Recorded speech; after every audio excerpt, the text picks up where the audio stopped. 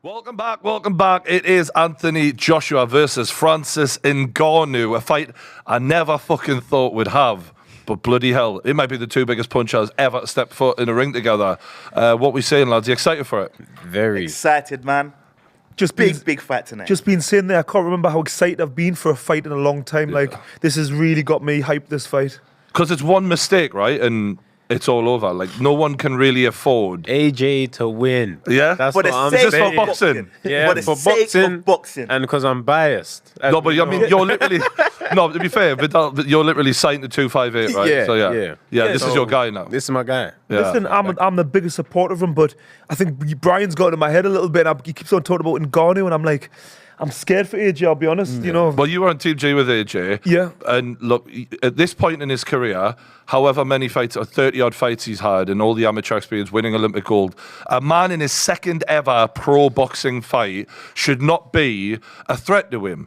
I shouldn't be worried. But why is he? Why do you think he is? Because he's just an animal. He's a freak of nature. I mean, he's like I say, look what he done to Tyson Fury. That shouldn't have happened. But like you say, forget the skill. It's that he's a physical, absolute specimen. Yeah. So he defies the odds, doesn't he? You know.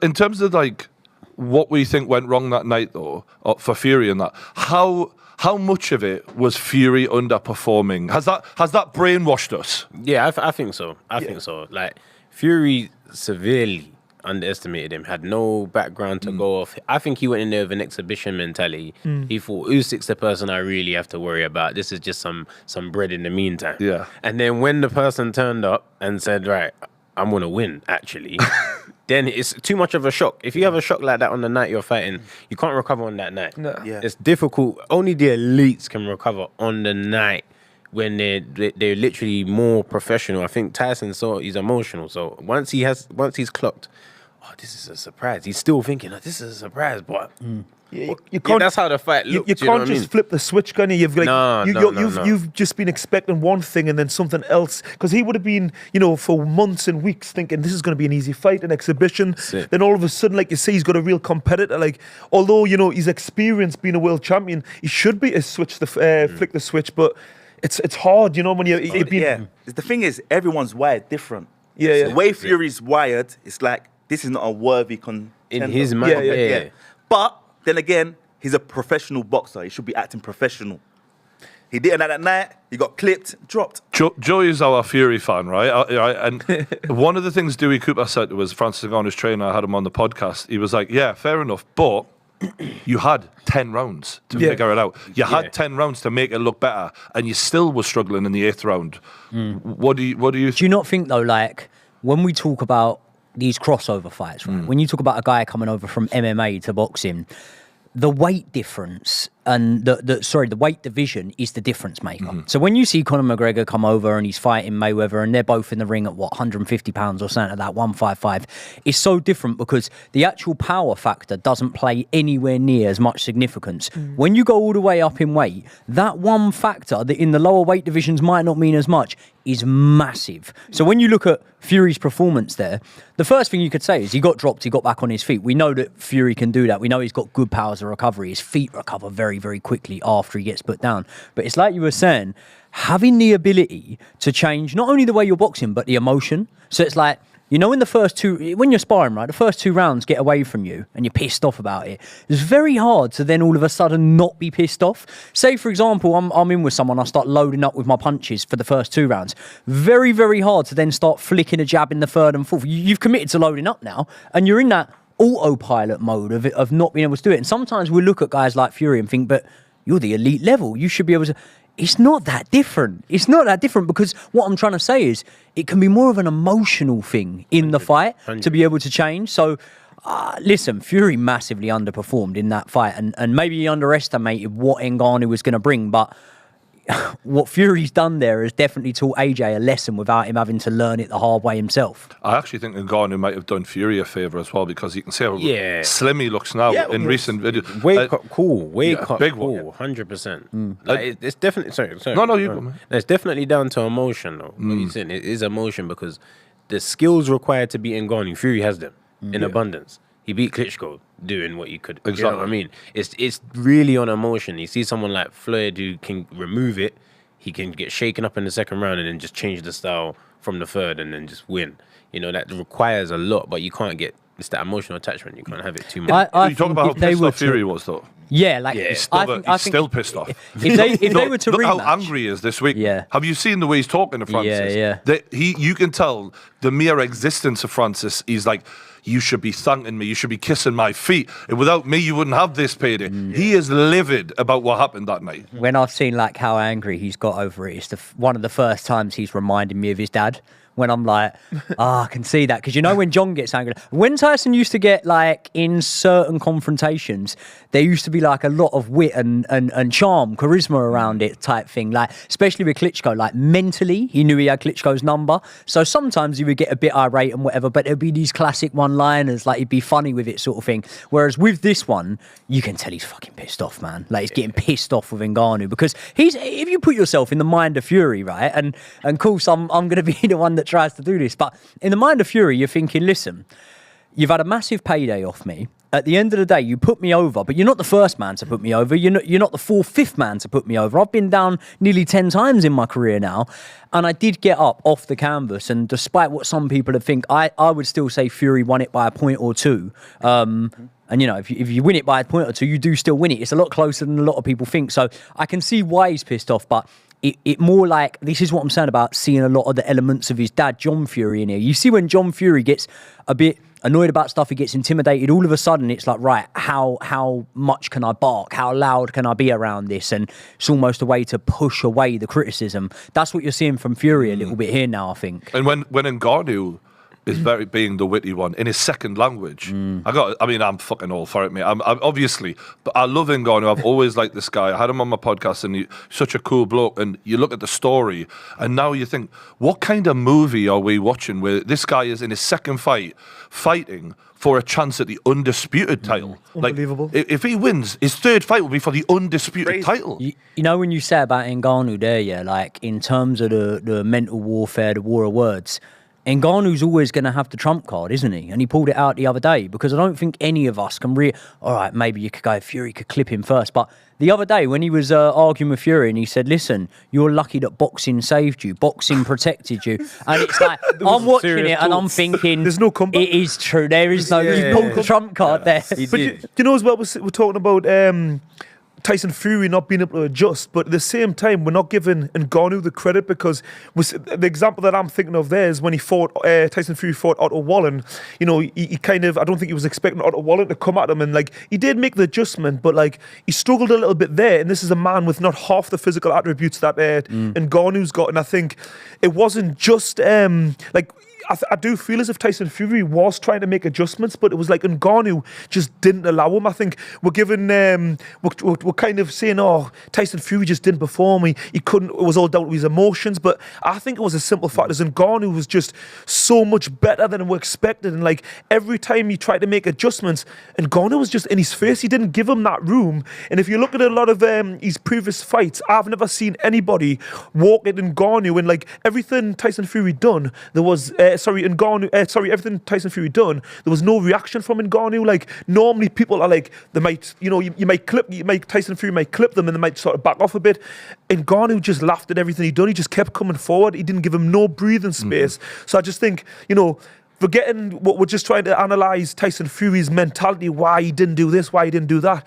It was because Ngannou just didn't let him. It was as simple as that. His physical attributes that he has over him just didn't allow for it. This brings me on to the point that you said before about the weight division playing a massive factor, because I think that we're a little bit blinded by the fact that we don't have anything to compare some of these heavyweight fighters to, athletically speaking. And I think as good and as clever as we've seen Tyson Fury, let's not kid ourselves.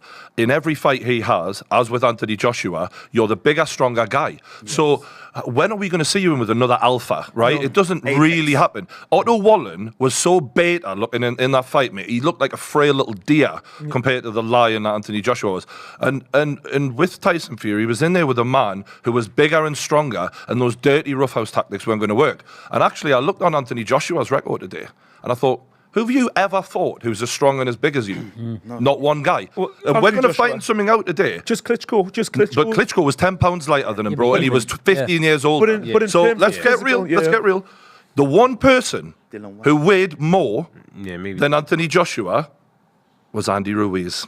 Yeah. And for me, that made me go, you're in there with someone who's bigger and stronger than you again. So the trump card Anthony Joshua has in his back pocket at all times is, I'm more powerful than you and I can enforce that on you. Yeah. Today, he is going to have to be the boxer. Yeah. So this boxing ability that he's been working on his whole entire life, he's going to have to pull from that. Because if he tries to outman Francis Ngannou, I think it could be fucking lights out, mate. It's not going to happen. That's not. You can't even. You can't even think that is a possibility because I think any boxer knows when they get it with the MMA guy, they're in close fighting. That's their bread and butter. You know what I mean? That's what they do day in day out. Especially with Francis. Training. We're seeing him up close with Fury, who's a better inside fighter than AJ. Yeah. And he made Fury look like a kid sometimes. Yeah, his strength is just ridiculous. Like I was just thinking earlier on. I remember when he picked up Shaq, the basketballer. He picked him. I mean, he's a huge bloke. Yeah, he's 7 foot, isn't he? He picked him up like it was his son, no problem. Like his strength is unreal. So I just think, AJ tries to at any stage hold his feet for that little bit too long. I mean, the thing is with AJ, his speed and his power, because everyone's saying they can't see AJ hurting Ngannou, but AJ's got serious power and his hand speed. So that's crazy. And he's people to quicker. say So that. for me, the speed is a key factor. Like, I do- Speed is the power. I do think Ngannou, he's got a great chin and all the rest of it, but I don't believe he's been hit with a boxer or a fighter of any sort who can punch as sharply as AJ. So, I don't think it's a thing where AJ can't hurt him. Everyone's saying like he's invincible. And, I was starting to buy into it a little bit myself. But realistically, I do think this is going to be the difference. The hand speed, the sharpness of AJ's punches. And he's very good at like straight down the middle shots. And The jab, the jab. we're seeing against Tyson Fury towards the end. He started, I think it was actually early on. Ngannou has a wide guard as well. Well, he leans back a lot off his shots. He leans back, and I think there's a shot where Tyson Fury hits him and Ngannou throws a hook and kind of half turns around because he lands clean. And if AJ lands like that, it will have an effect. It won't just bounce off his chin like it has against Tyson So you just think Fury. AJ has to take his time before he starts that? He just needs to be really patient Yeah. with it and just kind of, just use his boxing. Like, don't force nothing. Do what needs to be done. Have a nice high work rate so the punches just build up. And I just think that power, he'll land a lot cleaner than Tyson Fury because straight from the off, Tyson Fury was very hesitant with his shots. It wasn't like when we're seeing him against Wilder 2, where, he was really stepping in with that backhand. I don't know, I think Fury went to put it on him and it just, he wasn't. In the first round, was it the first round? Well, First punch he threw, he went straight after him, man. he went in, but even then, it wasn't the same way. He kind of was half-hearted for me. It's never going to be Anthony Joshua, like. No, I agree. and like even when he actually got dropped off at Ngannou, he kind of stepped in. Then more like amateurish in and out. It wasn't like he was really stepping in like he done against Wilder and planting his feet. So I just think, despite he tried to like turn it up at stages, he still wasn't fully committing like I'd seen against Wilder. And I just think Anthony Joshua punches much harder and a lot sharper. So yeah, like the way he stabs to the body, because on Ngannou, a lot of the MMA guys have quite high guards and don't really protect the stomach. I just think them jabs and stabs to the body might start to play. I bet you'll see Ngannou go to the body. Yeah. Because you look at those quick feet of AJ and you'll think, I need to slow this man down. He's got to. And he actually has quite good body shots in Ngannou. But the thing with AJ is he has the spirit of fear. And Ngannou has no fear. Yeah. Right. Do you know how many times the Grim Reaper had to run away from Ngannou? Yeah. He is no joke. He is no joke. Yeah. But I think that potentially could be his downfall. Yeah, 100%. That's what I think. Like, I mean, it could work for him. Tell me the last fighter who went for Anthony Joshua, who really went for him, though. Do you know what I mean? I don't think he's used to it. Maybe Dylan White. Maybe AJ versus Dylan Dylan White. White. That's why I think the fight might sort of play it like how AJ and Dylan White did. The only guys I can think of offhand is like Dylan White, Ruiz. And Klitschko when he fought Klitschko. Yeah. They were the ones that successful in going even for him, though, because Povetkin- Pulev did. I was going to say Yeah. Povetkin, I meant to say- Pulev did that's try what I and meant. go for him, he just wasn't yeah. successful in doing. When you say about like we haven't really got any fights to compare this to, one that just came into my head, and I'm not saying this guy is stylistically like Francis Ngannou, but when you were saying about fighters that don't often come up against physically stronger, bigger guys, Klitschko against Samuel Peter. That is a fight. When you look back at that fight, that's a fight that, like, Samuel Peters was never as technically skilled as Klitschko, but I see what, he was mate, strong. like, he was strong, and he bounced Klitschko up and down off the canvas a couple of times. So I forget about that fight. that was a good fight. Yeah, Yeah, it was a good fight. In terms of you talk about the fear of AJ, there's been a lot of talk about the rebuild because obviously after Usyk, he had that moment where he threw the belts. He was psychologically in a bad place. They've done a rebuilding job on him. He's got a brand new new coach. Are we convinced after the Wallen fight, like he's rehabilitated and he is the new version, or are we still worried about the fear factor? I think he's on in that going in that direction. I definitely think there's a level of rebuilding because you can see his whole demeanor's changed. He's going for this a lot calmer and more chilled. He's not as reactive to, you know. I mean, we've discussed this as well. It's like he's not reactive with Ngannou because he knows if it kicks off, you know, with no gloves on, he's probably going to come off second best. So he can't be as intimidating as he previously has. But I definitely think he's going for a different approach. But I think the Otto Wallen fight gave a false sense of security, thinking AJ's back. But like the level of resistance wasn't really there. If you know Otto Wallen, like you mentioned earlier, Joe, like when he fought him, he sparred him multiple times for training camps. He's fought him twice in the amateurs, so he was very familiar with him. So I don't think that fight against Otto Wallen is enough to see exactly where mentally he is. When this is kind of where we're going to find out tonight because we've got Francis Ngannou who fears no man. There was a big difference between the Helenius Joshua and the Wallen Joshua. Even pre-fight, everything about it. Yeah, you think that's Ben Davison? Yeah, I think he plays a big part. I think he plays a part because once you find comfort in the team you're with, you can focus then on being who you are. You know what I mean? You can focus on just getting back to what you know. I think they've definitely helped him with that. And I think that is what convinced me, okay, I think he is on a new wave now. I think he's sick and tired of media week.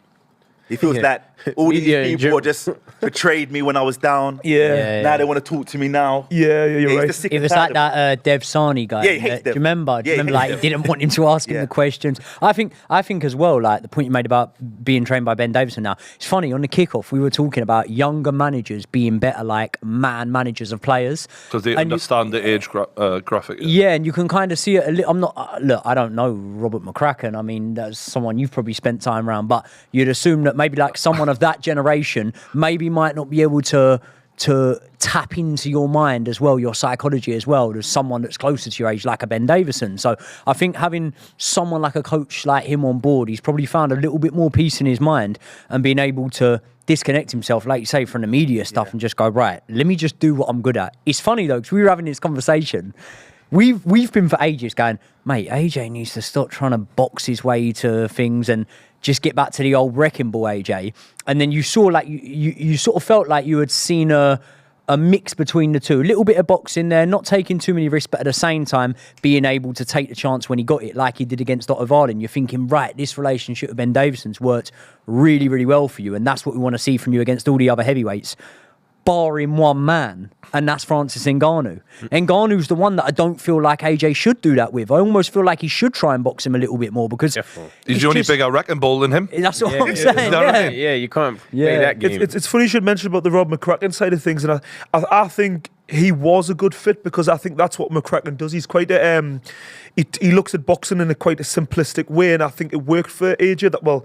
Evidently that's how he won his world titles and, you know, got to where he got to. But I think at that point in time, when he got lost against Ruiz, I think too many people were in his ear saying, you know, you need a better coach, you need someone who's going to teach you new things. I think at that point in time, there was too many people in his ear kind of giving him advice on what he needs to do. But I think the likes of Rob McCracken, and this is why I think that Ben Davison's a good match, because I've spent time with obviously Rob McCracken being on GB, and I haven't spent time with Ben Davison, but they seem to have a similar approach. They're very calm and they're very the mental side. I think they're both great at. That's how I thought we would be a good match.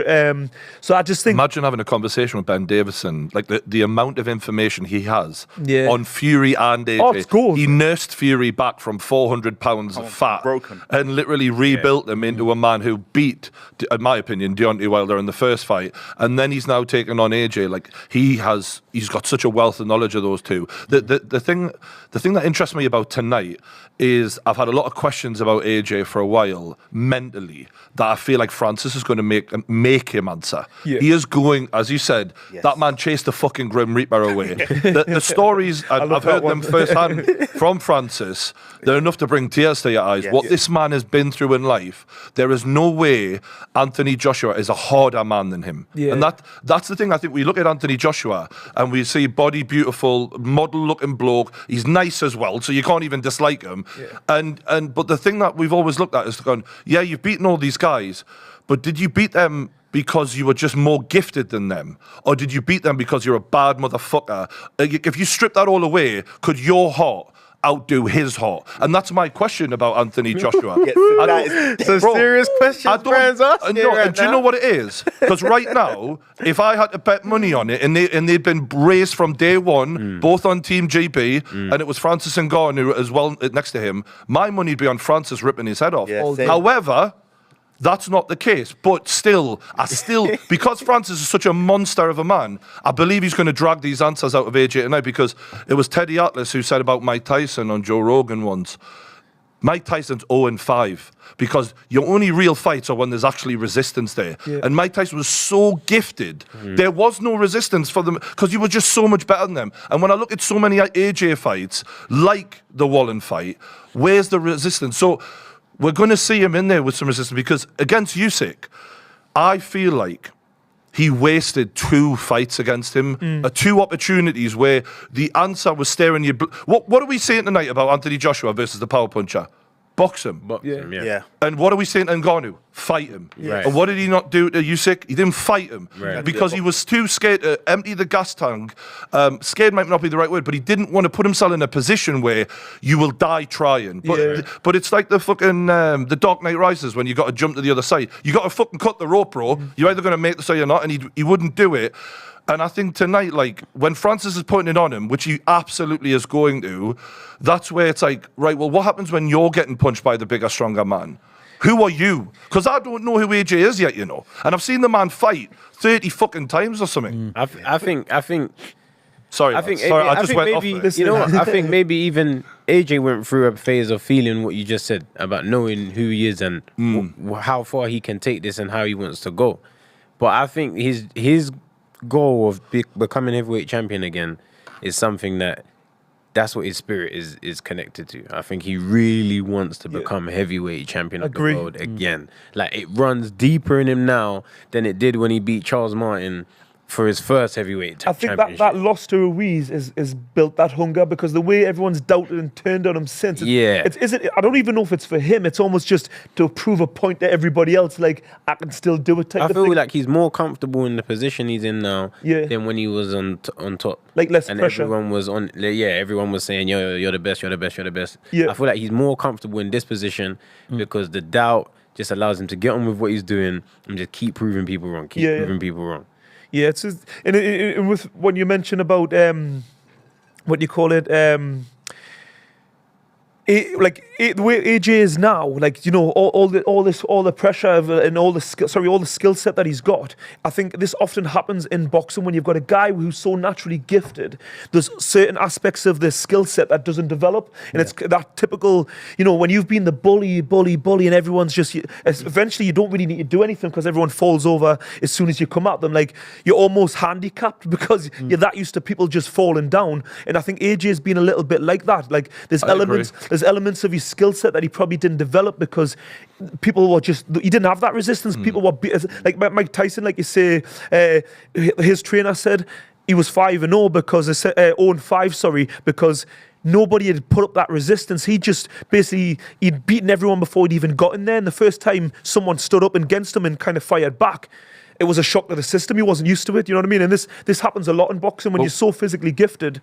When I was watching the fights that AJ's had recently before this, I was looking at the other guys. I was seeing what they were doing.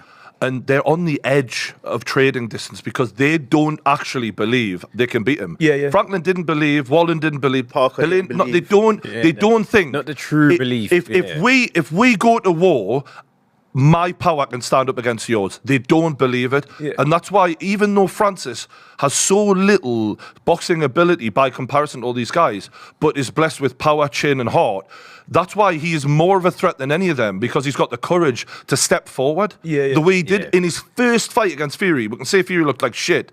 Bottom line is, that should never have happened. This is when you appreciate guys, you know, like, could be back in the day, Roberto Duran, or, you know, all these guys who went up through the weight divisions, because it's not just about your physical attributes anymore. It's about your actual skill set. And, you know, Pacquiao, all these different people, the real heart and the mind. It's like the true heart. But like in it's like, because it's easy when you're the biggest guy, like you say, the fastest guy, the most powerful guy, but when that's removed and it relies on your pure mental strength, your heart and your skill set, your actual skill set, that's when you really know who the greats are. And like you say, this isn't me kind of putting AJ down, because he's an absolute specimen and he's been blessed, you know, with his skill set that he's got. And I do think, you know, from a guy who didn't have much of I don't think he boxed as a junior at all, he's actually done extremely well in his career. But at this point in time, and, you know, he's maybe a little bit lucky in the era that he's been born at. Like, you know, if you look at back in the 2000s, 90s or whatever, the Lennox Lewis eras, all that era,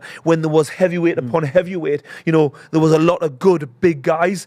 If you look at really like now, other than AJ, like we've said, and maybe Klitschko, and probably Fury, that's probably three big guys who have got them natural attributes of size and strength. We haven't got as many big, strong, fast guys. But even like sort of Fury's a big guy, but he's not as powerful and as explosive as some of the guys back in the 90s. Like there wasn't like, you know, even there's been a lot of criticism of these guys, by the way, like by the Lennox Lewises, but and Lennox specifically. But you can understand if you look at his era, like what would he have done with all these guys? Well, that's what he said. But this is the thing: if Ngannou comes in tonight and does it.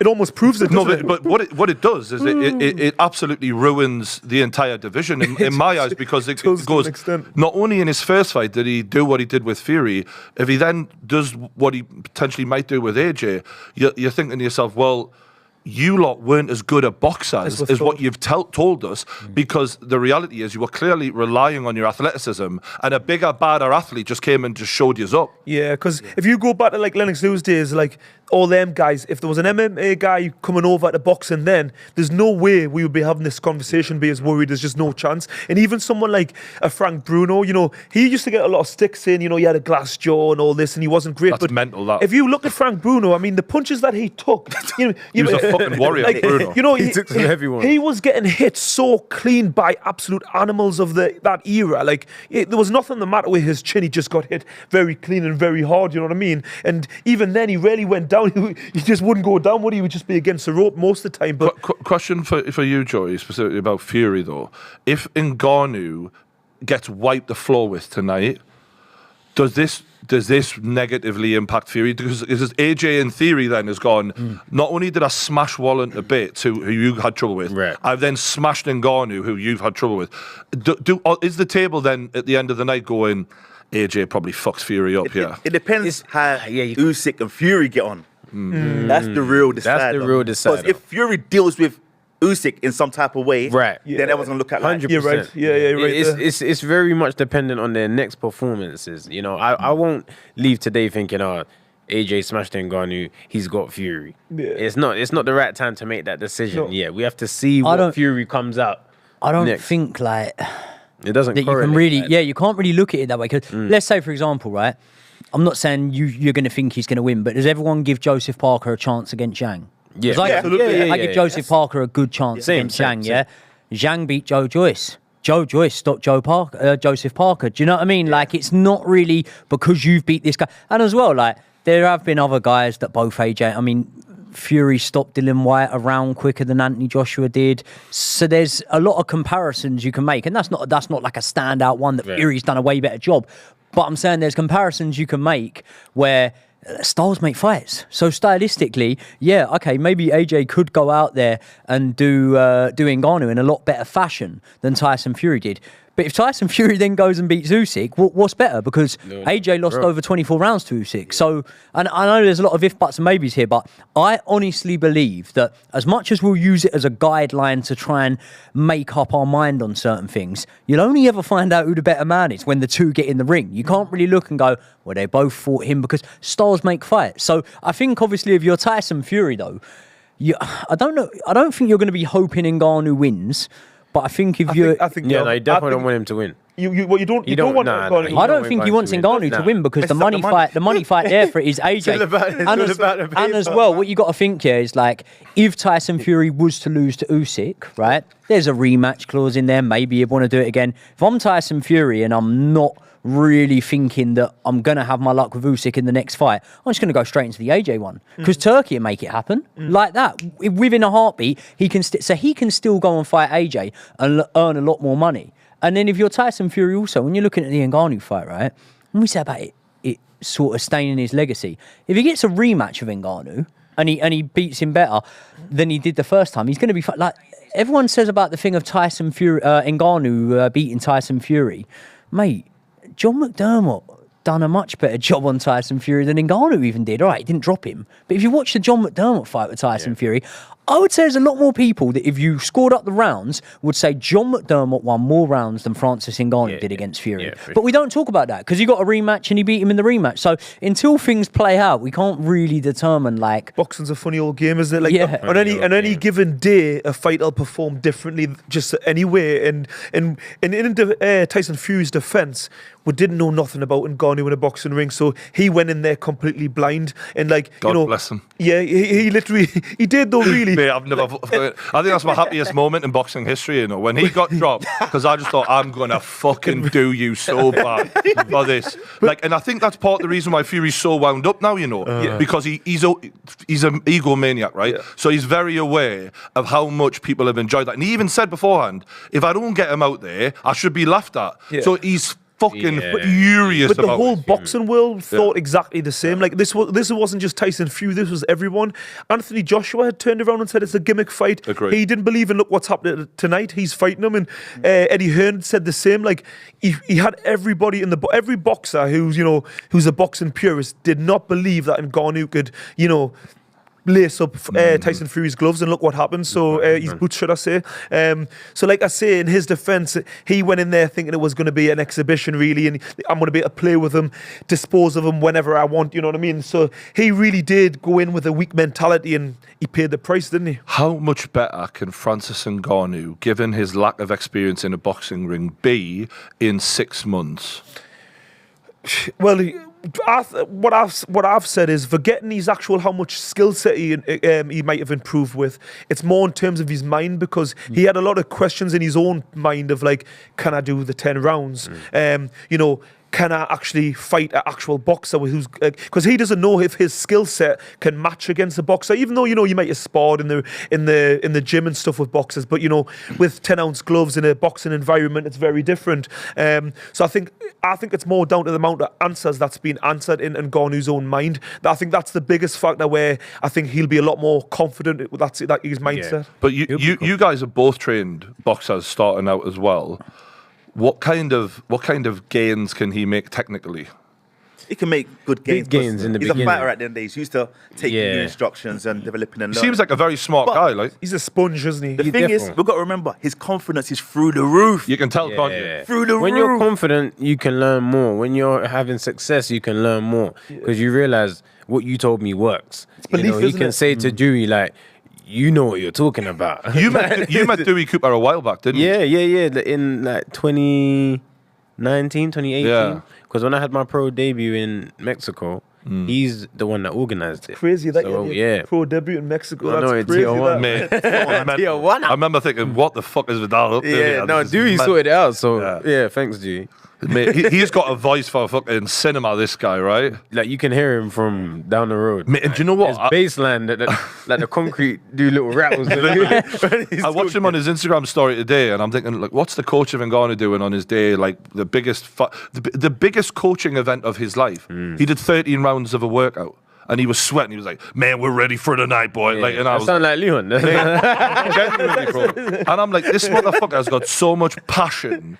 It's insane. And like you say about the confidence, Leon, weighing the last face-off, and he's smirking at Anthony Joshua, and he's like taking a look at him, and then he goes to Ariel Helwani, and he's like, "What are you smiling for?" He's like, because I know I could just fuck any of them up if I wanted to. And I'm just like, and then he goes, the laugh. You're like, motherfucker, this is evil. Like, that WWE love. and like, we know AJ's had a little bit of confidence issue occasionally. I just wonder, I mean, it's hard to tell because AJ did look quite good, calm, confident. I've got no observations about AJ where I'm sitting there doubting him, but it's the first time where he's going to look at another dude and be like, actually, in a real fight, you would fuck me up. Yeah. And see, the thing is, I've always said, AJ, you need to remember that you're a big, strong African. But Ngannou's a big, strong African. He's got the tattoo. AJ's got the African tattoo on his shoulder. He's looking at Africa like the man defines Africa. He's the king of Africa. Like, you can't be more than him. Do you know what I mean? That's why, AJ, if you're listening, please box. Yeah, box. Box. That's it. Box. Box. If you leave it up to anything else other than boxing ability, you leave it up in the air. Yeah, you're gambling. You know what I'm saying? Yeah. You're gambling. Yeah. If you're using any other method other than superior boxing ability, it's now a gamble. So all you have to do is use what you have, and it should be one-sided. It only gets complicated when you try and battle the other factors. You know what I mean? You know what? I don't not believe in AJ, but there are questions about AJ's like recoverability. That night against Ruiz, the chin, like how much does his central nervous system disconnect from his brain, and how can he get his legs back? Because like you said, Fury is an expert. Like it's just a natural given ability to him. His legs come back, but that night AJ's legs really didn't come back. Did they? Fury's powers of recovery are probably the best. Do you know what? I was about to say the heavyweight division. They're the best in the heavyweight division I've seen. I think they're the best in all weight divisions I've seen. So it's like when we speak about people's chin, the chin's the general thing, but it's actually all the layers that go into it, the powers of recovery, the way that your confidence can recover after. Normally when Fury gets dropped, you actually see him land something of significance within like the next minute or so after getting dropped. Like he done it against Wilder. That was what made him realise that the second fight against Wilder needed to be moving forward and putting it on Wilder, because once he got dropped, he got back up and he hit Wilder with a right hand, I think it was, and it was like the light bulb moment. The penny dropped and he thought, I can go forward against you. So Tyson Fury's got a very unique ability of being able to get back up off the canvas and it's like, right, nothing happened, go again. Whereas with Anthony Joshua, it normally seems to me like he stays hit for a couple of rounds, and that's not to say he can't land anything in the meantime, and it's not to say I can get inside his mind and think how he's reading the fight or thinking, but it's just his feet don't really come back beneath him for a while. I mean, we always say about the Ruiz fight, right? But it happened in the Vladimir Klitschko fight. Like the Vladimir Klitschko fight, once Anthony Joshua got caught with that shot, took a few rounds off. Took him a couple of rounds to get back into it. Even the Dylan White fight, 2012 for the British title, when Dylan White catches him with that left hook, I think it was in the second round, towards the back end of the second. Went, didn't they? The legs go a little bit. He recovered, actually by AJ standards of what we've seen since then, he recovered quite well. But it was another probably round and a half until we saw him start to put the pressure back on Dylan White. It's ironic because I watched an interview with Eddie Hearn yesterday, and he goes, Ngannou doesn't really know how to finish, though, does he? Like, you got to jump on people when they hurt, you know? And I was listening, I thought... He knows how to do that. I really, really realised, I thought, you have no idea who you've got in front of your boxer right now. You have got the most mean, evil motherfucker. Like, he is a lovely bloke, but in that cage or ring, Ngannou's the most devastating finisher I've ever fucking seen. And you're saying he does not finish? You are stupid, mate. Like, I can't believe that you could come out with that. Like, I've heard Ngannou say that he wished he put more pressure on Fury. Oh yeah. I was going to say, like, there's going to be a lot of regrets coming from Tyson Fury about how that fight went. There'll be maybe just as many regrets coming from Francis Ngannou, because when you watch something, like, mate, sometimes, man, like I'll record spars, and in the moment, the way you feel is so different to when you watch it back, and you can disconnect the emotion. And I feel like in the moment, Ngannou's maybe thinking, he's not quite cooked yet. Let me. If I've landed that once and it's this early on, what, second round or something like that, I can land that again. And then in hindsight, when he watches it back, he probably thinks, "Fuck, man, I really should have gone." Dewey Cooper admitted it. He said, "I held him back about 15% because I was worried about the gas tank." But then you seen in that last round, he had plenty. He had plenty left. Yeah, I think that was impressive. That was, I think, the most impressive. I think Ngannou have the biggest regrets, like you say, because he had an opportunity to absolutely make history, to, you know, beat the world heavyweight champion in his debut. That would have been, like, he must watch that now, look and say, at no stage was I hurt, at no stage was I breathing so heavy that I couldn't have, you know, went up a gear. Like, if anything, you know, Fury in that fight, in my opinion, done everything he could to try to turn things around. Like, you know, he tried to He was the more uncomfortable. He looked all the way through. He tried to walk at him and tried to smother him. He tried to use head movement. He tried to get on the jab. For me, he got every tool out of his bag, emptied them, and tried every single one of them. Whereas Ngannou, for me, he pretty much continued to do what he done. I didn't really feel as if he went past third gear at any stage. Like, he was just in a nice, calm rhythm. You know why that is, though? Is because there was that one fight that Ngannou had against Stipe Miocic the first time he fought for the title, where he went in and went, "I'm just going to rip through this guy." And Stipe is like, he was a fireman, right? He's this tough, durable, hard-nosed bastard. And Stipe is like, "I'm going to hold on to you and wrestle you." And then Ngannou had nothing left. And here's the thing. He still didn't finish Ngannou. Ngannou had emptied the gas tank in round 2, and he still never got finished. And I remember, you know, I mean, you did kickboxing, Muay Thai, mate. Ngannou was taking head kicks from Cyril Gane, elbow, all sorts of wild. I've never ever seen this man hurt. And this is why I'm believing the Superman narrative. And it partly is because he's shit talking Fury, and I'm all about it. But also, I met the guy, and I remember saying to everyone in the head of the Fury fight last time when obviously you were here. There's something about Francis, like there's this aura about him where like you're in the room with him and you're like, you don't really feel safe. Like this, because if he turns at any moment, you're fucked. Like, you know what I mean? Like, it's not. That's funny. Because there's things where you know how you can delude yourself. Because every man deludes himself. Oh, absolutely. I'll just do all this fucking shit 1,000 moves later, and then there's running away wouldn't work. There's nothing, right? I can't think of anything to get out of this, right? He's just got the scariest. He said he's called the Predator, bro. It's a scary ideal of death. But I think that in this fight, as Dewey said in my interview with him, I ain't holding him back now. And I believe because what they're thinking is, if we do make this a fight, it's his chin against Joshua's chin. It's his power against Joshua's, and they're more than happy to roll the dice on that. Yeah. And I don't think Joshua will want to do that. And it's going to be... Do you know why I think like Ngannou impressed everyone so much is because the things that he didn't do in the way we were expecting him to do them. So say, for example, if you say, right, before that, you've never seen the fight, oh, by the way, Ngannou drops Fury in the second round, how does it happen? You don't go, oh, he hits him with a counter left hook. No, exactly. You think, oh, he fucking walks across the ring and just absolutely sticks it on him in the corner, because that's how you would perceive things. So also, like, another thing, right, I was saying to you before the fight, I was saying Fury needs to be the twitching, herky-jerky, fainting Fury, because I know it myself when I spoke with MMA guys, they fall for the feints all the time. Like, if you twitch in front of them, if you faint in front of them, they'll be very reactionary. And Ngannou wasn't falling for these things. So I feel like that's one of the reasons he's elevated himself, in our opinion, and because you're like, not only did you manage to drop Fury and you managed to be really competitive, but the things that we thought you would fall for, you didn't. And the things that you did do, we didn't think you were capable of doing. So I think he's surprised so many people in that fight. And that's why we're now looking at this one and going, he's got a chance, you know? Well, what I'm hearing from the camp is if Francis 1.0 was against Fury, this is like Francis 7.0.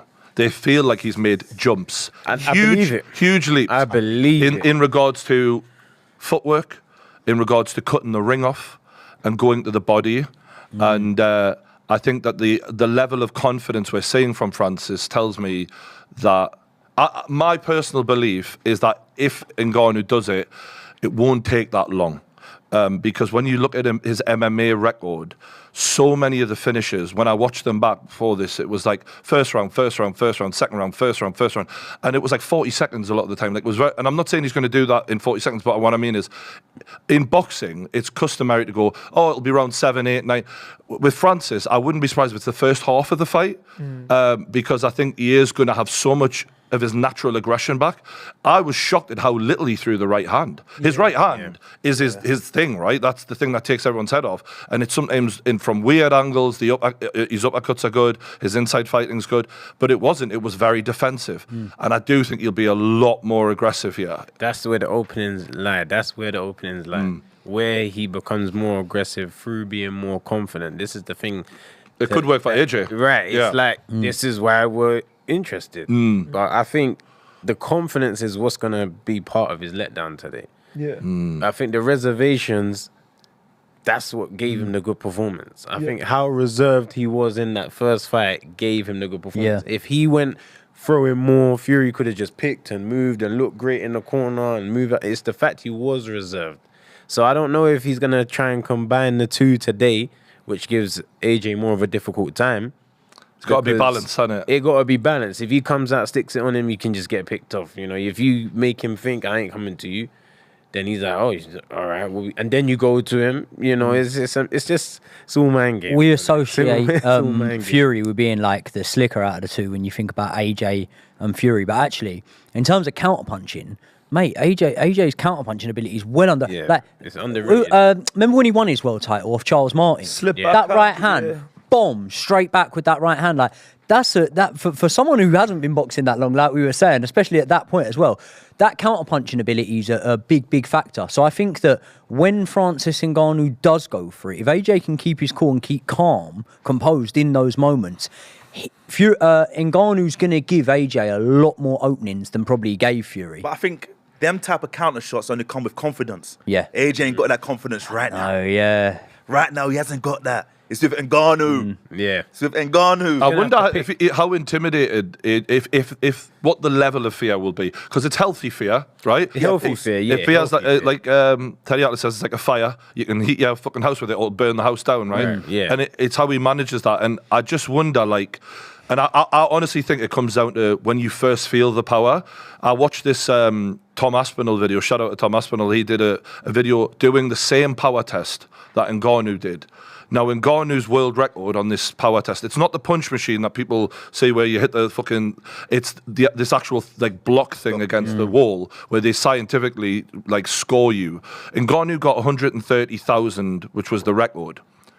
Tom Aspinall, who was the UFC heavyweight champion and is a beast of a puncher, got 50,000. Wow. Now, Tom Aspinall, he looks at the camera and he looks at the camera and he's like, fuck me, I feel like quitting fighting. Like, I can't believe it. He's like, how the fuck can, because I know he hits harder than me, but how can he hit that much harder than me? You know what, though? You know when you hit one of them, you're supposed to be really, really drunk. 'Cause it works best. Like when you're in Tenerife Strip or something, and you get one of them punch machines. Yeah, that's it. No, but like, I just watching that, I was like, I wonder how AJ will react to it. Because, again, everyone who fights, and I can't remember who it was who made the point about Fury, in the way Fury punched with Ngannou, it was a little bit of get in and out. And you're never fully committing when you do that. Right. And AJ's at his best when he fully commits. But if he feels a little bit of that Ngannou power, you wonder how the commitment will be from him after that. And for me, if I'm Ngannou, I want to get in the clinch with him as quick as I can. Because I think AJ's clinch game isn't as good as Fury's, and Ngannou just fucking manhandled Fury at times. Ngannou needs to apply pressure straight away from round one. Yeah. Yeah.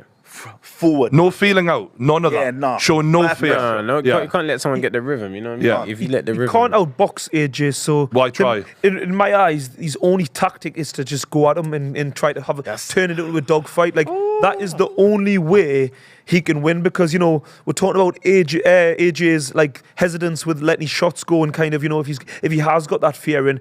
He's the type of guy, because his technique is good, even when he just fires his shot, without fully committing, his punches are still very sharp. He can still bang with his shots. Like, I think when it comes to Tyson Fury, he needs to fully commit to really get the full power in his shots. True. Whereas, when Fury's on the move, it's all flicky stuff, really. He never really fully commits with all his shots.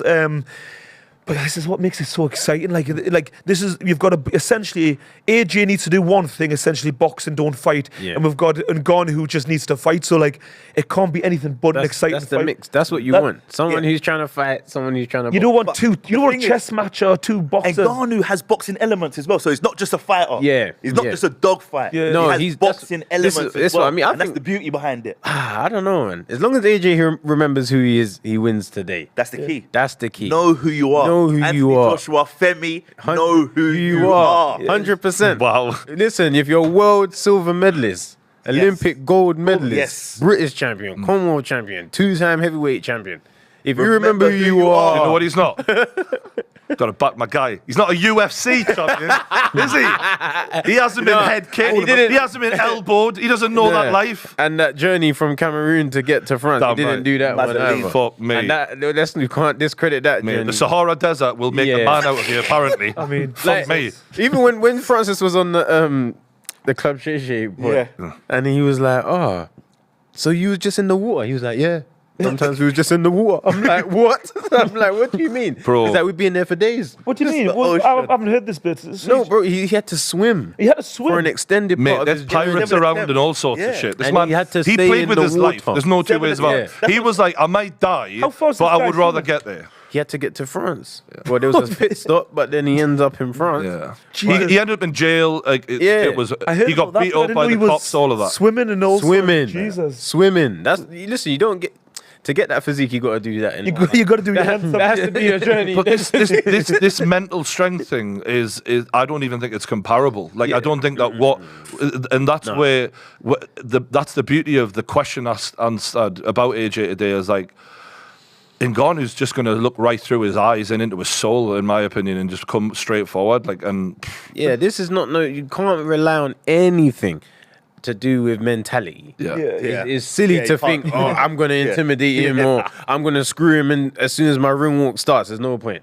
You might as well just get in there and fight to your game plan and win. 'Cause This all is- the other elements, Yeah. it's a waste of time. That's a waste of time. How strong Francis Ngannou is, like we all know how powerful Conor McGregor is, right? In terms of his global power and what he means to the UFC. Francis is the one who took on the UFC and won. Yes. He was the one who in his final UFC fight with 2 fucked knees, by the way, went in there with knee straps on, knowing I have to win this to keep my title so that I maintain my value to get out of my UFC contract with the belt. Because you need the belt to maintain the value to then go and get the Tyson Fury fight. And at the time, he just come out, he says, I owed Kamaru Usman 200 grand. Kamaru Usman was helping him financially. Shout out to Kamaru Usman. That's a real man. Kamaru That's a mate. Usman. I interviewed him. This guy gave me like 4 hours of his time on a podcast. Like, he was like, I'm here all day, mate. And I knew then, I thought, you're a good bloke, you. But like to hear it. And Kamaru's like, don't say that because they were on a podcast together. He's like, no. And he was like, no, like you fucking helped me out, mate. And now he's fighting for 20 million tonight instead of 600,000 in his last UFC fight.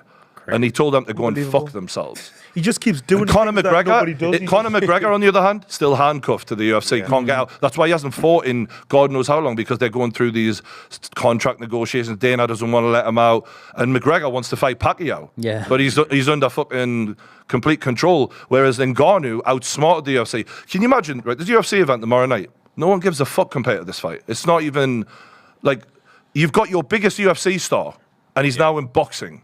Like, what does that say? Yeah, about but then that's like, it just goes to show. How many years ago was Mayweather McGregor, right? 2017, I think. Yeah. If you're proactive rather than reactive, yeah. If you're Dana White, you see that Mayweather McGregor event, and you realise, right, when I build stars, they're gonna fucking go and do this. They're gonna go and do it. So you got to nip it in the bud there. And what you're ultimately gonna have to do, instead of trying to find loopholes and ways around it, pay you guys better. Pay them better, because it ain't like you ain't got the money to do it. We saw the percentage split of how much UFC actually gets. It's 80-20. 80-20 , right? The fighters get 20. So this year, just for context, the UFC made $1.3 billion. Like so they're absolutely ruining the fighters. It's unbelievable. When you say the fighters get 20, that's obviously going to be distorted by the highest earners as well. Of course, yeah. If you're just going like the average guy in the UFC, they're not Misfits fighters are getting more. Genuinely, Misfits fighters are getting paid more than UFC fighters, and to a point where Henry Cejudo recently, I think his disclosed fee, I think he got about 160, 200 grand, something like that for a fight. This man was a double champion Olympic gold medalist. Like, it's insane what he's getting. So that's what I'm saying. Like, can I just say one more thing, mate? Donald Cerrone got 200 grand to fight Conor McGregor in an 80 million grossing pay-per-view in the main event. They're absolutely taking the piss. Sounding a bit terrible still. Mate, it's terrible. Yeah. It's terrible. So when it comes to lessons being learned, surely like there would have been warning signs before that. But when Conor McGregor went off and fought Mayweather, whether Dana White would have benefited off it, because I think he did, he was involved in it in some way. Surely then, all them years ago, you open your eyes up and you go, right, let me change something. And if he had done that, then maybe this fight wouldn't be going on tonight. They wouldn't have been in this situation. But he needs to, at some point, learn from it, surely, because otherwise, this is what's going to happen. Do you know the funniest bit about it? Dana White, when Ngannou left the UFC to obviously chase his dreams, he was like, yeah, he thinks he's got this boxing fight. It's never going to happen. The real truth is, he didn't want the hard fights. He did not want the hard fights. And I'm like, looking back at that, I'm like, he fought Tyson Fury and Anthony Joshua in his first 2 boxing matches. And you're talking him down like that. You fucking twat. Honestly. He's an absolute liar, though, isn't he? Like, he couldn't pick 2 harder fights in the world. No, honestly, as the first 2 boxing matches, I mean, it's historic, isn't it? Yeah, it's historic. It might be the best boxing debut ever. Yeah. It's got to be. I can't think of a better one. I think it's got to be. Ever. In it. Yeah. Because even Lomachenko fought for a world title in his second fight, I believe. Yeah, second. So And you also mentioned as well, which I'd forgot about, he was off a knee injury. He had a long layoff and he'd had 2 years. knee surgery. So you know when people are talking about Fury had time out the ring? Yeah. Francis had longer out the cage. Most boxers, if they've come off a major surgery, they probably have a warm-up fight. Even the champion Fury was his will have a warm-up fight. Even boxers that move up it, like remember when Usyk first took the step up to heavyweight? Who was the guy he fought? He fought I can't remember. He fought someone before. Well, he fought Chisora. Chisora as well, didn't he? Yeah. Before he fought Chisora, he fought a guy. Chisora. I want to say Gerald Washington, but it wasn't. It was like a top 80 guy or something like that, and that is a pound for pound great moving up in weight, let alone someone coming across who's never laced up a pair of 10-ounce gloves and then just fighting two of the best in the division straight away. So it's mad. By the way, shout out to the super chat. We got a couple there. Much love, Bri. Good crew you got on today. Appreciate it. And also another one saying, which UFC fighter other than Francis do you think would do the best in boxing? I know not like you all watch a little bit of UFC at the very least. Yeah. Who do you rate in the UFC's hands? I tell you who I would say. There's this new featherweight who just beat. I see. He's the Real Madrid lad. What's his name again? Root. What's his name? They're clearly promoting him well because I can barely fucking remember his name. Yeah. But he's got brilliant hands. That he does, featherweight nice kid. hand. He's quite like the new Conor McGregor in terms of skill set, European. But other than that, I mean, Holly Holm. yeah, well, she literally was. She already was. Yeah, she was a world champion, wasn't she? You again, like to go back to the point I made earlier, you would fancy a heavier guy. Not that he's currently. I don't know if he's ever in the UFC. He was MMA, but I always thought that when David Haye brought Michael Venom Page over, I thought that he'd be able to do a little bit more than he did in boxing because I remember showboating style when he first came in. What's ironic? That's like the KSI style now. Yeah. I mean, I don't think I thought he was going to be a world champion or anything, but like I thought he's quite tasty with his hands, good reflexes. But yeah, I probably the Brazilian who beat Adesanya, Alex Pereira. Yeah. I've seen him spar a boxer. And I thought, fuck me. He's another one that's built with that spirit. Yeah. He's another one that's built with that fighting spirit. Evil. What about the guy who beat Conor McGregor as well? When he broke his leg, what's he called? I'm not. Dustin Poirier. I mean, Dustin's decent. I'm not saying he could go to the top or anything, but he could probably compete with. Did anyone ever see the sparring of Lomachenko? He was not Garbrandt, Dillashaw, TJ Dillashaw. Oh yeah, you ever seen that sparring? He was, like you sometimes spar to the level in front of you, and with sparring, you don't know whether that guy's done his sprints this morning or what. But TJ Dillashaw looked half decent in there with Lomachenko at that time. So what's it? Luke Rockhold can box a bit as well. Cody Garbrandt before his chin seemed to take a beating. Yeah, he had a nice performance. Good combination. But yeah, shout out to the chat. Sean O'Malley's getting a bit of love as well. I mean, Sean's more of a kickboxer. He's like a fencer. But like going back to the fight, I mean, Anthony Joshua fights like a fencer, in my opinion. And I think he needs to use all of that. Like, keep it long.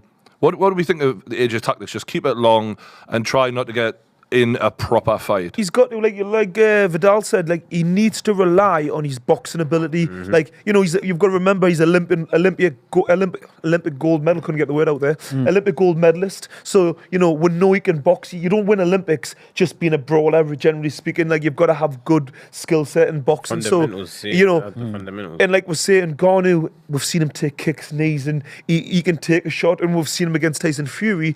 He's not that reactive, you know what I mean? He kind of... The mental strength he's got, he walks it, guys. So, like, and like I say, it would just be stupid because Anthony Joshua wants to become a world champion again. If he loses to Ngannou, is that dream over, would you say? I mean... I don't like... You can't even say anything's over, you don't like to say... But it does make it extremely difficult. It delays the journey. It messes up the whole process. It messes up the whole process. The problem is because he's still I still think he's in this process of, like, rebuilding mentally. I think to lose mentally... Like, you know what I mean? His physical assets are not going anywhere anytime soon, but mentally he's still in the process of rebuilding. If he loses Ngannou, I think mentally it'll really affect him, so the rebuild will be even harder. So, all right, we've got to talk about a big topic. Do get your comments in, by the way, and don't forget, if you haven't already, hit the subscribe button, like the video. Jake Paul versus Iron Mike Tyson. Is he still Iron?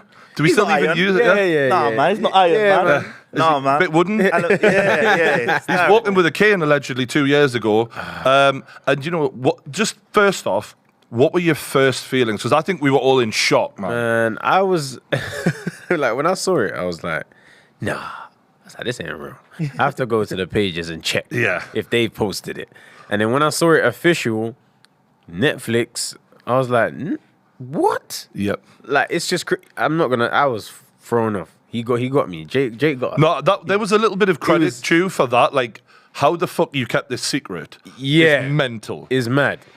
And then you achieve it, and the way they're fighting Cowboy Stadium, that's a serious venue. Yeah, that is a that was serious where venue. Billy Joe Saunders fought Canelo. Yeah. That's a big stadium, and Errol Spence fought Mikey Garcia in there as well. So it's a before I criticize it and like say the bad things about it, I will give Jake Paul credit for one thing, right? For watching him fighting fucking Deji. Yeah. To then seeing this poster come up and being like, mate, you're fucking fighting Mike Tyson now. Like, as much as I don't agree with it, I have to give almost credit to the levels of like, you're literally going to step foot in the ring with one of the two most famous boxers of all time. Like, for that, you've done something. Yeah, I can't take that away from him. His credit. Yeah. See, the thing is, the way I look at it is like, Jake Paul is a mastermind. He knows how to go viral. Yep. He knows how to make things viral. Yep. But he wants to make Mike Tyson's death viral. Yeah. He wants to kill Uncle Mike. Yeah, he does. Like, he'll get a thrill out of it. Yeah, he'll get You met Mike Tyson. Yeah, I remember that. It meant a lot to you, and it meant a lot to your family, your dad as well. For sure. How was he when you met him? In terms of like when you're looking at this guy and you think of Mike Prime to now, how was he age-wise? How did it feel meeting him? Like it was a mad experience. He was very calm, just in his own zone. Sort of, I was hitting the heavy bag. Asked him like, what does each number mean? He broke it down like chill, very chill. Asked me where I'm from in London, where he's been to in London. Just normal conversation. There's no anger. It was just like respect, calm vibes, you know. And it was just good to be in his space and just talking with a legend, talking with someone who you know has been through so much. Where you have so many preconceptions of who he is and how he's gonna be, to finally being with him and just be like, you know what, my experience was he's chill. I know a lot of people might age-wise though, you know when you meet a guy and you have the, but he's still, some people are frozen in time where they're always young, and then you meet them and you're like, actually, you kind of old like now. he's still got the energy. Like I can fuck you up. Yeah, like it's still he's still built in that way. Older than my mum. He's older than my mum. He's the same age as Jake Paul's mum and dad. That's an old folk. Like senior citizen. Yeah, no, he's grown, but he still looks about it. Do you know what I mean? Yeah. And I was surprised that how wide he is. As a person, like how wide he is. Even his feet are massive. Like he's built. he's not that tall though, is he? No, he's not that. No, he's not that tall at all. He's like 5'10". He's probably shrinking a little bit. You know that starts happening when you start hitting He's 60. about 5'10", but he's just this way, Broad. Yeah. broad, and he still looks like he can run into you and crush you down. But I mean, doesn't mean he should be fighting Jake in the middle of Texas. Yeah. To be honest, I'm just gutted, to be honest, because like you say, it's like, as much as I love what Jake Paul's done, you know, we're talking about Iron Mike Tyson. Like, I don't want him building himself on a great like Mike Tyson. You know what I mean? The thought of him potentially. I mean, can we just admit it right now? Yeah. Because there's a little bit of a debate on the internet about, he's just going to have a move around. It's going to be a friendly spot. Like, can we just get this straight? Have you not been paying attention to Jake Paul? Exactly. He is a ruthless motherfucker who wants to iron out Mike Tyson and stand over his lifeless body with his arm in the air as if he's just KO'd the real prime Mike Tyson. Cut the fucking shit. Damn, Jake Brian. Paul. No, he doesn't give a fuck. He doesn't give a shit. It's like when the bitch at the end of Game of Thrones goes crazy, man. Have you not been paying attention? He's always been this person. Jake Paul is going to act like he's just KO'd the real Mike Tyson in his prime. 100. And he doesn't give a fuck. Yeah, He's a but demon. also you say they could be having a friendly move around, yeah. That is only if Mike Tyson wants to have a friendly move around. Because I'll tell you what, if Mike Tyson comes out there and starts trying to take off Jake Paul's chin for a couple of rounds, what, Jake Paul's still going to think, oh, well, no, you know, you're an older blood. No, he's not. Jake's going to go straight for the kill. He's going to try and Yeah, go he's back going at him. But in. I tell you what, yeah. It's on Netflix. Netflix aren't paying big money to say a friendly move around. He wants a Nate Robinson, Ben Askren. He wants a highlight. He wants one of them. If he can get it, he will go for it, and he'll feel no way. So if we look at Jake Paul's record, where's Mike Tyson, or this version of Mike Tyson on it? Like, because we can say about his age, but actually when you look at it, I think maybe Tommy Fury in terms of where he's at, and it's mad that we're even having this conversation, but Tommy Fury in terms of where he's at, like in his age and whatnot. Anderson Silva, I still think had a bit to give, but Mike Tyson's one of the better. Even this current old man version of Mike Tyson, still one of the better ones. He's fault. It's the power. We know the power doesn't leave you. It's the last thing to go. He's got sciatica. But it's No. Let's not forget.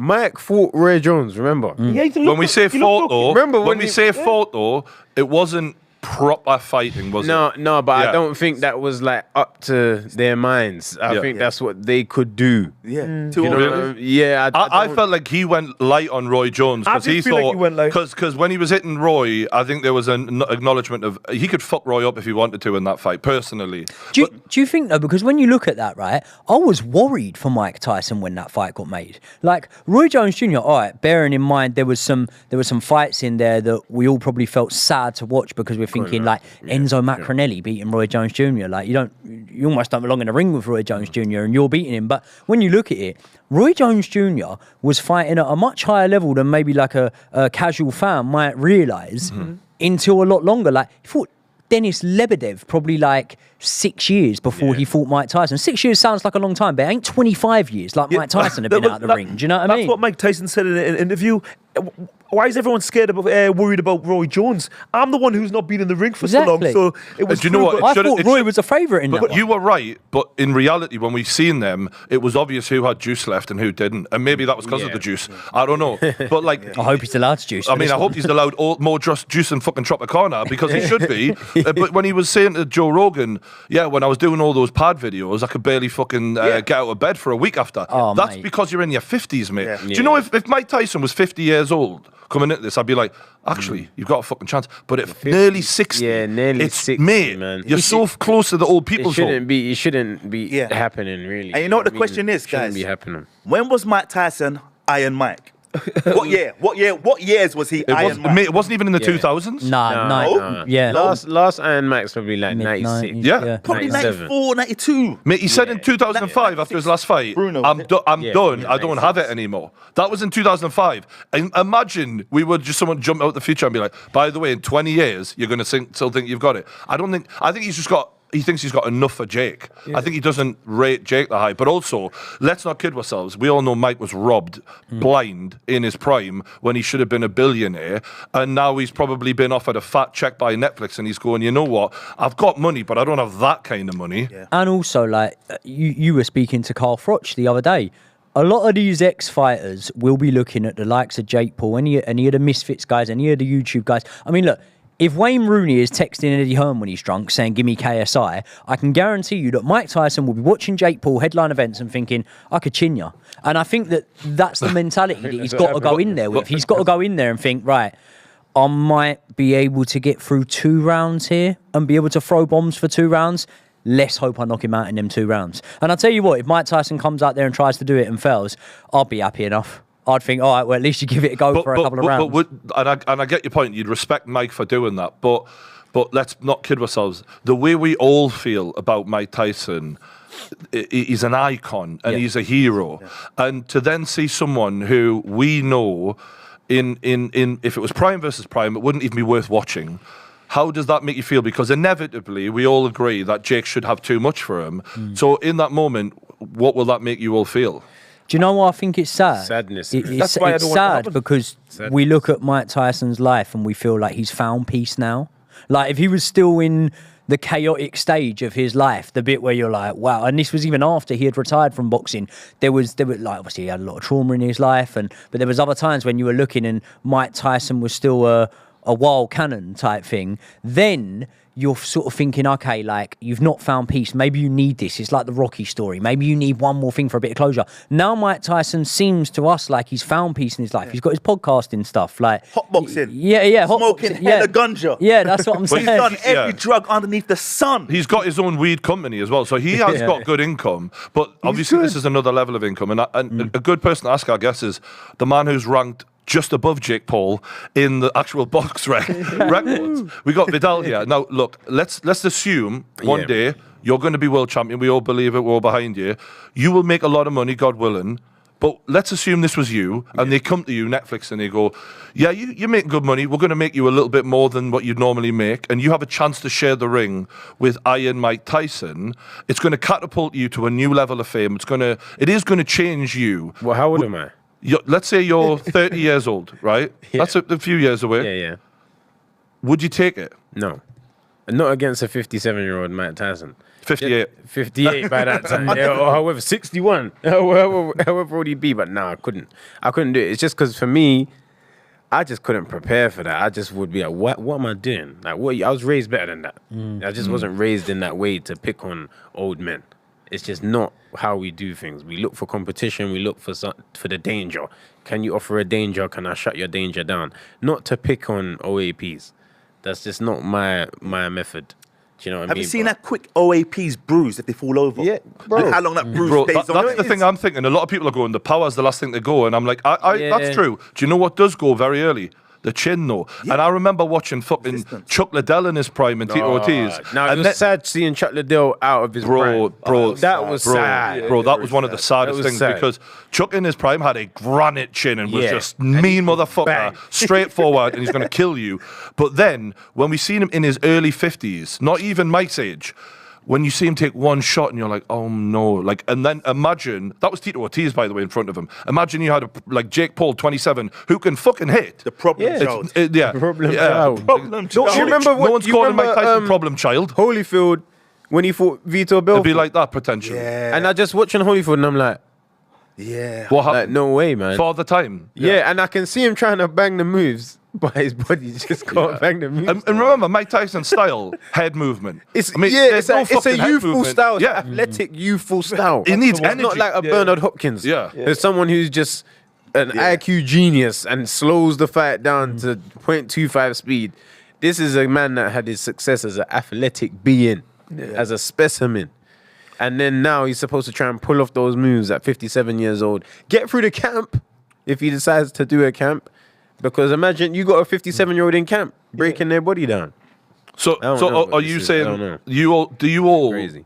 Categorically disagree with Jake taking this fight? I don't disagree with it because I understand from his perspective. But you're thinking about the bread, that's why. No, but I get why he's doing it. But me personally, and like Vidal saying, as a boxing fan who's watched like people like Sir Iron Mike, we've all looked up to him. Like, it's not nice. We don't want to see him getting beat off Jake Paul. Like, it's just would be a sorry sight. It's just, I just don't want to see it. Do you know what I think? Right, this sounds like a really weird analogy. It's a bit like getting a tattoo. When you're young, you don't know whether you're always going to want that tattoo. Jake Paul's only 27 years old. What he's doing here is permanent. If he knocks out Mike Tyson, it's permanent. Everyone's going to hate him forever. And you're making that choice when you're 27 years old. He cares. No, he might not care, but he might care one day. He might care one day. You've made he's a great 27. analogy there because that's what I said. My first thought was, we'll never forgive you for this as a group, as a community. No. It doesn't matter what you do. You could save children from cancer, bro. When you knock out Mike Tyson, it's a feeling that will never leave people because it's going to be sad, man. And that's the thing that's hitting me in my head now. But now, because as a someone who's known Jake, not exactly a close friend by any means, but I've watched him grow up. I admire what he's done up till now. But it's one of those things where I'm like, how can I admire you beating up a man who, if you were the same age as him, he would rip your head off? How can I admire that? I can't admire it. It's like when Larry Holmes was beating up just read my mind there. So can you explain that? Because there's young lads who don't know the history. So Muhammad Ali is everyone's idol. He's everyone's GOAT. You know what I mean? He's the one that opened the door for everyone to come after him. And then and Larry Holmes was his sparring partner even. So he was someone that was in the camps with him and helping. The younger guy, bring him through the youth, you know what I mean? Showing you the ropes. Got to a point where Larry had to fight him for the title and he battered him. And no one's ever liked Larry Holmes since that day. And this guy is one of the best jabbers, if not the best. One of the best heavyweight champions ever. His name is in stone with heavyweight champions. Can we say the ironic thing? Who avenged Muhammad Ali? Mike Tyson. Mike Tyson, baby. Yeah, Mike And there's this fucking beautiful moment where Muhammad Ali comes into the ring and just before the fight, and he goes over to Mike and he goes, "Get him for us, will you?" And then there's this moment where you can see Mike Tyson's like, "I'm gonna run through this motherfucker like a hot knife through butter." And I mean, that was history right there. And I feel like it's going to be a bad moment. Like this is worse. This is going to be worse for Jake than what his brother did back then. I know what you mean. Yeah. It's going to be like Logan managed to shake that off. I think the boxing, the events, how the history went, he did shake it off. Well, let's be honest. What are the main criticisms of Jake, though? It's like you fight weaker people than you. They're either much less skilled, much smaller. They're MMA guys. You're never going for the even fights. And when you do go for the even fight in Tommy Fury, you're lost. That's the criticism, right? So the way around that isn't to go and batter a 58-year-old guy, is it? Do you know what I mean? This is a low. Yeah. This is a low. Like what you're just saying now, I get it, and there's a lot of people that would throw that at him. But do you know what, man? When Jake Paul was taking on Tyron Woodley, Nate Diaz, I ain't got too much of a problem with it. I'm like, yeah, you know, you was actively fighting not that long ago. Anderson Silva's a little bit older, so that's a little bit different. But at the same time, not got too much of a problem with it. Whereas this one is the one where you're like, mate, that's like you say, that's everyone's uncle, that's everyone's granddad. That's like, it's And let's not kid ourselves. You didn't finish Nate Diaz. You didn't finish Anderson Silva, nearly 50 years But then does that not make you think, mate? Like, you're talking about the fact that Mike Tyson did it for boxing when he beat Larry Holmes.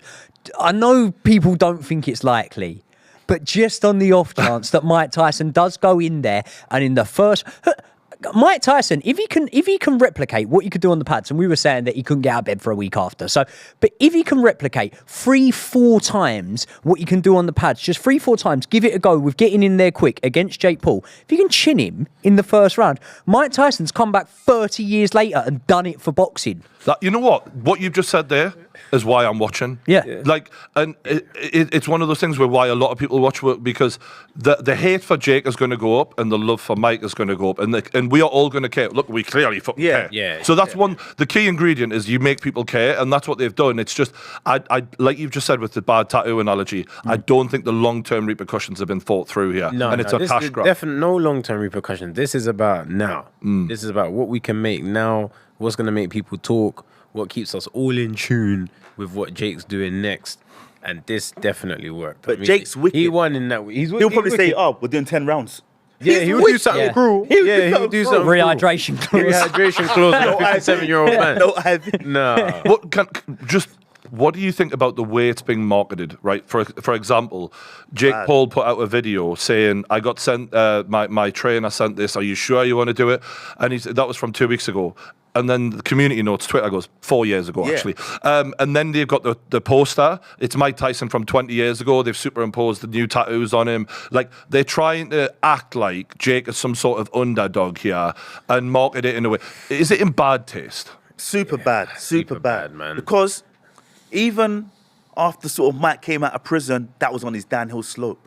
Yeah. You know what I'm saying? All the way From back. all the way back before I was then. even But born. his hair was growing out. Before I was even born. Come on, man. How long have we been saying, oh, Mike messed up his career, he wasn't disciplined when Costamato passed away? The only way this doesn't seem that mad is if there's a lot of like recordings or messages of Tyson chatting the most smoke saying, I want you next because you can't do nothing to me, even at this age.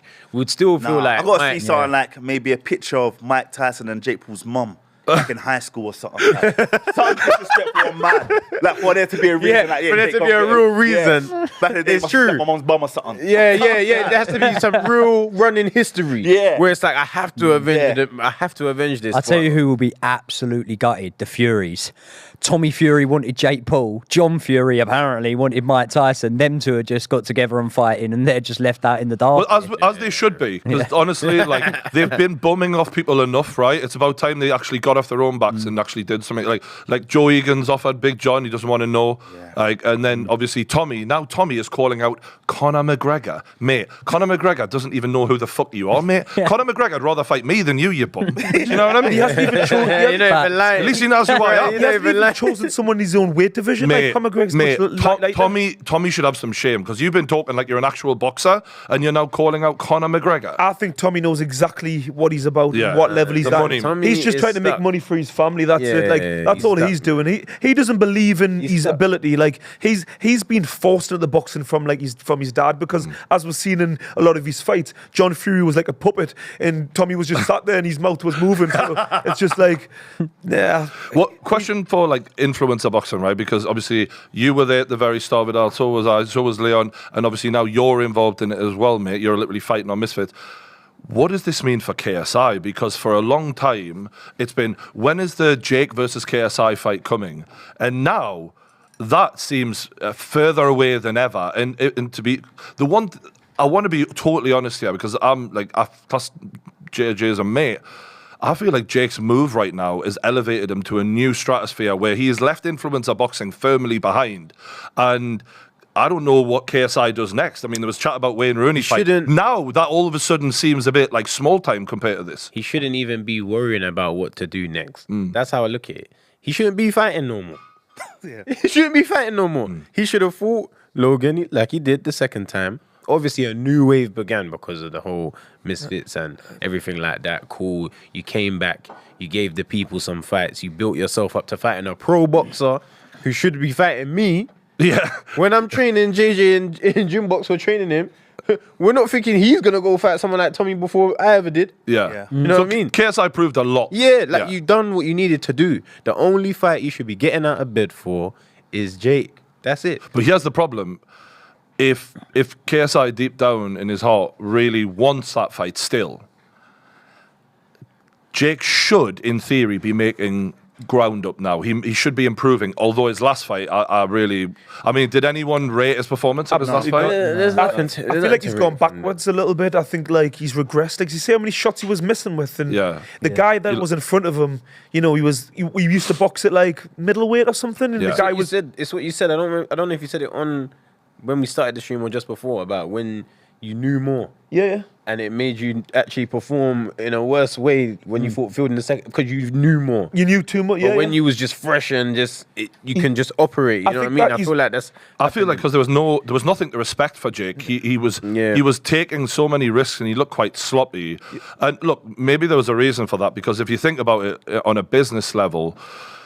Jake started with Triller. He then went to Showtime, and by some people's estimations, lost a fair bit of money with Showtime. Showtime now out of business, and then he goes to DAZN, and you're wondering like, why is he fighting such poor competition in his last two fights? Yeah. And then all of a sudden, he fights an Uber driver apparently, and then next thing you know, I'm off to Netflix and I'm fighting Mike Tyson. If you're DAZN right now.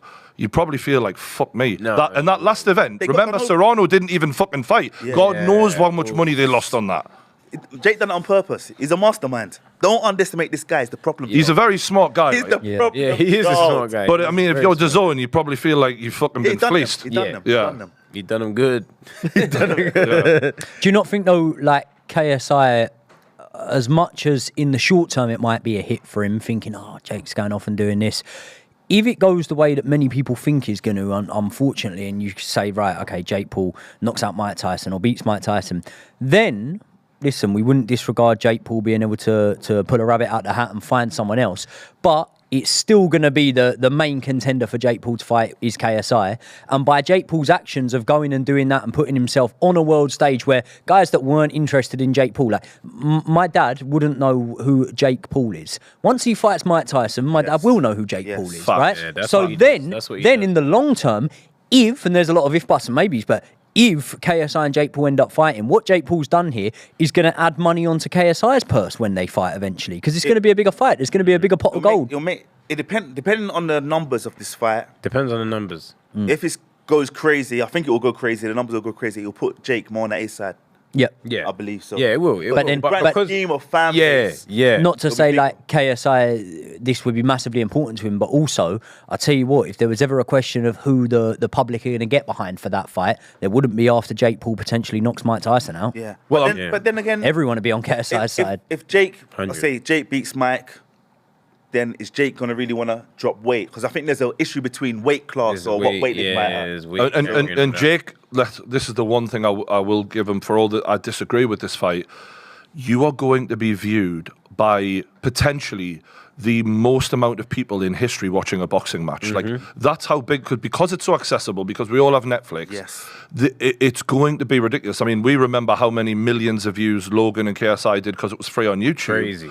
It was 20 million views. Crazy. This is going to make that look small. It's going to be mind-blowing. So if they do set up a KSI fight afterwards, KSI could benefit from this in a way. I tell you who I think might actually be interested more than ever now. I talked to him the other day, Carl Froch.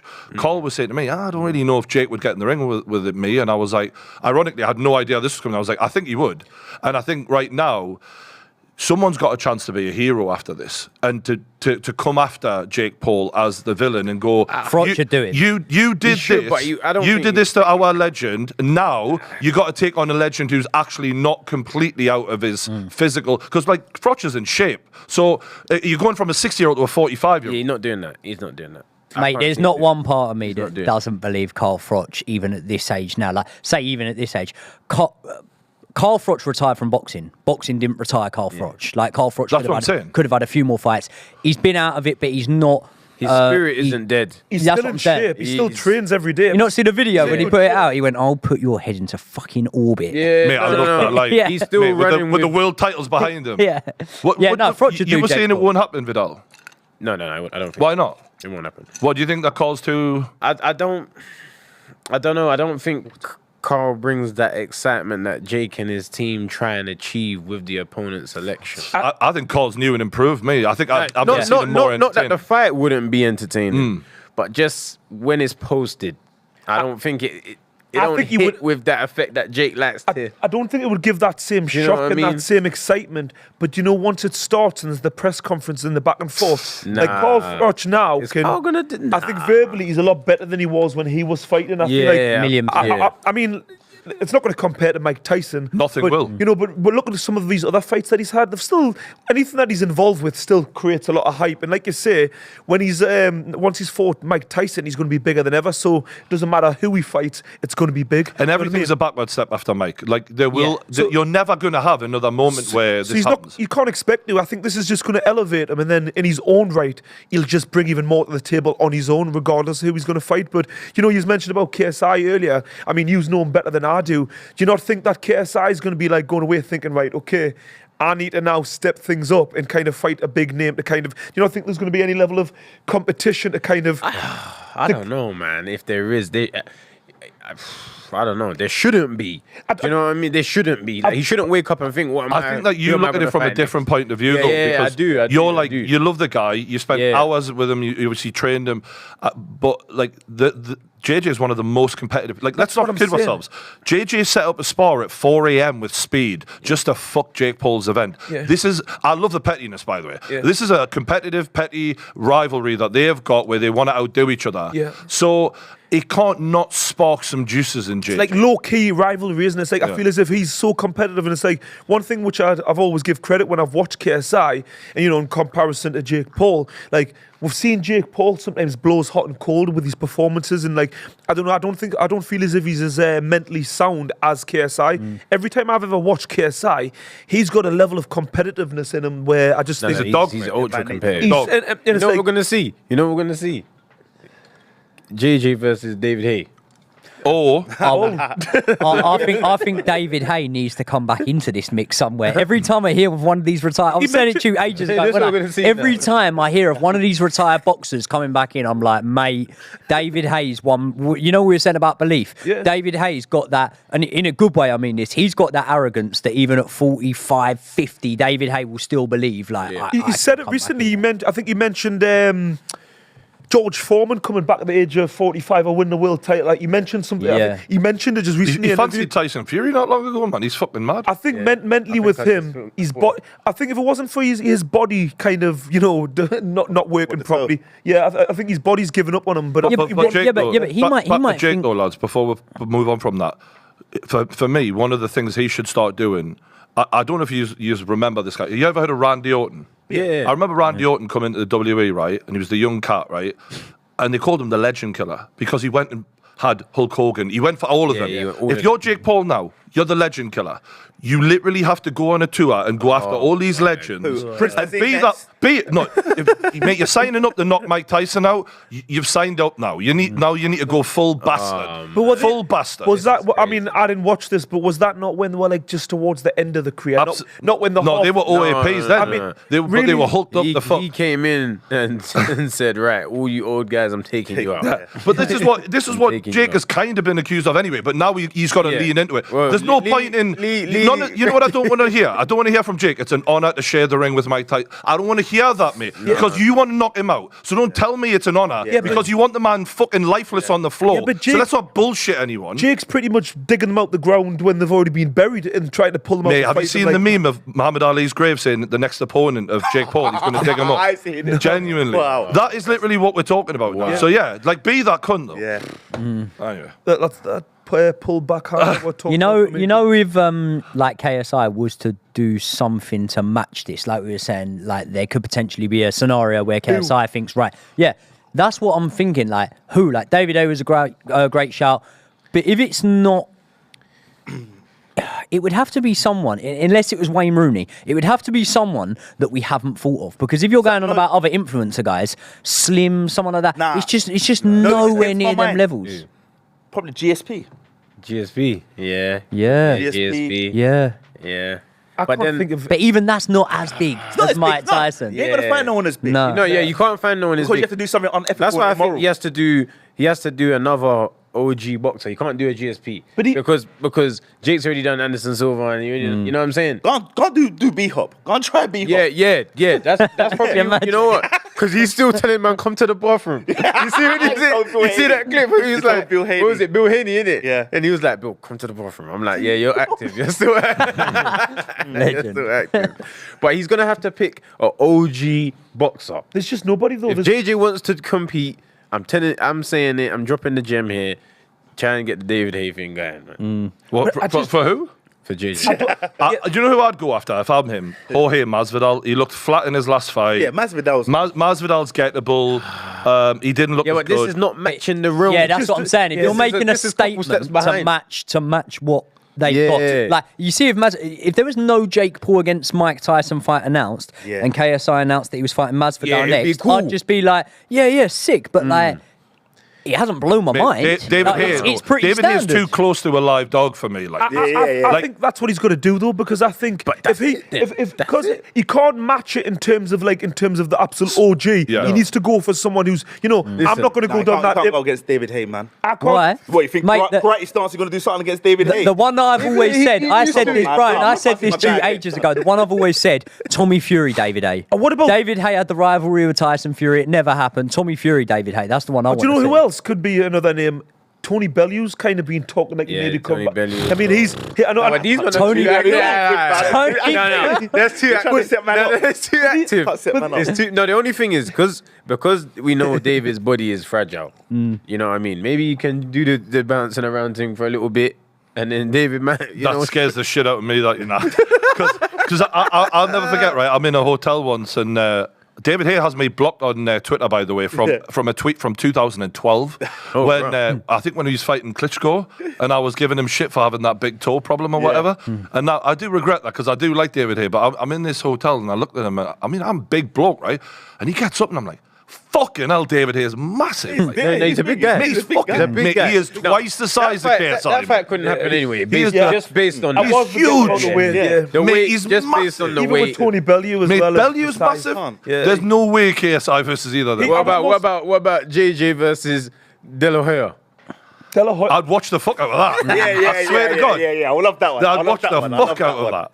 Maybe that's the one. Mate. De La Hoya he's still active. He's still making De La Hoya needs money always, mate. Always. He would JJ versus De La Hoya. He's another guy who's found a personality after boxing. Like he's hilarious. Dodger Stadium. I mean, he's a funny guy. Do you know what? You're bringing us on to De La Hoya. Let's talk about a golden boy fighter in Ryan Garcia.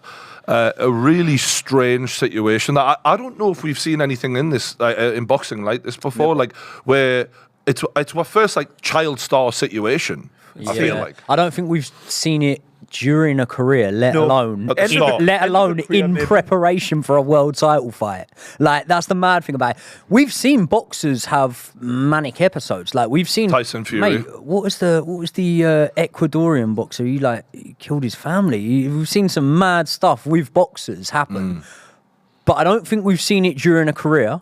And I definitely don't think we've seen it when you're going for potentially the biggest fight of your life. Like, this fight is signed, sealed, delivered. It's happening. Against a pound-for-pound top dog. Exactly, for a world title, and you're acting like this. And it's like... the thing that concerns me the most about Ryan Garcia isn't like... Because, you know, sometimes you can look at the headline things he's saying, the concerning things he's saying, and there's always that bit of, what if it's a marketing ploy? I was watching... we were speaking about this. Was it a Twitter space? He was on it with Andrew Tate. Even the little things he was saying, like when Andrew Tate said, I can't say anything on this because they'll come for me, man. And he goes, you want me to get you off of that? I can get you off of that. And it's like, that there shows me the delusion's real. That ain't even... when you're thinking like that, like, you can just see... It's not a character. He's ain't in the right mindset. He's not egging it up for the cameras. No. And also, look, I don't know if he has a natural twitch, which some people do have, but I don't remember him twitching before this. He's developed. And then all of a sudden... This is sad, isn't it? No, it is. It is. I remember a guy who, actually, me and you know this kid who developed the twitch after being heavily involved in drugs, man, and it was fucking brutal to see. Like, when I'm having a conversation with a guy, and now we're seeing this thing in the middle of Ryan's face every few minutes now, and it's like, it's weird, but more so it's this glazed look in his eye, and he's just put that recent video up on Instagram of, I'm not going to talk about anything else other than the boxing anymore, and you're like, mate, you need checked into a fucking psychiatric ward ASAP. It's like Home Alone and Macaulay Culkin, seeing him, you know, a child star that you've watched, and he's like, we're just seeing him fall apart on screen. It's not nice. But who the fuck is around this kid? That's this is a disgrace. But this is always the problem of always. He's probably got a load of yes man and people who are just on the. De La Hoya's pushing him into a fight, mate. Yeah, that man He should give a fuck about you a little bit. He doesn't give two shits. Nah, that he doesn't. Disgusting, mate. After everything he's been through with substances and all of that, if there's anyone who should be pulling him out of this fight, it's him. Yeah, but they don't care. I mean, look at De La Hoya and who's the other guy? Bernard Hopkins. Bernard Hopkins. They're literally mugging him off in the last fight. Yeah. They were talking shit about him in the last fight, and I actually really appreciate the way Ryan got up and actually gave it to them in a press conference. But now I'm like, you fucking, and it's like in boxing they say, boxing's the only place where the sheep rule the lions. You know what I mean? And not that Bernard Hopkins and De La Hoya are sheep now, like back then, but now you should be protecting this guy and looking after him. Golden Boy haven't got a lot of cash cows in their stable at the moment, so like it doesn't really surprise me that they're still happy for him to go ahead with the fight. But when we're saying about, you know, him potentially being on drugs and stuff like that, even if he's not, like, you don't need to be on drugs to be in a bad place. Yeah. And if you're in that sort of place, like, to me, it looks like a manic episode. And that can be a sentence brought on through drug abuse. That can be undercurrent of it. But it can also just be someone, like you say, who's been thrust into the limelight at a very young age. I know some people think, oh, poor him, like, sarcastically, but earning that sort of money at that sort of age, you know, like the hangers-on, the yes men around you and stuff like that, he's clearly in a very confused, very dark place at the moment. And it was to a point when at the start of it, I was thinking, this could be genius. You could be doing something here to drum up the interest. And then as we see more and hear more, I'm like, nah, this isn't a market employee. This is real, and you're in deep, mate. And listen, I'd love to see him in a ring with Devin Haney.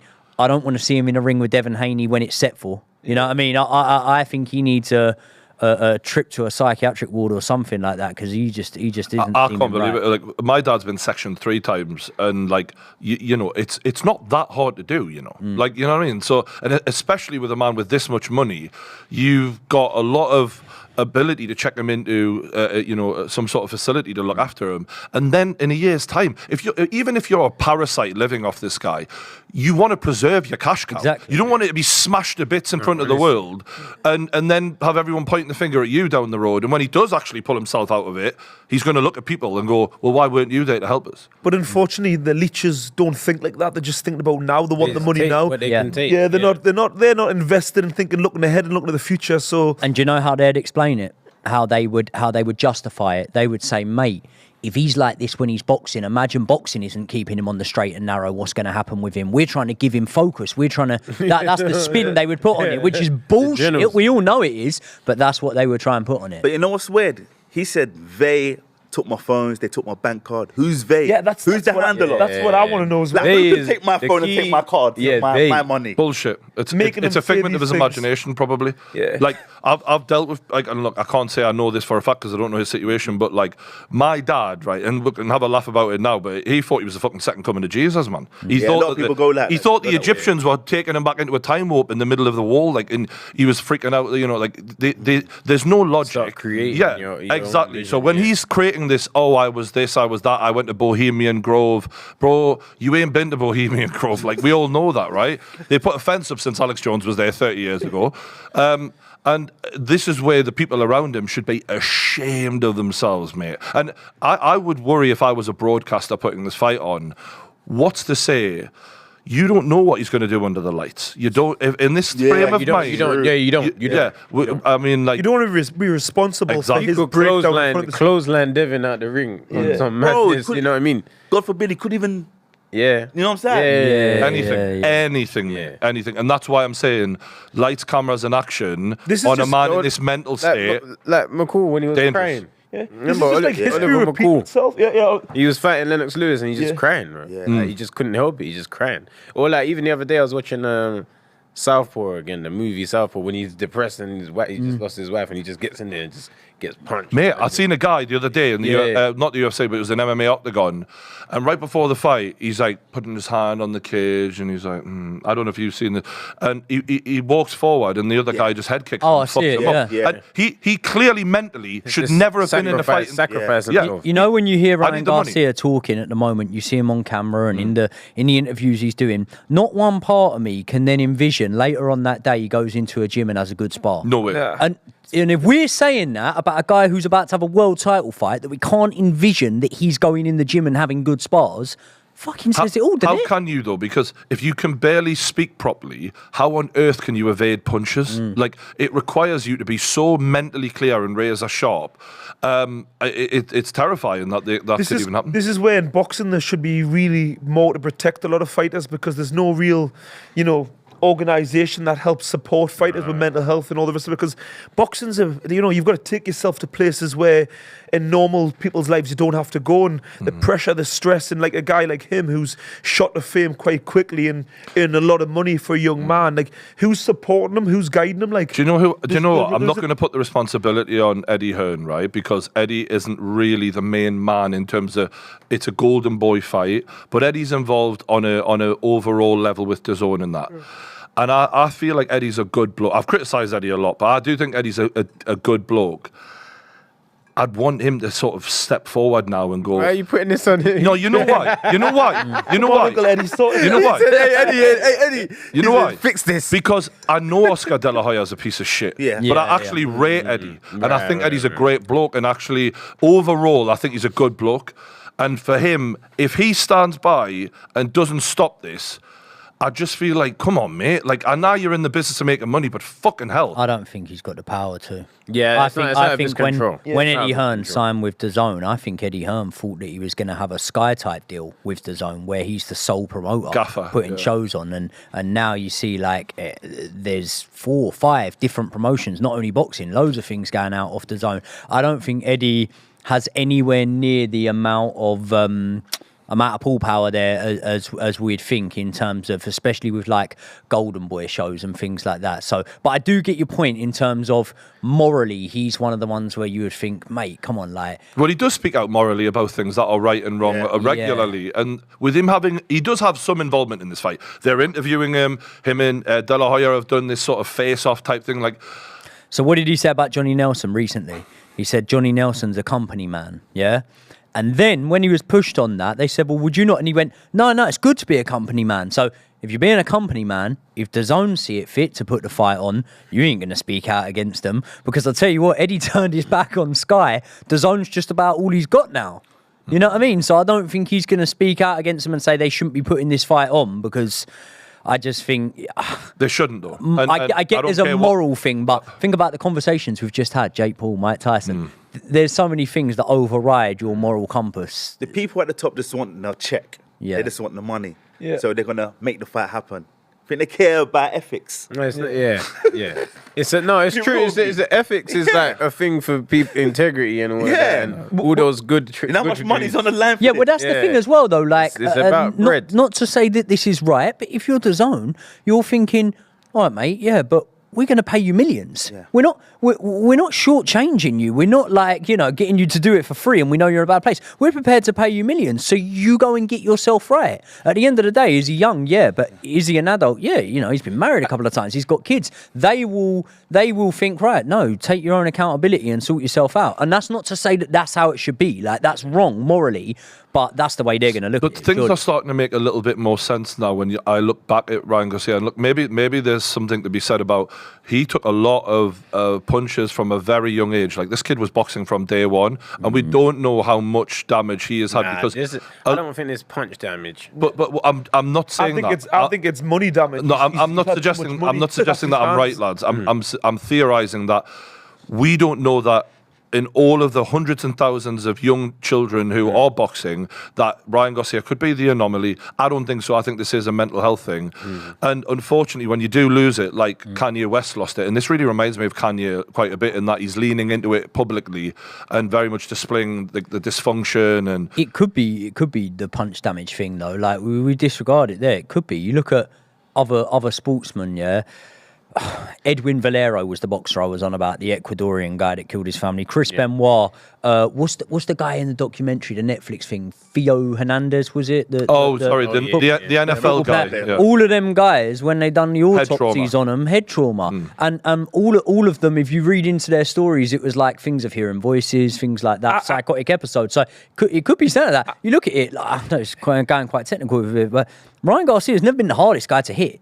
He's not the hardest guy to hit. You know what I mean? What happens when things go wrong? They just lean into the fact that the boxers, they've took punches to the head. I don't personally think it's anything to do with that. I think it's down to the fact that he's had a lot of money from a young age, and he's clearly been taking substances, and I think he's got a drug problem. I think it's that simple. Potentially, but to Joey's point though, when they've scanned the brains of Hernandez, the NFL player, Chris Benoit, people who've taken head trauma for a sustained period of time, they've found that their brains are significantly older than what they should have been. So Chris Benoit, when he died, was in his 40s. His brain was the age of an 80-year-old man. Yeah. Wow. So I think it's worth mentioning as a possibility. Yeah. But when you look back at some of his other recent behaviour prior to what we look at as a manic episode, the man announced the birth of his child and the divorce on the same fucking day to the woman who gave birth. Like, it's just bizarre. Like, there's probably things that we haven't been connecting in the past, and we're a bit fucking weird, isn't it?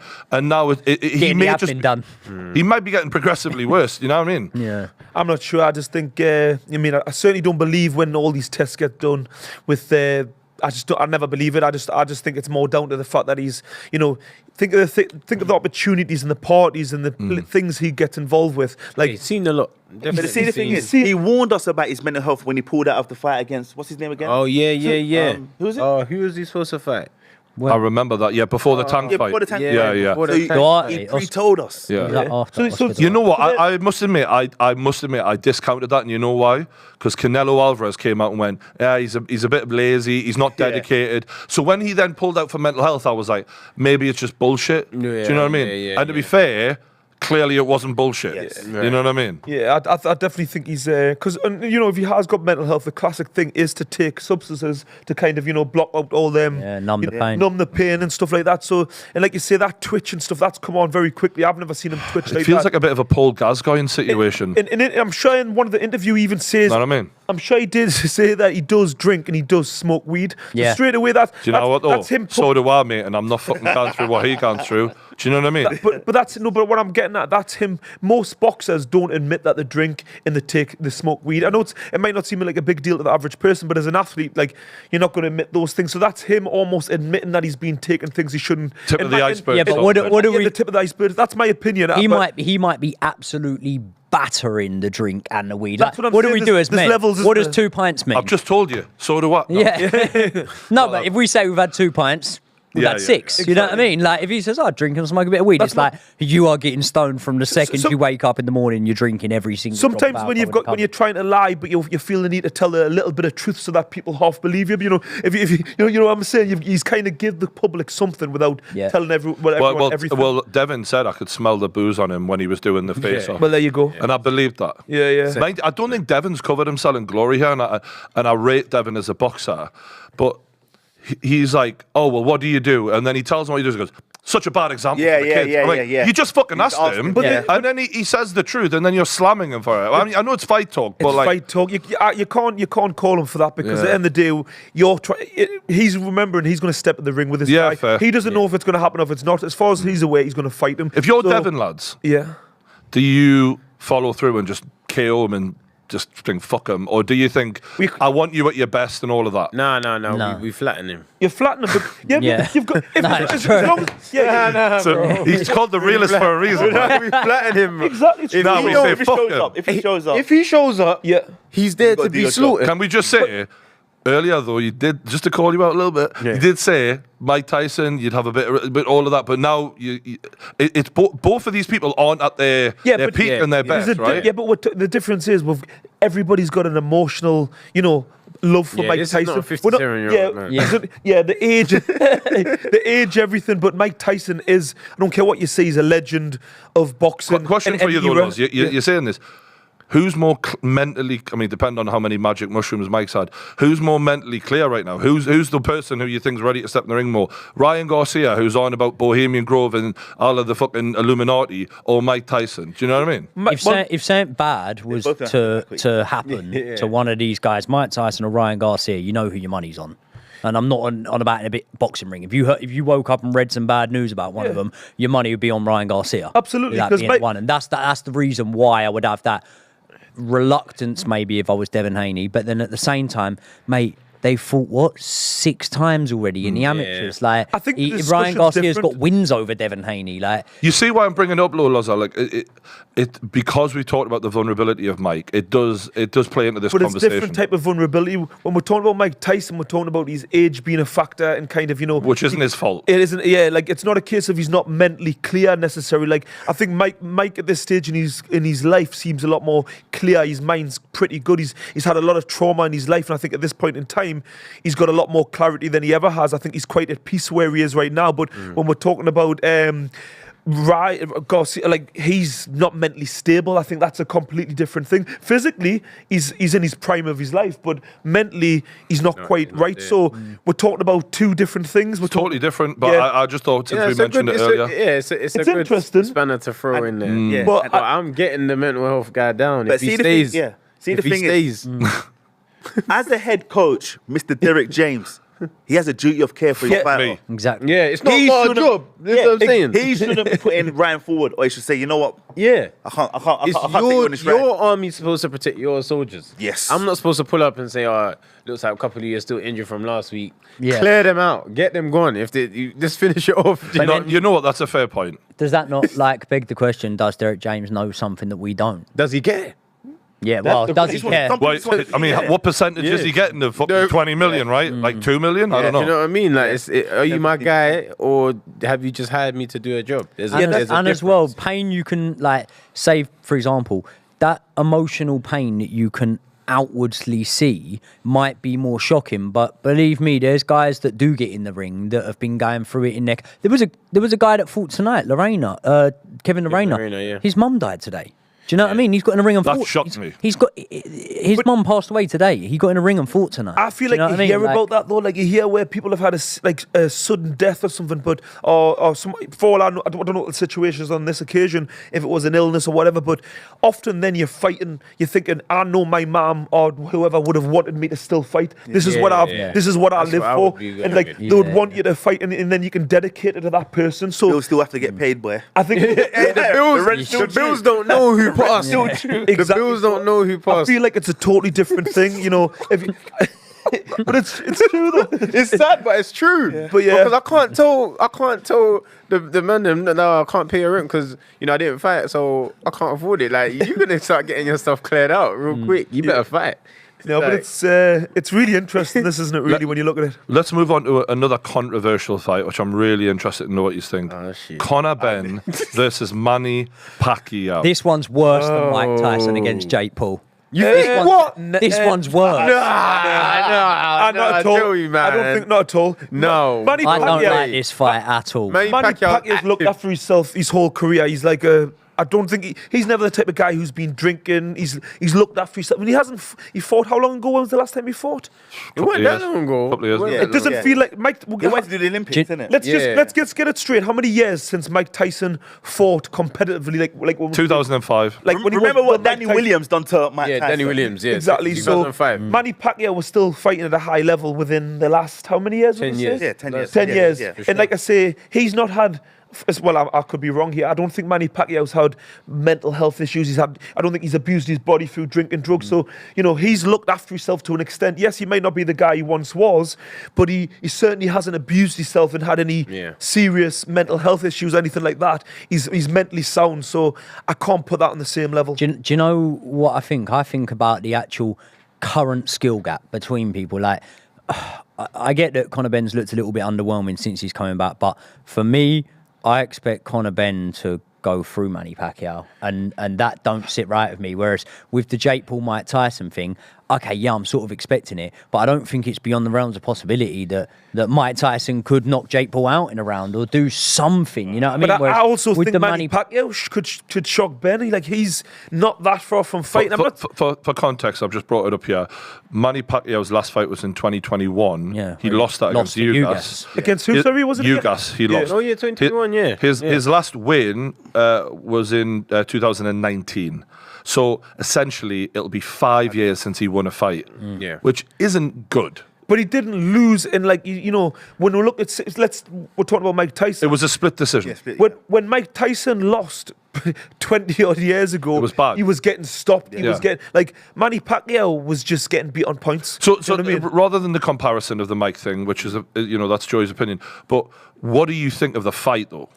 It doesn't excite us anything really. Is it worth? Is it a fair one to make? Because obviously, Eddie Hearn is going to criticise the Mike Tyson fight, but he is making this one, so he thinks it's worth doing to build up Conor Benn. Is that worth doing? Conor's desperate, isn't it? Desperate. He's in no man's land. He's innit? desperate. he's Because Eubank stood him up at the altar, essentially, right? Yeah. I don't.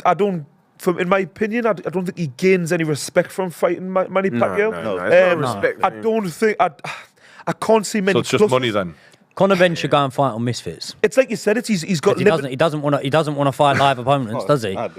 You don't want to fight live opponents. I don't think that's. I think that's wrong. I think he does want to fight live opponents, but I think he's got limited options. So he's like, he's got no options really. He's taking what he can. But he tried to make the Tang fight, and Tang clearly didn't really fancy that. Yeah. He was giving it the big one, and then the contract came off. He's like, actually, I'm good. The thing is, I feel like Conor's in a position where he won't be recognized as the hero again. No.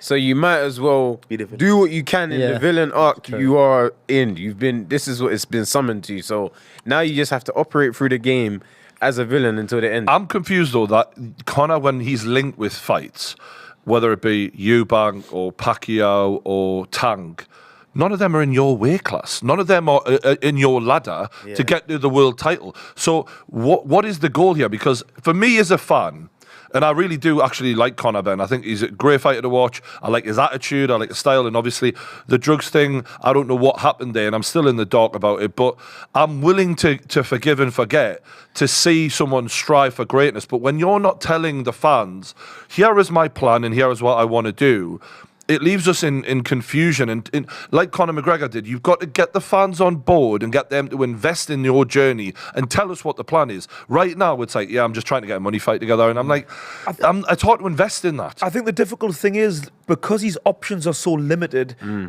why not fight in your own division for your own weight, for your own belt? I just don't think he can. I don't think people are into. I know a lot of boxers who I've kind of spoken to are like, he's a drug cheat. He's got a unfair advantage, and I don't think people are interested in him. I think Josh Kelly will fight him. Josh Kelly might, but Josh Kelly would fight him. That's a massive domestic fight. But that could land at the O2. That could land at the. And Conor Benn's going to get his license back. I also think the British Boxing Board of Control are going to give him his license back. They're going to give him. They're going to give him his license but back. right now, I don't know when that's going to be. And I think right now he's. I don't know when that's gonna be. You know the same thing when he failed the drug test. It was his immaturity. Just kind of, he was loud. He didn't go about it the same way. And I think he's still like that now. He just wants to prove a point so much. I will give him a bit of credit. I do think he's learned a bit since then because in some interviews, I think. Yeah. I'm just more referring to when back then he handled it as bad as humanly fucking possible. He literally went on like a spoiled brat and it didn't come off well. But I think now he is coming across of, okay, I fucked up. I shouldn't have spoke to people in the way I did. Like he acted offended that people were thinking he was a drugs cheat when in reality, bro, you failed 2 tests, mate. It's not our fault. I know. So don't blame us for thinking you may be a drugs cheat. Yeah. The tests were there. I think that listen, I'll probably a little bit immature saying he should fight on misfits. That's not the right thing. But the reason I feel a little bit like shortchanged by it is like I've put my hand in my pocket a few times to go and support Conor Benn. Like I was in the queue trying to get tickets for the Chris Eubank Jr. fight. I've watched him at York Hall box twice. I've watched him at the O2 box. Like we were invested and looking forward to Conor Benn's career. We were there, and then you've gone down this route of, okay, when you took the Chris Eubank Jr. fight, I get it. That sort of crossover catchweight fight, it was a mega fight. There's history there because of the family rivalries, because of the dads fighting each other. But you don't realise, like, it was just that one. That was the one on the table for you, and that's because of the underlying context that was there. That's not all we want to see. You are ranked number 1 on BoxRec, number 1 in Britain. You've not fought anyone in the top 50. Who? Name me a fighter who's ranked number 1 on BoxRec. Was he ranked number 1? Number 1 in terms of British welterweights. Name me a British welterweight that's ranked higher than him. There's none. There's none. Eko Esserman's below him. McKinson's below him. He's ranked number 1 and he's not fought anyone in the top 50. At least with Chris Eubank Jr., who he was going to fight.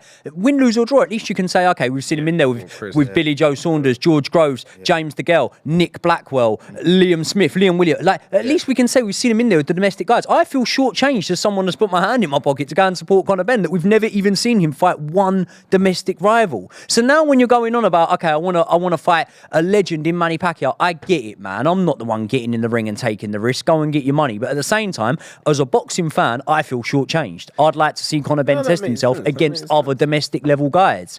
I agree. I think that was a lot of I think a lot of people criticised him for this because on his way up, because of who his dad was and the investment Eddie Hearn put in him, he almost bypassed the traditional route and just kind of come straight up. And it's like I think a lot of people, like you say, wanted to see him fight, some of the British guys and see how he would come on, but he just kind of bypassed that and kind of shot up. And now, unfortunately, things have went south. He's now in a position like, where does he go from here? But do you think when you start spending money that you don't have yet as well, though? Because I mean, the check for Eubank would have been enormous. Yeah. That's changed his mind about his direction. He's like, actually, I really have my heart set on some big cash. Like it's like almost a come down. I don't really want to do that step backwards now that I've got my heart set on this kind of money. Also, we were saying earlier on about Anthony Joshua in terms of like when you've been blasting people out, certain parts of your game are underdeveloped. Yeah. When you don't go the traditional route and you go down the intercontinental route, because of sometimes the opposition you're going to face, like now we're sort of seeing it. There's certain parts of Conor Benn's game that are amazing. Like, listen, Conor Benn's a great fighter, man. Like, really explosive, entertaining. You'll never see him in a boring fight. Great fighter. But because of the route he's gone, without going the traditional route where we can see you against different styles of fighters, you can very much look at his resume and say, the guys you've fought have been picked. Because they have. Everyone, when you go down the intercontinental route, everyone's sort of been picked. Can I ask what the table thought of his last performance? Because there is the scepticism about the failed test. How did you think he performed in his last fight? I don't read too much. If there was a trend now and it was like 6 fights in a row, he weren't getting no stoppages, weren't dropping someone, then I would read into it. But if you look at Terence Crawford, Errol Spence, loads of the top guys at welterweight, they go on 2-3 fight runs where they go to points each time and don't stop anyone. So and he also had quite a bit of time out. Obviously, and sometimes as fighters, you get in a roll into a rhythm. But because he had so much time out because of the failed drug test, and then you come back into it, and mentally all you're thinking about was trying to prove a point and perform. He probably was tense and he probably didn't flow like he previously did. So I personally don't read into that particular performance too much. And like both opponents were light middleweights. Bigger. Yeah, you're not just going to knock them all over. They were tough, durable guys. So I don't read into that too much. You know what worried me about it? Yeah. Is he looked good.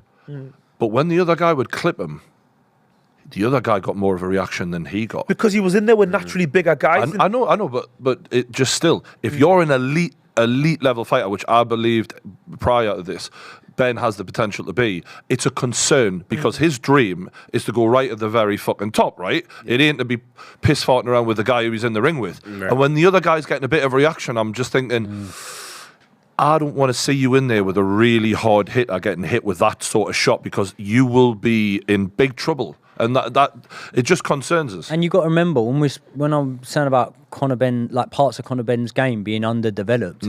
This ain't a kid that's come from the GB setup. Exactly. This ain't someone that's been to Olympics. Conor Benn had what, 12, 14 amateur fights? Most of them out in Australia. And I think Eddie's fast-tracked them. And what scares me about Eddie is Eddie fast-tracked Anthony and Anthony Joshua. And you know, it's great when it's going well, but sometimes when you get in there with someone who's got a bit too much for you, like you mentioned Josh Kelly earlier, that happened. Eddie fucked him. Put him in with someone who shouldn't have been in there with. Yeah. He wasn't ready for it, and that scares me about Conor Benn. You need to fucking season him before you fucking just throw him to the wolves. Like. The problem is when you don't go the traditional route. It's like it's not just about the different styles. It's generally speaking, it'll take you at a certain rate where naturally you'll have more fights and you'll gradually learn in a better pace. Right. Whereas like when you go not the traditional route, you're generally skipping a few levels. So it's not just about the different styles. It's just like, you know, boxing, every day you're in the gym. It's not just your fights. It's the years in the weeks, the months, the years in the gym. So you're gradually allowed to just gradually grow as a fighter over a slower pace. Right. And the minute you skip those levels, you know, whether it's to do with the style of opponents, it's not. I mean, Vidal will tell you a lot of the learning isn't I would say it's the fight as well, but it's day in, day out in the actual gym, the sparring. Like you're gradually adding layers. It's like bricks. You're adding brick by brick in the gym. So you can argue the performance kind of gives you a sign of where you're at, but you know, you're learning every day in the gym. And a lot of guys on the way up, they'll have harder spars sometimes than the fights sometimes on the way up. So it's not just about the fights. It's, you know what I mean? You know the what fights are the exams. The exams. The spars and the mock exams. And the hard work before. No, that is the perfect. I tried to get that point. You just nailed it. Well, in that case, right, Manny Pacquiao as a 45-year-old man as an exam. Yeah. How does that go for Conor Benn? Again, I don't know. It's how Manny Pacquiao looks, really, but because Manny Pacquiao punch resistance. It's all down to punch resistance. Yeah. Because Manny Pacquiao is Manny Pacquiao. He knows how to box. He knows how to do what he does. He's still nimble on his feet. He uses the angles that he uses. Yeah. If he can take a hit from Conor, it will be a difficult fight. Yeah. It'll be a difficult fight. But if Conor's got a bet on, I'm going to be too much for you in that punch. Yeah, because if Manny takes the shot and he's like, you know, it's actually not that bad. It might be. It's going to be a long night. It'll be a difficult night. Do you not think though? Would that be a career-ending moment though? Let's just say that did happen, and he couldn't get the Pacquiao and stop him. Like, where the hell does Conor Benn go from there? Because you've pushed him so fast, and you've pushed him into a stratosphere of a boxing icon and legend. Like one of the most famous boxers in history, and also especially in the last 20 years, he's a hero. If you can't get him out of there, it will forever change. Whereas if you do build him incrementally, and as you say, but each exam gets a bit harder, and then give him a Pacquiao, or not a Pacquiao, but someone who's a top guy in a couple of years, I don't know, I just worry. I think when you look at the names that are coming out, all right, listen, if Conor Benn had fought Tank, then I'd have thought, yeah, okay, Tank's a couple of weight divisions below you, but still it's Tank, and he's dangerous. He can do damage, and most bookmakers would still probably make Tank as a favourite in that fight, I'd imagine, right? Yeah. So that one, fair enough. But look at the other names that we've heard come out. I want to fight Kell Brook. I'm walking past him and barging into him at the O2 in the crowd. You know what I mean? Like, I want to fight Danny Garcia, Keith Thurman, Manny Pacquiao. Well, I tell you what, clearly, from what we've seen in the last few days, Terence Crawford was looking for a fight. He's now lined up to fight Chris Eubank. You weren't really mentioning him. You weren't really mentioning him, a guy that was a world champion in your weight division. But you were mentioning all these guys. And when we said, listen, it's nowhere near the levels of Jake Paul, Mike Tyson.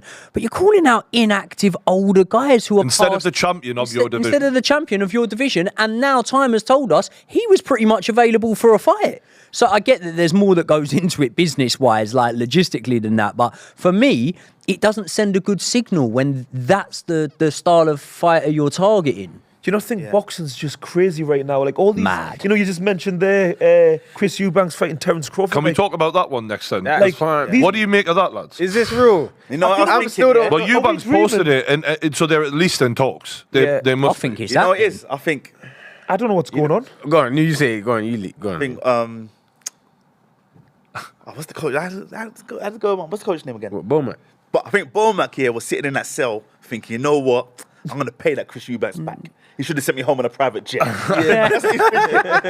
Beat him. For those who don't know, Bomac got caught at the airport with a gun in his bag or whatever, right? And he coaches both of these guys. And that's a really weird thing to be in the situation where you have both guys coached by him. But like Bomac only coached Eubank for one fight, right? You know, funniest thing about that Bomac thing is, he didn't get caught on the way in with it. So he either didn't have it on the way in, No, he's that well connected. When you land at certain airports, you don't get checked. Oh, really? Yeah, private jet. I was going to say, I thought he was that well connected. He's come to London and scored himself a gun. Nah, Leon knows how to smuggle guns. That fight is crazy, though. Yeah. I think clearly that's something that's been spoken about amongst each other. Do you know what I think that is? I think it's a stepping stone to prove that he can fight someone. So he wants Canelo, right? Yeah. Exactly his ultimate goal is Canelo, and obviously Eubank's Canelo weight, and for whatever reason Eubank and hasn't managed to pull the Canelo fight yet. So he's like, if I beat you, I can then call Canelo out and actually legitimize it, because I think Canelo knows that's a fucking hard fight. And I think Canelo doesn't want hard fights at the moment. Not anymore. Yeah. I don't think he wants hard fights again. Yeah. Go, you know what I mean? Right now, he's enjoying that he can just play the game how he wants to play the game. The difficulty level is what I want it to be. I get paid a lot. I can just fight all my fights in Mexico, free on TV.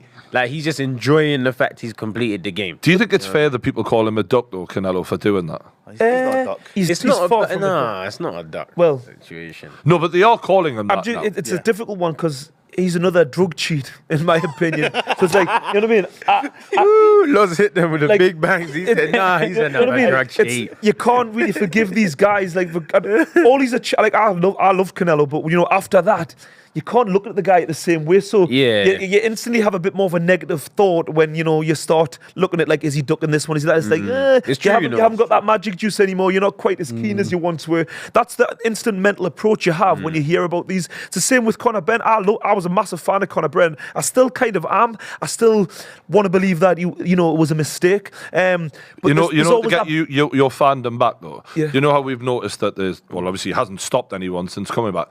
Does he have to return to that killer knockout power for you to believe that it wasn't the substance and that it wasn't him deliberately doing it? Do you know what I think? Going off what... I'm not so bothered about... I need to see a knockout. Because I've got to be honest, I'm feeling a little bit of that. No, I like him, right? And I'm a fan, right? But I also... I want to believe you, but you have to do your bit to make me believe you. And right now, the drugs test is saying, one thing, so I need to see the performance. His size again. Yeah, that's right. He needs to fight someone, like one of these, like Joey's saying, like he needs to fight one of these British contenders. Like, I'm not really bothered about these other guys from other countries. I want to see him fight some decent level British guys and see how he can perform and see if he's the number one Britain before I'm worried about, world titles and stuff like that. He needs to put his towel between his legs and go back to the BB. And the other funny thing you just mentioned, why it's in my mind there, you were talking about Canelo maybe just wanting to play golf. This is the problem I have with the Tysons and the Manny Pacquiaos. The problem is in fighters, I always say the same thing. It's like it's not about where you're physically at or whether you can still take a shot. It's like your level of motivation. Once that's gone, it's like you've got a massive unfair advantage. And like you're getting in with a guy who really just wants to be sitting on the sofa watching the TV, and money or something's pulled him back into the game. And that's the simple fact why I always feel sorry for these older guys. Like Tyson isn't doing it anything to do with what he originally went in the game of boxing for to become a world champion. This only thing can possibly be is financial reward. Have you ever seen him answer the question about Jake Paul?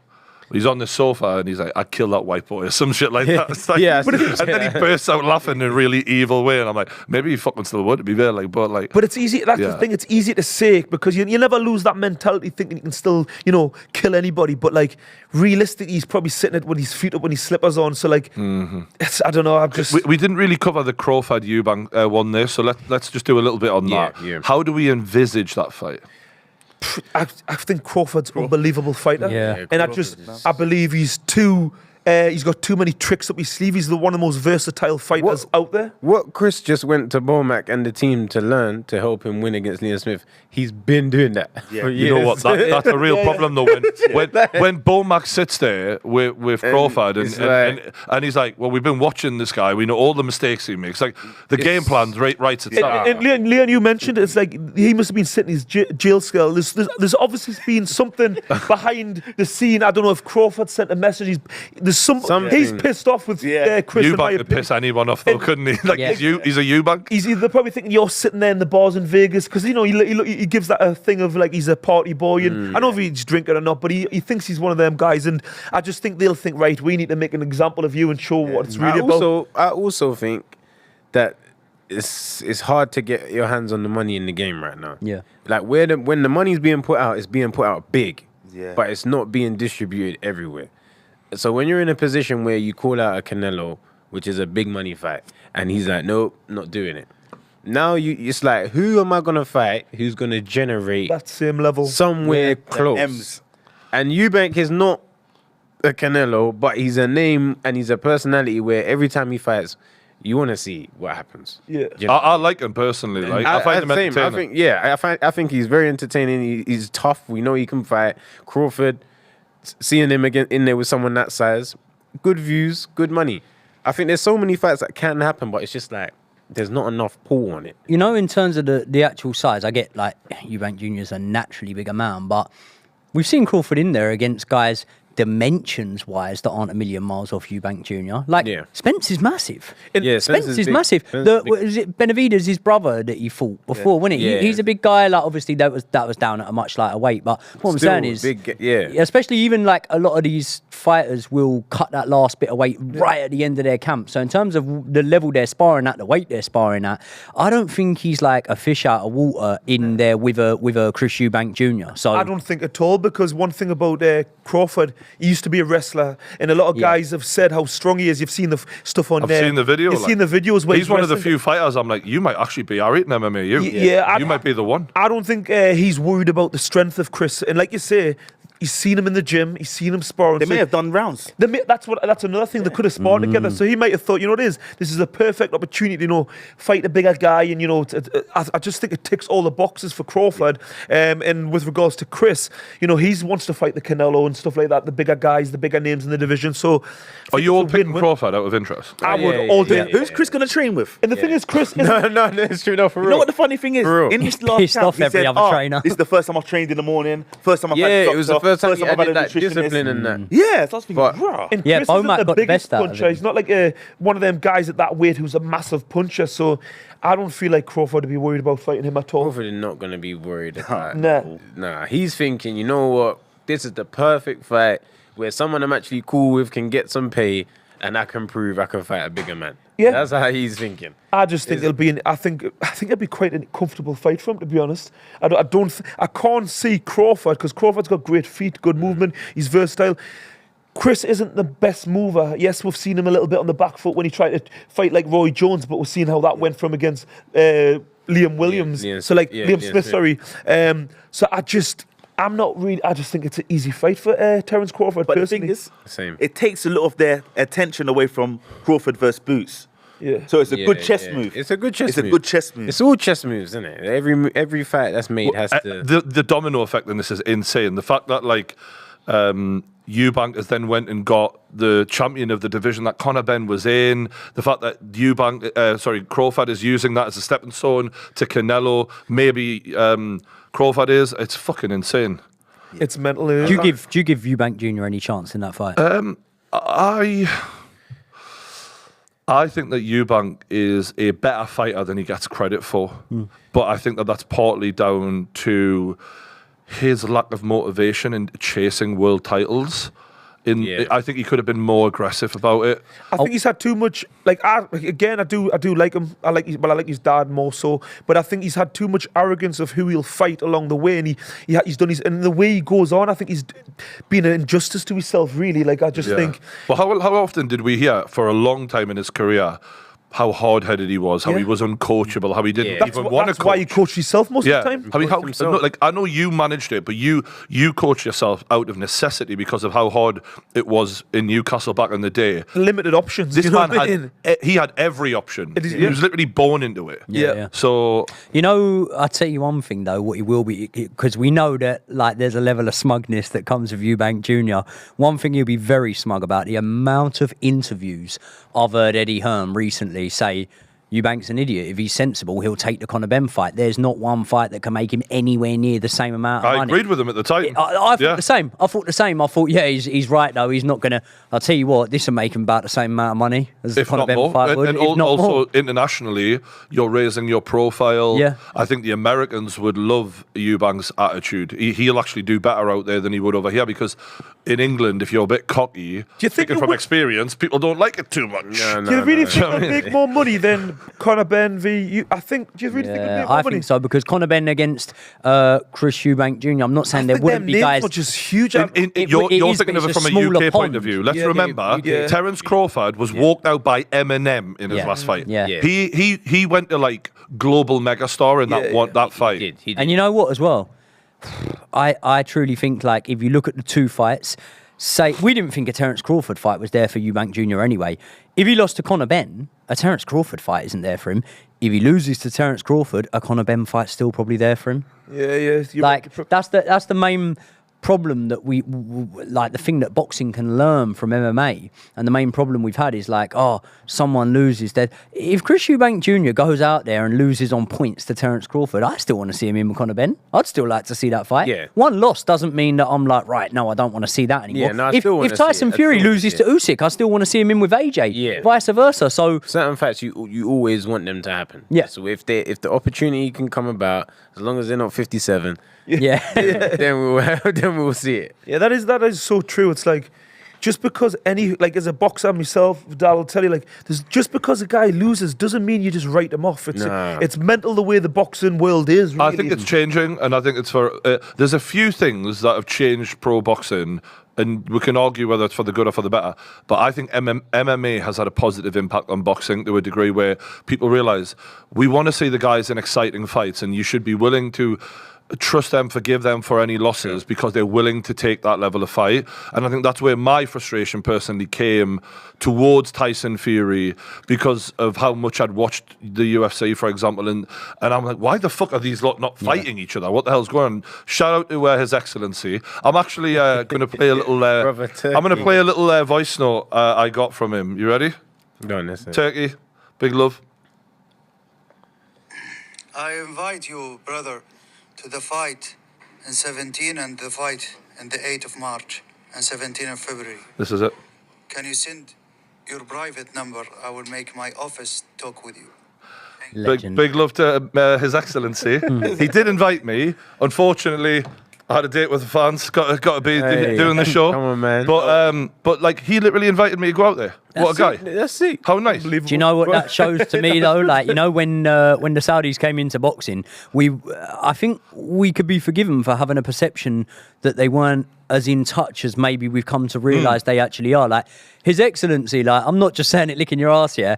The fact that he's reaching out to you shows that he understands not only the boxing side of things, he understands like the online content, what guys are respected online, what guys have good, and even like Eddie Hearn said this in an interview. Eddie Hearn saying some of the names that Turkey drops blows his mind in terms of like there'll be like area level fighters and that, and he's thinking, how do you know? So he's clearly a boxing nut. Like he's not. He did an interview with Adi, and when they were like, "Who's your favorite fighter of all time?" and like I think Adi said, "Is it Muhammad Ali?" and he went like left field, like he was dropping names where you were like, "Oh, he knows." Like you know how you watch all these old, like he just sits and watch old fights all day. Clearly, like he is obsessed with this. So look, I mean, I think we were all a bit like, how is this going to go? And then a year on or 2 years on, we're like, we're all fucking in here. Because as much as people can say, it's sports washing or whatever, the fans are getting everything they want finally, because this man is putting so much money up that fighters are like, well, of course I'll fight. What a shot. That was legit. If that doesn't get scored. Oh no! Dr. Oh, I'll tell you what, yeah, this Nick Ball, I've watched quite a few of his fights. I was at the Tyson Fury relentless, Dylan White yeah. fight when he stopped Isaac Lowe. He is the sort of fighter you do not want to be in a ring with. Yeah, he's not saying not purely gonna because of skill, but like He's not gonna just stop. don't stop, man. rough. And He's a little powerhouse. this fight is close as well. That knockdown here in the 11th round. That Ooh, good one on the chin. Look. Ooh. Yeah, he's one of them, man. You just don't want to eat. Yeah, he's active. knockdowns. Two knockdowns. This is the fight before Parker Zhang, right? Yeah. All right.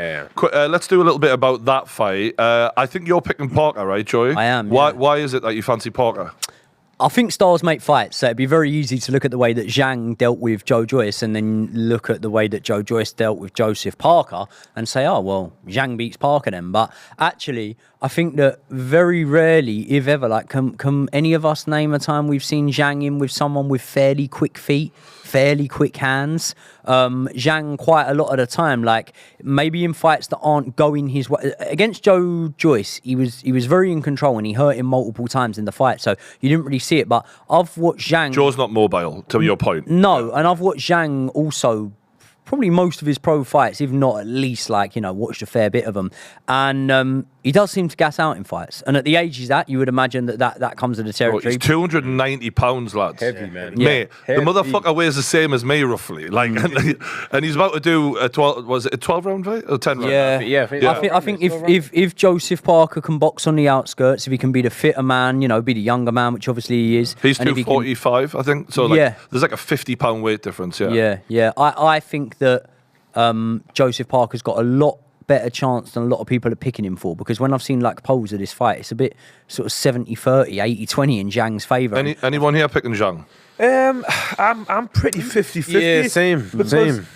I do think since Zhang beat Joe Joyce, I watch him on his social medias. I feel like he's almost really up. Like he's realised, look, I'm back in the mix now. Beating Joe Joyce. Yeah. I feel like we're probably going to see the best version in terms of confidence, fitness. I think we're going to see the best version. Plus, he's the southpaw, so he's a nightmare for a lot of guys. I can't really remember seeing Park against many southpaws. Can you remember? I can't really think. No. I don't know how he does against southpaw. So there's that. You'd have thought that Tyson Fury would have gotten the ring with Parker. Maybe not because of the eye injury, but like and gone southpaw with him and got him used to that big old frame. I really rate Parker. I've always thought with Parker it's been a lack of self-belief. I think we've seen him. What was it, Joey? Did you mention the Dylan White fight? Yeah. Where you hurt him in the last 11th or 12th round. It's like, why didn't you do that earlier on? He stepped it up. He stepped it up in the last few rounds, but it's like he doesn't fully believe himself till he sees the end Even of the his tunnel. friendship group makes me feel like you don't believe. Like Yeah, the yeah. way you're sort of like.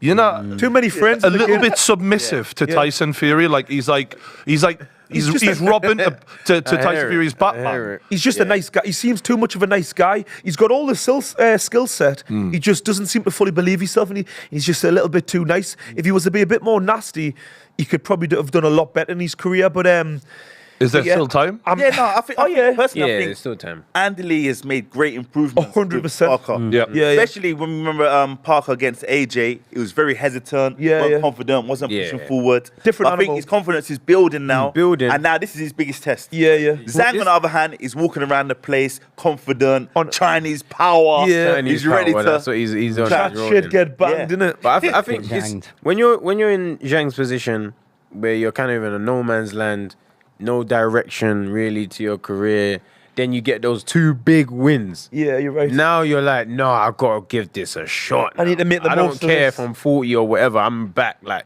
it happened with George Foreman.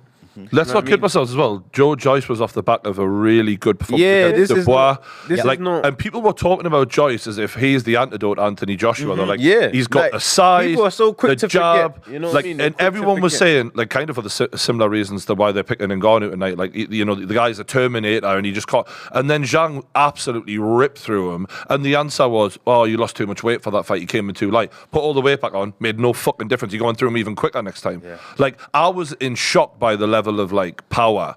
It's not often you see someone that big like throw like that. And My only worry is, and I actually think Joey's got a real good point about the quick feet of avoiding those heavy shots.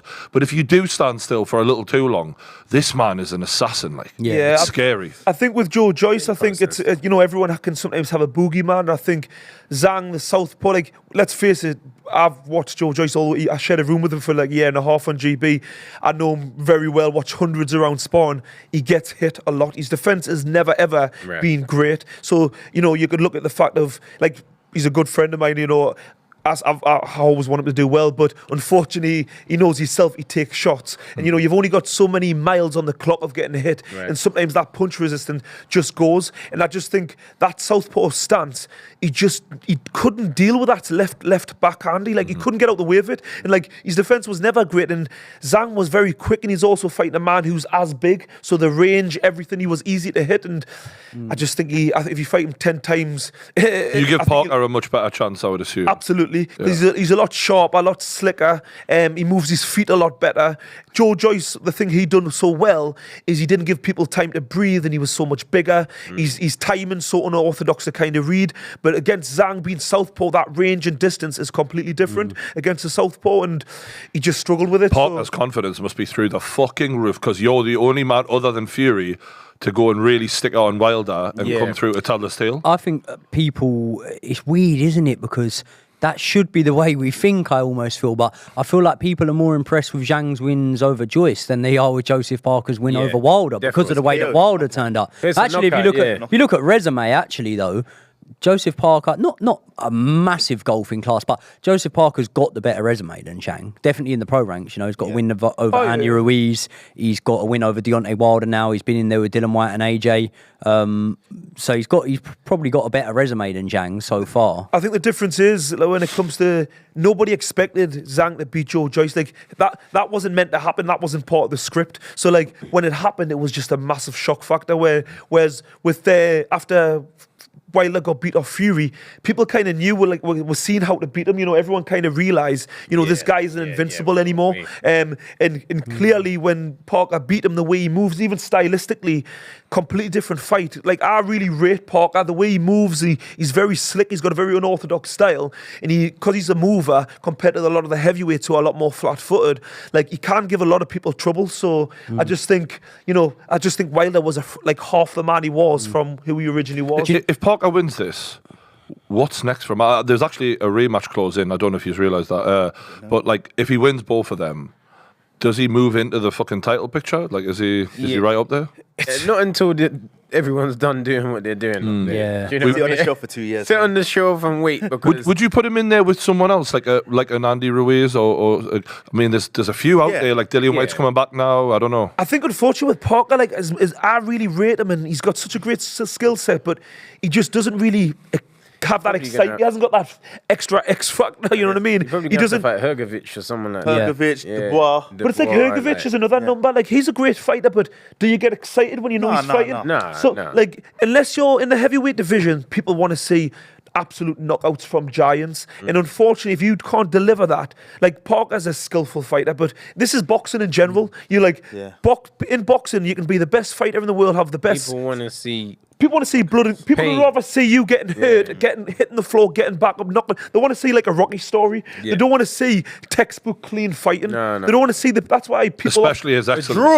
Draw. Sorry. This is wow. This is why people often criticize Mayweather towards the end of his career, because he was too skillful. They didn't see him get hurt. It was just. Do you know what the difference maker is? I'm surprised in this, by the way. We've just seen a draw, but the lad obviously scoring Bolo had like 116 to 111. Yeah.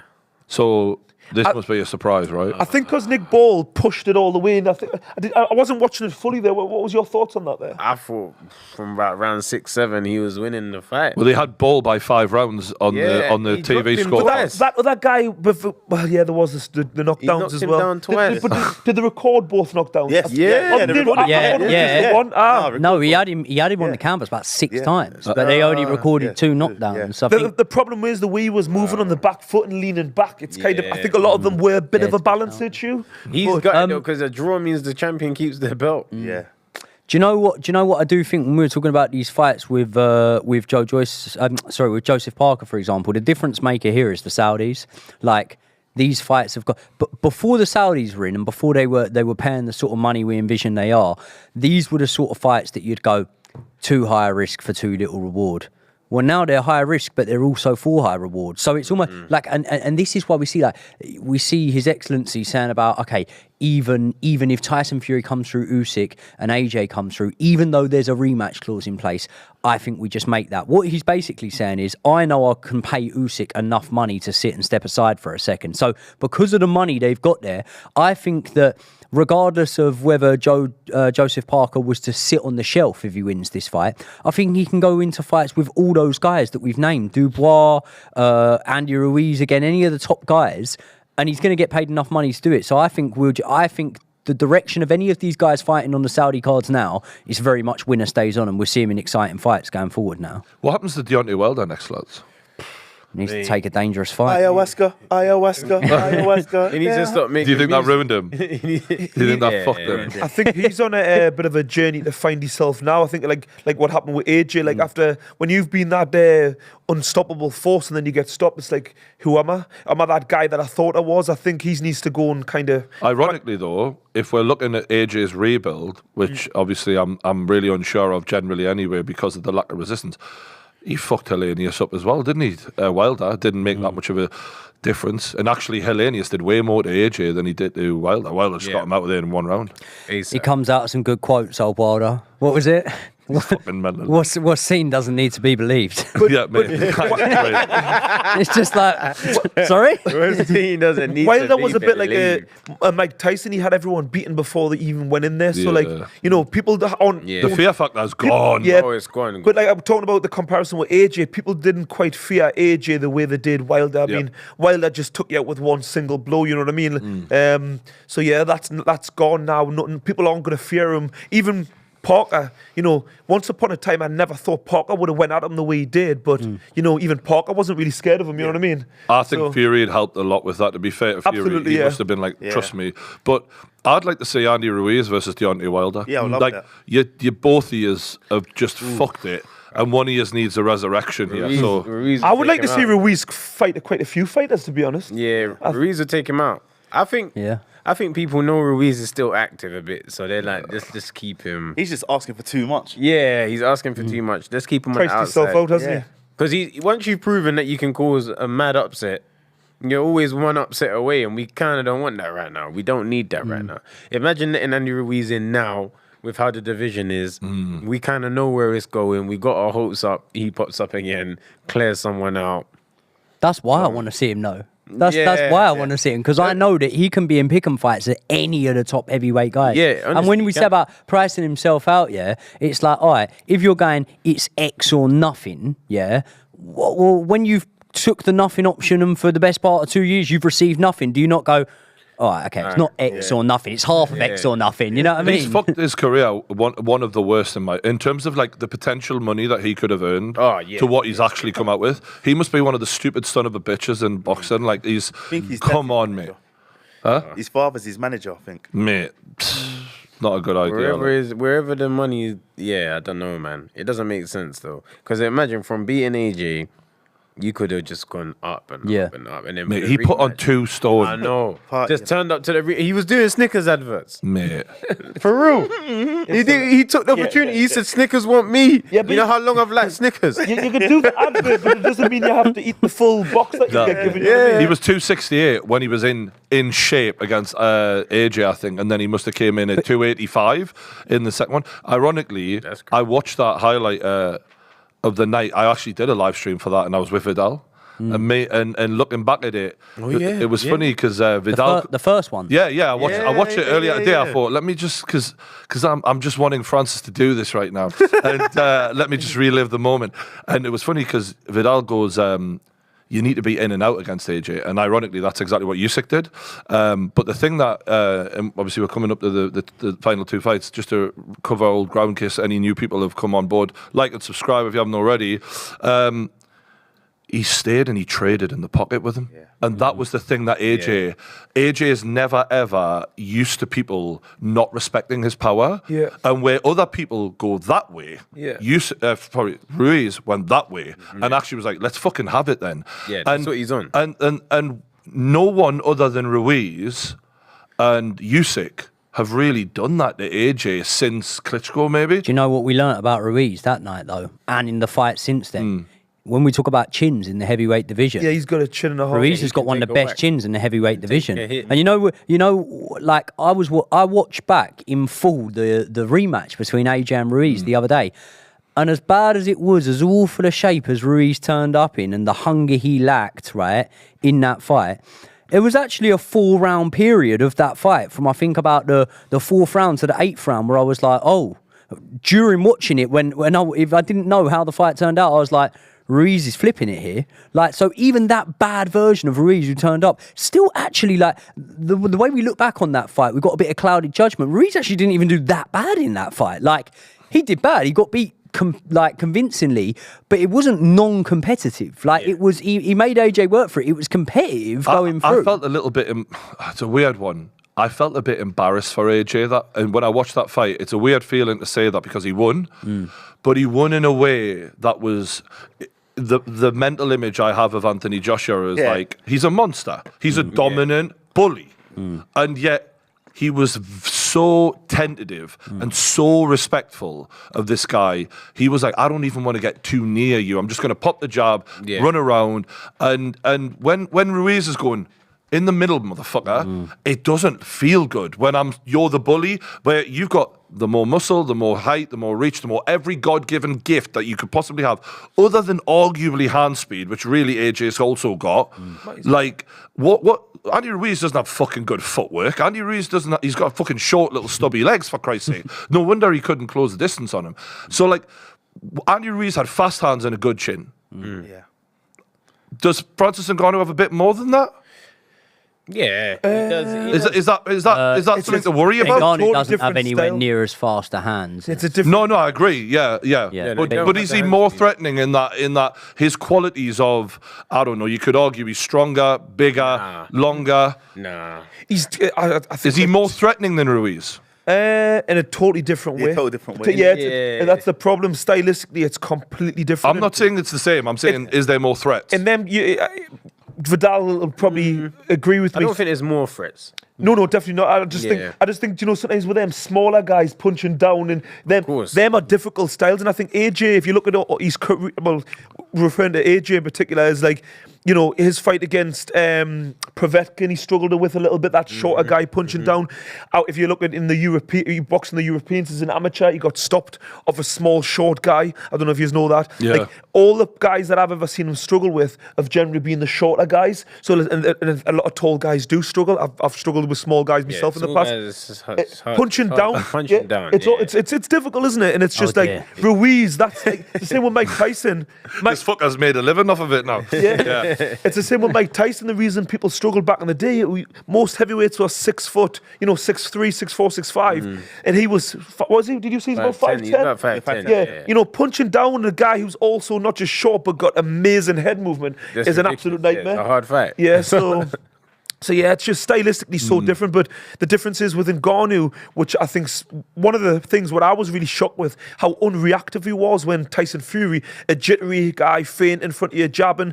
He just didn't really react too much to a lot of the stuff. He just kept coming forward so calm, as if it was a walk in the park. I think that was the most difficult thing to deal with, because when you're a boxer and you're, hitting the guy and you're feinting and you just get no reaction, and they just keep on walking you down. It's a difficult thing, It's a difficult thing. And on top of that, they've also got extreme power where they've clipped you with an arm punch of a left hook and you've hit the canvas. You know what I mean? Like, that's a difficult situation to be in. So it's a different type of threat, really. I think when you look at Ruiz as well, like...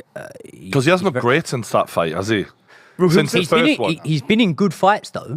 Like, the AJ rematch weren't that good, but the fight against... What's his name? Chris Arreola. That was I'm not saying technically it was a good fight. Very entertaining fight. Yeah, and the Luis Ortiz fight is a very entertaining fight. So and what he's there showed. I'm not saying like these guys are elite level, yeah. But if you come off the back of a 2-year layoff and fight Chris Arreola, that's not a bad opponent to take in a comeback fight. And if you come off the back of then an 18-month layoff and take on Luis Ortiz, This that's guy's not so a bad. lazy, That's isn't he? not Why are bad. you taken 18 months to 2 years between He's fights. got to get that everything. sneakers weight off. hasn't Fucking he? lazy bastard.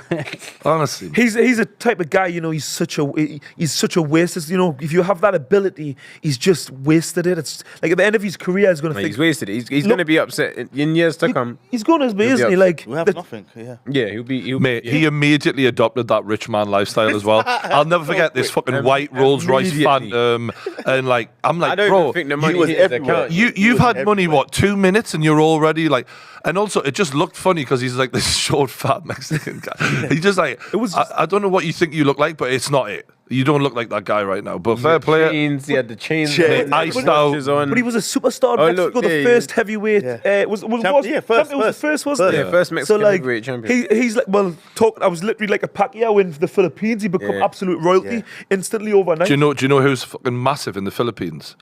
Yes, there. Salt Salt Papi. Papi, yeah. Oh, yeah. So Joe Weller's over there right now, Yeah. and he's messaging like, mate, do you know everyone knows who Salt Papi is? Like, Yeah. the whole fucking country knows. They support their people. Mate. They back their people. I was literally just talking about this with Cam Kirkham just in training recently. He was just saying he's like royalty over there, which is crazy. We've got Manny Pacquiao on our screens. Obviously, they're talking about the Conor Benn fight, which looks like it's going to be made. Apparently, Manny has said he wants it made this weekend. Like he wants it agreed, signed, done. He's all in. So yeah, it looks legit. Like it's like nailed on to happen, innit? This is crazy. Boxing is in a crazy space. There's right not now. one fight like I could have predicted. If I was some like a year ago, a couple of years ago, 2 before years ago, like no. before the Do you think Saudis this is got- because of the influence of boxing in terms of like gimmick fights? It's all of a sudden just totally acceptable. It's definitely a It's knock-on acceptable. effect. I think it's a knock-on effect for sure. I think it's a combination of that and the Saudi, this Al Sheikh coming in, like his imagination of the fights he wants to see combined with that. It's an absolute mad, it's a mad recipe, isn't it? It's The gimmick flats open the floodgates. Yeah. Open the gate. Yeah. What Yeah. can be possible? Yeah.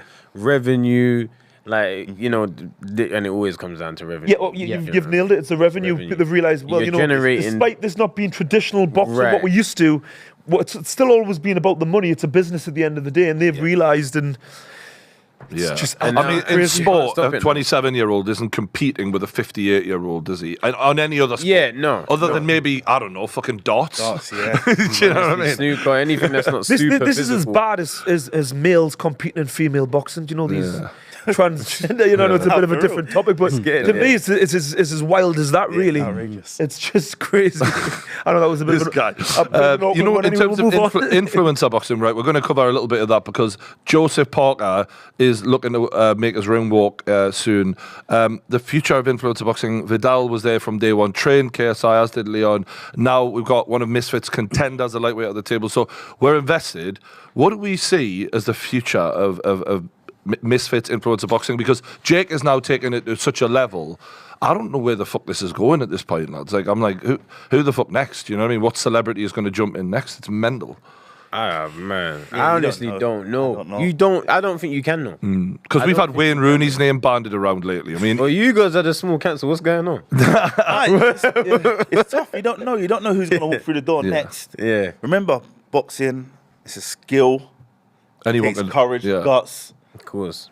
So yeah, we don't know Mate, who's. it's fucking gonna I'm walk still through wild. in next. shock off Jake Paul v Tyson. Only just happened. So I mean, I need that to settle first. I bet you this inspires, I guarantee, because of the way things are, some of the other Mike Tysons out there, and obviously there's only one of him, but there's other boxing legends whose ears will prick up and think, there's going to be an undercard, isn't there? And I've already had a message of fucking of Joe Egan, who's obviously he's like, you know what, maybe me and John Fury might be on that. Do you know what I mean? But the point is maybe there's other boxing legends who will go, is there a YouTuber who I can fight? Yeah. You know what I Money mean? And we may have a full card of that. This is what we don't want to see, I know. though, isn't it? This is a Any what we boxer don't that wanna have no see. financial literacy is coming back. I know. Guaranteed. Yeah.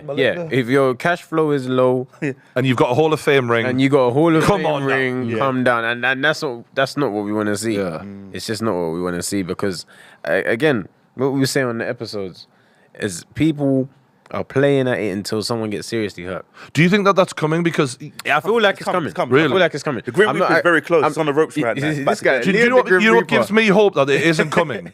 Slap fighting. I'm watching people getting KO'd every single clip, and I'm like, I don't know how are people not dying from slap fighting? They literally like chin up in the air. I think that's even worse than Jake Paul. I think that's what I can't believe that's legal. I can't believe that's. Do you know what the funny thing is? There's people like Dana White who promote slap fighting, who are then probably going to like complain about this, and I'm like, bro, if you're promoting slap fighting, you can't talk about influencer boxing, like, you know what I mean? But but see, the thing is, if a slap fighter goes into a coma or whatnot, who's gonna know? Because nobody's really. Yeah. Yeah. Do you know how much money they get for that? $2,000. Yeah, man. Yeah, I'm not surprised. I'm not surprised. Mate, they may as well, like, bless them. A lot of these people. $2,000, you want to get slapped in your face like that? A lot of these people are obviously on hard times. Well, there might be some out there, but no boxers go into the ring allowing another guy, generally speaking, to hit them with a free shot. Yeah, we know it's a likelihood, but the fact that them guys go in there and allow that a free shot. It's women as well. For only 2,000 Mate, there's women as well. They're fucking crazy. That is $2,000. Tell you what, how much would it take to get a slap of Francis Ngannou fucking arm by your waist? What, with my arms by my waist? Fuck that shit. I don't want. I'm good. Honestly, I'm good. I'm pretty sure he'd be pretty good at that. You know, I was thinking, what happens if, you know, you sign up for slap fighting, you deliver your slap, then they're about to start going, do you know what, I've changed my mind. Yeah. I'm out of here. That's what I'd say on the first one. I'd say I You won't make it back to your car. Didn't work. You've got to leave. I mean, I've got an appointment. I've got a dentist appointment. It was pressure. No, but no, seriously, I think that influencer boxing, a lot of people think it's going out the window. Have you, like, there's so many, pro boxing fans who are like, it's finished, cancel it, it's over. You know, the Logan Paul versus Dylan Dennis KSI versus Tommy Fury event? Yeah. That did 1.3 million pay-per-view buys, and people were sitting there saying that this is the end of it. And I just laughed. I'm like, do you not understand? Like, this is the biggest pay-per-view of the year for DAZN. Like, it's only going one way. Yeah. And Jake Paul versus Mike Tyson, as bad as that may be in a lot of people's eyes, it's only a sign of, hey, I hope you're ready for more. Because this is the beginning, not the end. But even the ones that aren't like massive household names like a Mike Tyson coming back, I was looking at stuff the other day. Slim against Salt Pappy, just the official, there'll be loads more views, but just the official video highlights that DAZN put out off that is like 350,000 views on YouTube, right? If you look at like fighters that are boxing, that are levels and levels and levels, light years ahead of both them guys, and them fights on YouTube don't even do a fraction of that. But then you wouldn't look at that and go, well, boxing's going out the window. So it's like, you know what I mean? Exactly. Like, actually, what people need to understand is it might be a different audience. Like, I remember after I came out of my out the ring after my Misfits debut, like, I was shocked at the amount of kids. You know what I mean? Like, it was just, it was kids. Can I get a picture and whatever? I'm thinking, you want a picture with me? Like, whatever. Like, these kids. Do you know what I mean?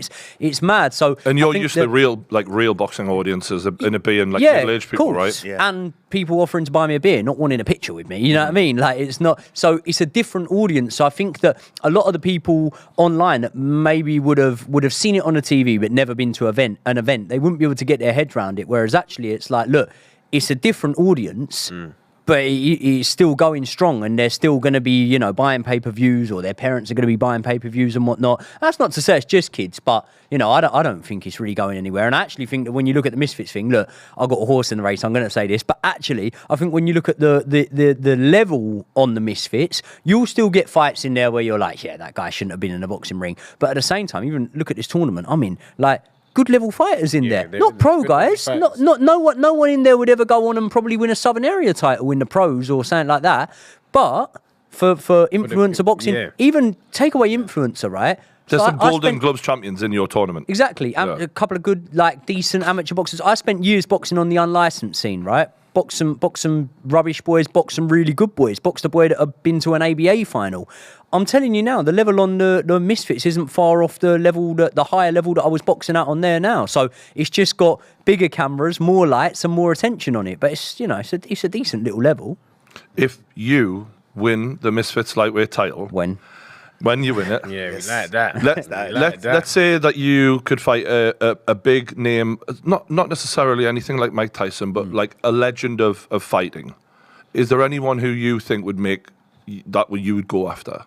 for a fun fight, MMA legend, something like that? Well, no, I'd want to fight Dean the Great, who was the champion, but it looks like he's absolutely shit himself, doesn't it? So clearly, you see the lineup in that tournament. You see the lineup in that tournament and thought, "Fuck that! I don't want to do that. I want to go and have a Jose Aldo or someone like that." And I tell you what, that's someone that I would like if I was to go on and win this tournament. You know what I mean? But so I don't blame him for doing it. But ultimately, the tournament was set to go and fight Dean, but it looks like his arsehole's gone a bit, and he don't want it. Have you seen this, Vidal? I've seen the tournament. What's happened with Dean? Dean the Great, obviously, lightweight. I thought he hurt his shoulder. Yeah, lightweight champion. He was injured. Then all of a sudden, he's supposed to be injured. They set the tournament up. I actually provided the idea. I was like, "What about this?" They went with it. It was great.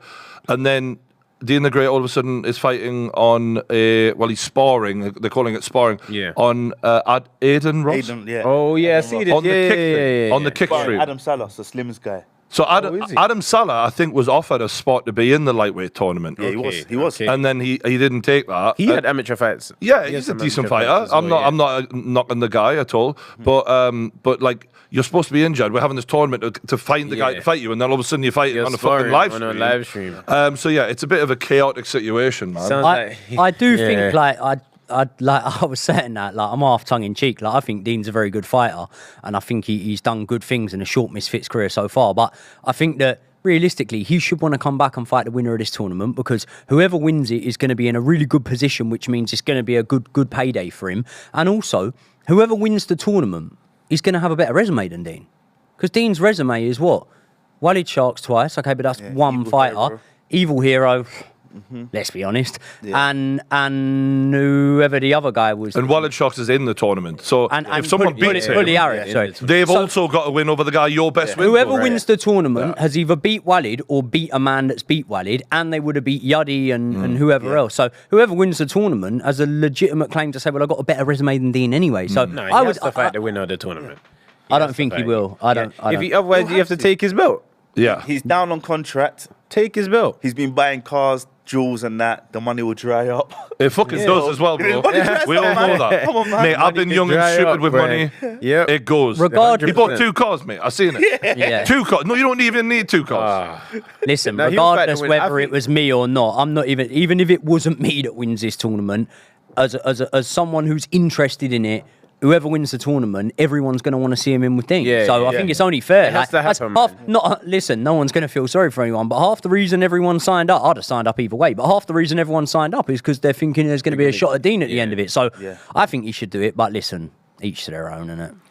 Well, cautionary tale is be careful what you wish for, you know what I mean? Because I think Mam's Taylor has done a lot for that Dean lad. And he's done a lot for it's one thing to say, oh, this is an opportunity, but burning bridges at a young age is a bad idea. Yeah, especially when you've been treated well, you know, in where you are. Well, let's be honest, no one knew who, like, no one on a global stage, KSI put a lot of energy into Misfits, and therefore they were able to push Dean to a new level of fame. 100%. And I think Mams has spoken to me personally about high hopes for Dean. Yeah. And I don't think Dean is really understanding that when he's off doing these other things. Like, don't forget, this guy has your back. So yeah. Don't worry about Dean, mate. There's a new sheriff in town. This is what we're going to be hearing. I think where he's just picked up momentum and got known, it's just that initial feeling of fame. Whereas, people. When you've got Ryan Garcia responding to you, Shakur Stevenson, but this is the thing, you're not in the ring with them. They're just tweeting you. Remember your level. Yeah. Remember you are the Misfits champion. That's why they're talking to you. Right. Because of that. You know what I mean? So I hope you just. I can hold my hands up now and say, once I become Misfits champion, I will still happily admit that Shakur Stevenson, Tank Davis, and Ryan Garcia will all beat the fucking shit out of me. I'm not going to go on like that. I can tell you that. Yeah. Well, there's a new regime. You've got it right there. We'll see what happens. We're coming up to the co-main event any minute now. Fucking, they're just having a bit of a chat on the sofa right now. I tell you what, you're going to be fighting soon, Vidal. Preview that.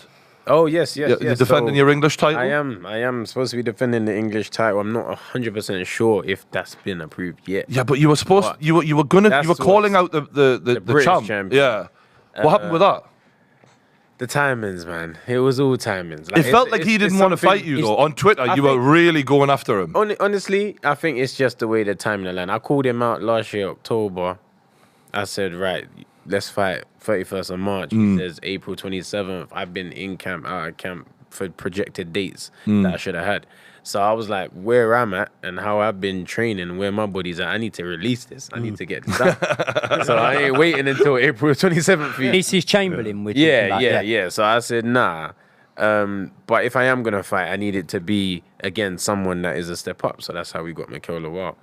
So I'm excited to fight him because I feel like it's just going to be one of those days where people are like, okay, yeah. Okay. This is the coming out party. Okay, yeah, all right. Maybe he's a bit better than we thought. Maybe. Really? But even if they don't think that, I'll be happy. It's more, I do things, and I've learned to do things with the personal achievement box. Yeah. It's not really about everyone else, because someone's going to say, oh, yeah, well, he didn't beat him before Isaac beat him. You can never please everybody. You've got to know your own progression. And for me, in my 11th professional fight, to say I'm defending my title against a former British champion after calling out the British champion, it's a good look. It's a good look. I'm happy. Achievement. I'm happy. Yeah. You know what I mean? I'll be happy with that. And then we're still chasing that British down, because that's the plan. So, mate, you know what was funny is I'm watching your fight, and when I did my Jake Paul video reaction of his last fight, I'm like, why don't you fight someone like Anis Taj? You know, that was circling a little bit, and then he said, because I'm fighting Tyson. that shows how off I was, because I'm like, Anis Taj is a hard cunt, right? Anis Taj is a bad man, to be fair to him. Yeah, against you, I thought, you know what? Obviously, there was levels and levels of difference. Yeah. But when someone's tough, you admire them. Yeah, right? Of course, you have. And I admired him because I'm like, well, I've taken one smack of Vidal, and that was enough. Let alone what you've just taken. Yeah, you got my fucking. Yeah. And he kept coming, he kept going. And you leveled up even again, right? In that second fight, you really proved everything that, all right. I had to, man. And I feel like that's what gets me going, is just proving, like, overcoming. But that's a good test, though. You know, like when we're talking about if Jake Paul was serious about world titles and all of that, you want learning fights. Yeah. You know, when a guy's barely even throwing anything back, what the fuck are you learning from that? Like, you know, there's not much you can take. That's the thing for me, is actions speak louder than words. And the thing I would say about Jake is, as much as get your money and as much as I really admire his journey so far, don't talk about world titles, because you are doing nothing, absolutely nothing towards a world title. This move kind of... It did throw off the whole theme. Like, he was saying, I'm going to fight for world titles. He started fighting traditional boxers. So we're like, okay, cool. Maybe you are heading on that road. Even Lee, you said you think he was going to pick up one of the Latino belts. Yeah. Like a WBC Latin. Yeah, that made sense. Something like that. And then you just say, I'm fighting Mac. I'm like, what do you mean you're fighting Mac? Yeah, but do you not think that could be because of the public reception from them two fights? Like, I think that, you know, there's certain fighters, like, even Canelo, we were saying about him sometimes with the opponents being a bit lackluster, but it's Canelo and you'll watch it either way. And I think because of the hype around Jake Paul's fights, he probably sort of to an extent thought, I can build my resume up a little like prospect boxers would do, and there'll still be the interest because it's me, I'm the star of the show, I'm Jake. And he realised there was no interest in Andre August or that Ryan Borland guy. And then it's like, right, okay, I need to do something big here because I can't carry on going through this learning stage where no one's interested in the opponent. We've got Joseph Parker coming out right now, by the way, boys. He's smiling. He's looking relaxed. Yeah. He looks quite light as well. Just quickly, because you were saying it, Jake Paul against Anis Taj. Surely that's not a fight that Jake Paul's handlers would make. Clearly not. No. Do you know who I was saying? Everything out the water. Like, when I saw Mac, I thought, well, what path we thought they were taking, they're not taking. No, but I'm saying in terms of Anis Taj is too big a step up for Jake Paul to go in with. I would say I was saying this to Brian, right? Yeah. Do you know who?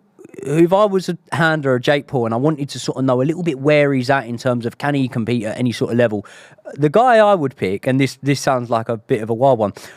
Does anyone remember that Jordan Grant that Tommy Fury fought? Yeah. Oh, yeah. Went to points with. But then Ben Whittaker fought him and stopped him in 2 rounds or something like that. Yeah. Someone like that, maybe, to see, like, okay, Tommy Fury went points with him. Right direction.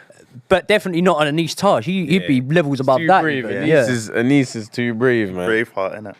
Oh, you know what? Quickly, whilst the space is free, everyone that is tuning in on Real Wheels, thank you. We appreciate you for tuning in. You can see us. We've got the T-shirts on right now. These are available in the link of the video. So it should be vidal.co. Head there and get your t-shirts. I can't show you the back of the t-shirt because of the angle, but there's a big Ruin It's cool Wheels. as fuck. I can vouch for that. I like it. There's a big Ruin Wheels logo on the back. Brian, when we get them, Yes. we'll send you one. Thank you very I'll much. have one, We'll yeah, send man. The you team as will want well. one. But shout out to everyone tuning in. And just before Michael Buffer brings Jelle Zhang to the ring, I want to shout out to Marwan, Assam, and Master Stitch because they've helped me before we got on the streams. Legend.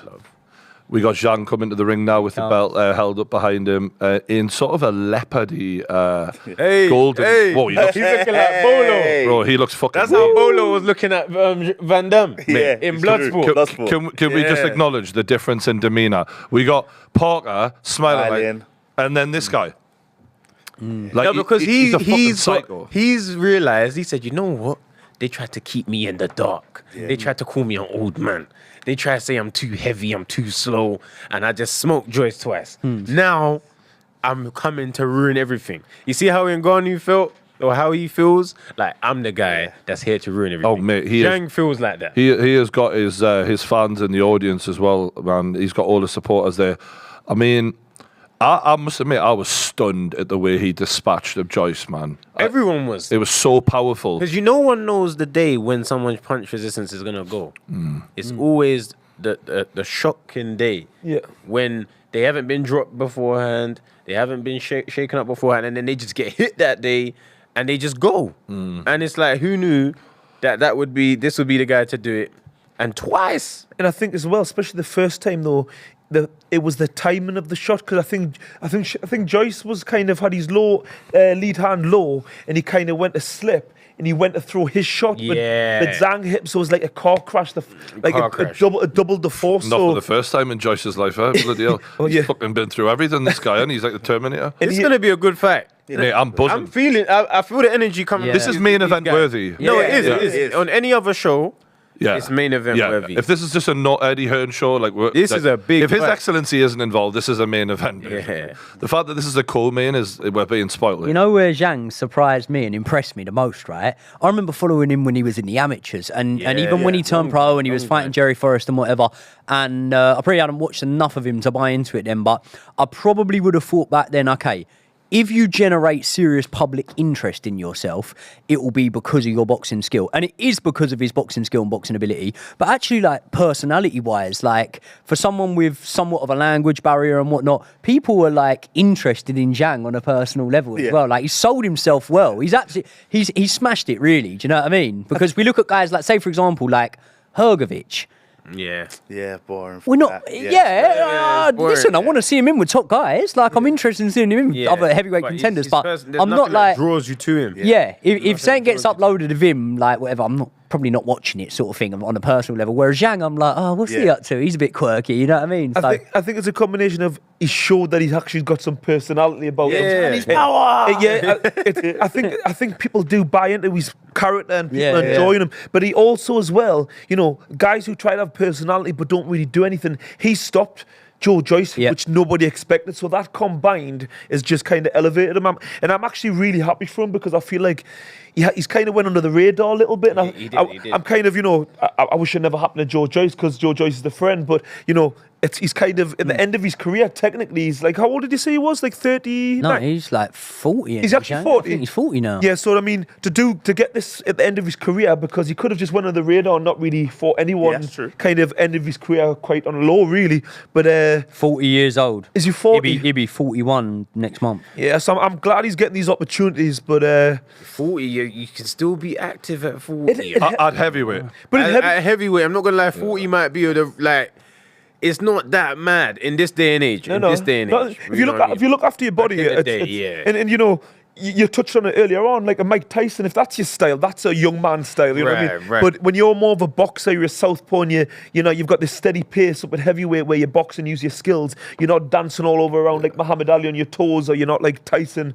You can do This it. is the funny thing. Is Tyson Fury's manager? Tyson Fury's behind him right now. I think I don't know Like, what I'm it trying is. to realize is there's an official business connection. Mate, Tyson Fury has the worst fashion sense ever. Crazy Ever. sense. But it's weird. Fucking Crazy. hate those But he suits. kind of suits with something, you know, in a weird way. Now, I'm because not- you expect to see him. yeah, You expect to He's see him. great. He had a track Suits record, though, him. didn't he? Do you remember the Yes, interview when you he's know what I talking mean? about David Price being a plumber and he's got the sideways New Era cap on? Mate, Like, Fury's you know, always had if he- dodgy fashion. if he turned up in an ordinary suit, you'd be like, "There's something not right here." But you turn up there, he looks natural. It looks normal, yeah. That means that Hey, he he's trying pulls it out. off. It's the one thing that makes me believe his mental illness is saying his fashion sense, honestly. Because like the whole thing of I thought about crashing my Ferrari once, I'm skeptical on, but then I look at his suits and I'm like, maybe. Yeah. Fair play.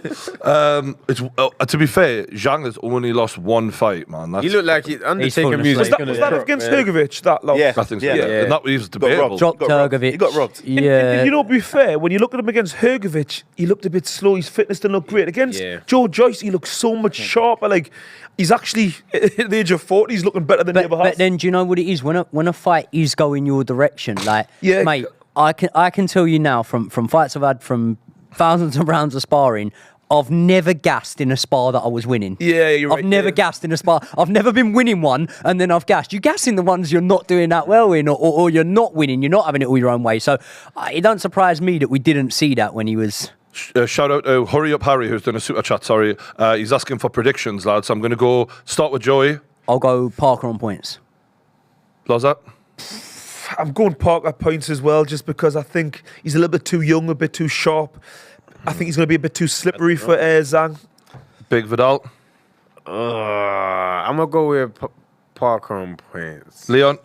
It's I difficult. want to say Parker on points, but Zhang KO. Yes, bro. Come on, let's get it. Get You know, it on I it. felt that in my chest, but I thought, you know what, I'm going to go with Parker. It's the walkout. I think the walkout yeah. sold me for Mate, I'm the gonna- the look of death in the eyes of Okay, Zhang okay, was look, quite it's where you get- look. intimidating. Look, Look, the close what you got Undertaker. The other thing is, for Zhang, this Makes you is this fight. is a bigger deal, isn't it? Really, you know, after beating Joe Joyce. I don't know whether it's because these two are heavyweights. He's in I don't know whether it's because these two are heavyweights, but is this a small ring?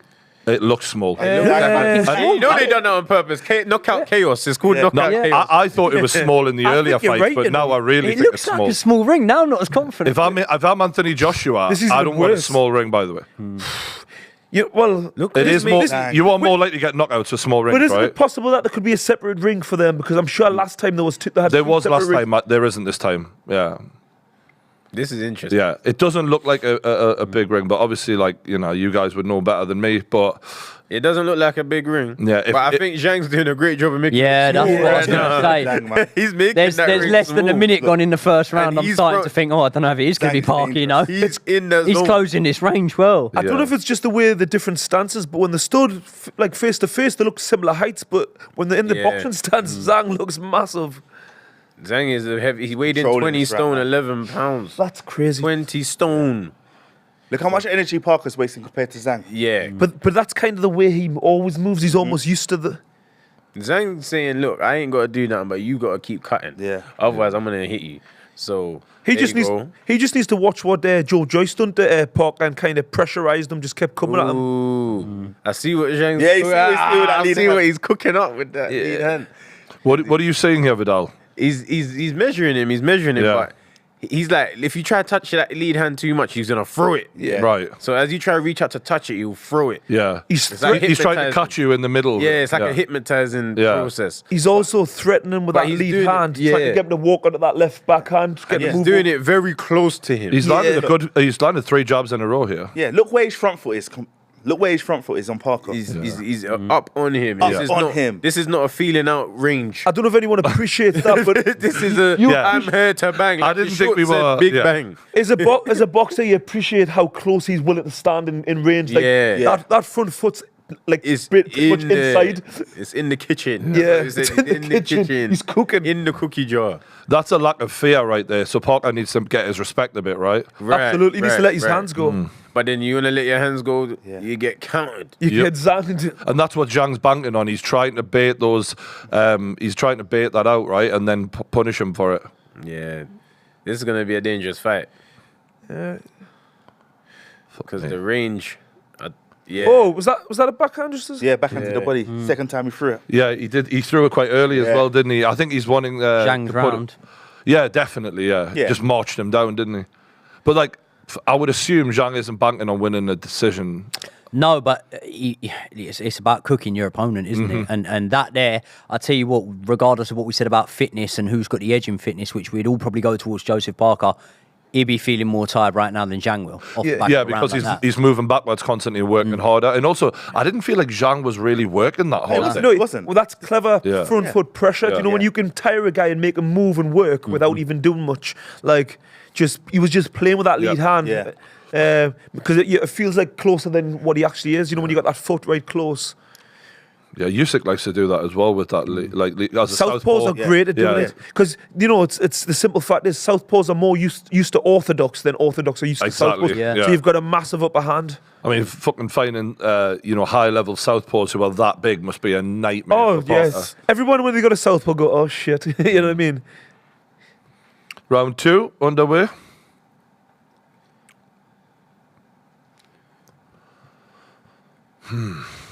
And did Zhang get hurt against Hrgovic? I think did he get robbed? Not really. It's a good fight. Good year. But I can kind of briefly remember Threw that big backhand there like Loza. Zhang did. Didn't quite connect like. I think as well he's deceivingly quick for the big man. yeah.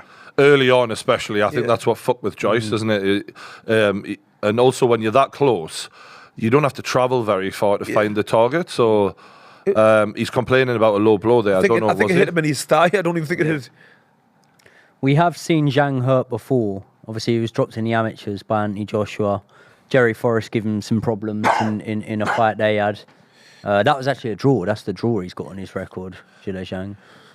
Do we feel like Zhang has to let his hands go quite a bit early though? Because the longer it goes, you'd lean towards Parker. It depends on what. Depends if he can tire Parker with this pressure.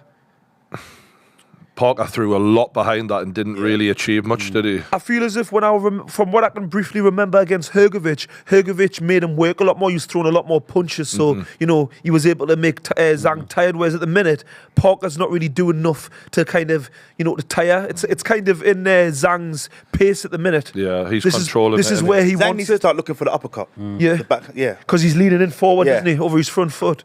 He's got him in the corner. Yeah. He's letting his hands go a little bit. Parker gets out of it. See, that's He looks worried though. That's bad for your confidence right there. Parker looks worried. He looks flustered. Yeah, He's not with his head and man move over. Like if you're Team Parker, this ain't going according to plan so far. No. But I mean, it doesn't mean he can't turn it round. But it's not the game plan. I'm sure. He moved him quite comfortably there, didn't he? The way he just comfortably. one hand just manoeuvred him like. Is he cut? Is he cut? Who, Parker? No, He's marked up. He's marked over the eye though. Yeah. Over that. Already. Yeah. That's because Zhang said to him, "We're fighting straight away." That's what he gave him no choice. Hey, good hook. Yeah, Parker's actually landed a few shots in this round. Zhang's still winning it and in control of it. But Parker Sanders needs to whip that uppercut, man. He's probably waiting. yeah. a bit like Tyson Fury did against Dillian White. He doesn't want him to know that the shot is there. Yeah. That's the. Yeah. Tire him out a little bit and let him walk on. No, but this is round two of a 12-round fight. This isn't a bad pace for a heavyweight. This is a bad pace for Parker. For Parker. Yeah. He likes space. Because look, he's having to fight. Yeah. Your forehead's red now. Yeah. Like, it means that the fight started early.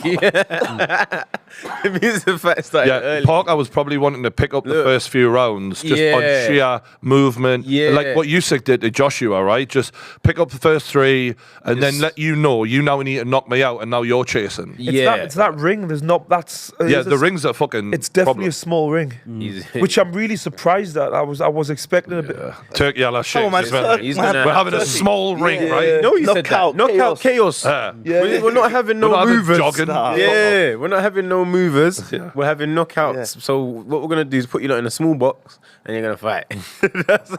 That's what's happening. But I'm paying you millions. Yeah, so you can't complain. Yeah. But I think Parker needs to put some damage on Zhang fast. Yeah.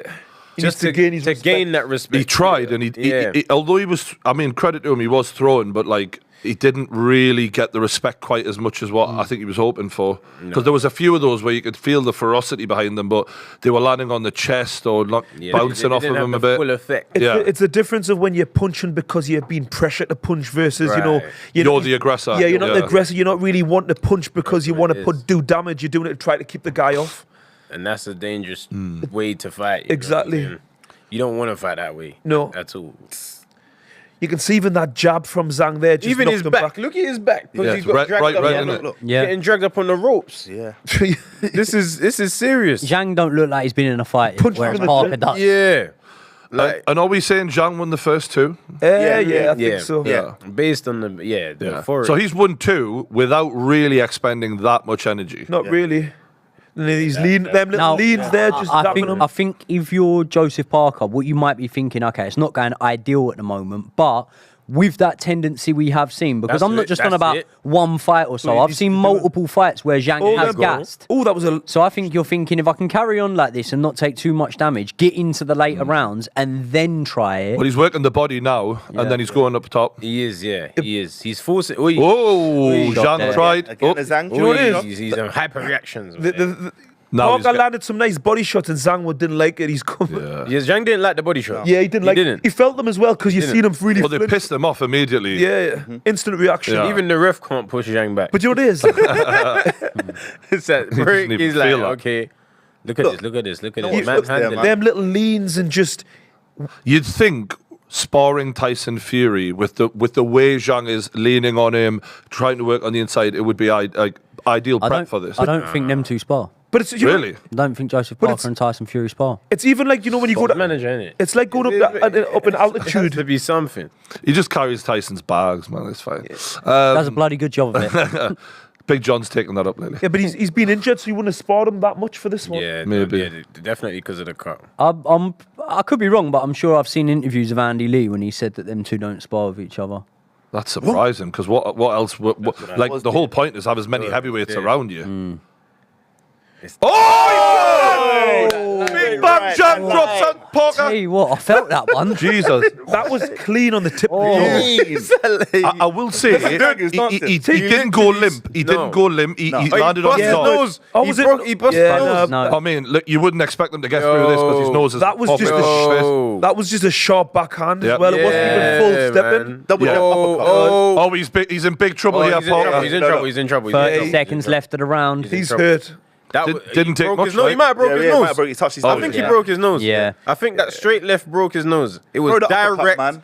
It was It needs to be direct. that uppercut. When his Yeah. head goes low like that, Yeah. over No, he's not. He's not. Over the he's top. saying- Oh! But now he's jabbing it. He's But not on good legs here. Now he's jabbing it. He doesn't look like he wants it. Oh, he needs to get back to his stool and hear something. Oh, that wasn't far lady. away. Oh, Zhang is playing with him now. Like, Yeah, Come on, look at Zach, him. man. Oh, he's leaving his chin out. Okay, look Oh, at and he's celebrating already.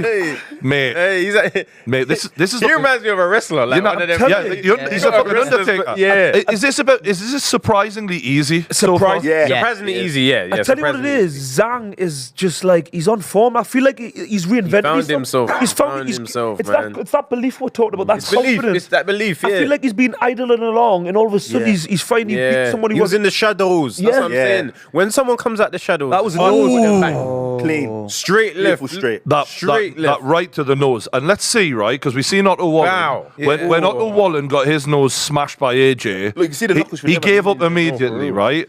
Will Parker give up or will he come back? He won't give up yet. Because he took a few good He shots took there a few good afterwards. shots. Tell you what, Zhang, I'm a huge fan of Zhang now. No, mate. He's really won me over.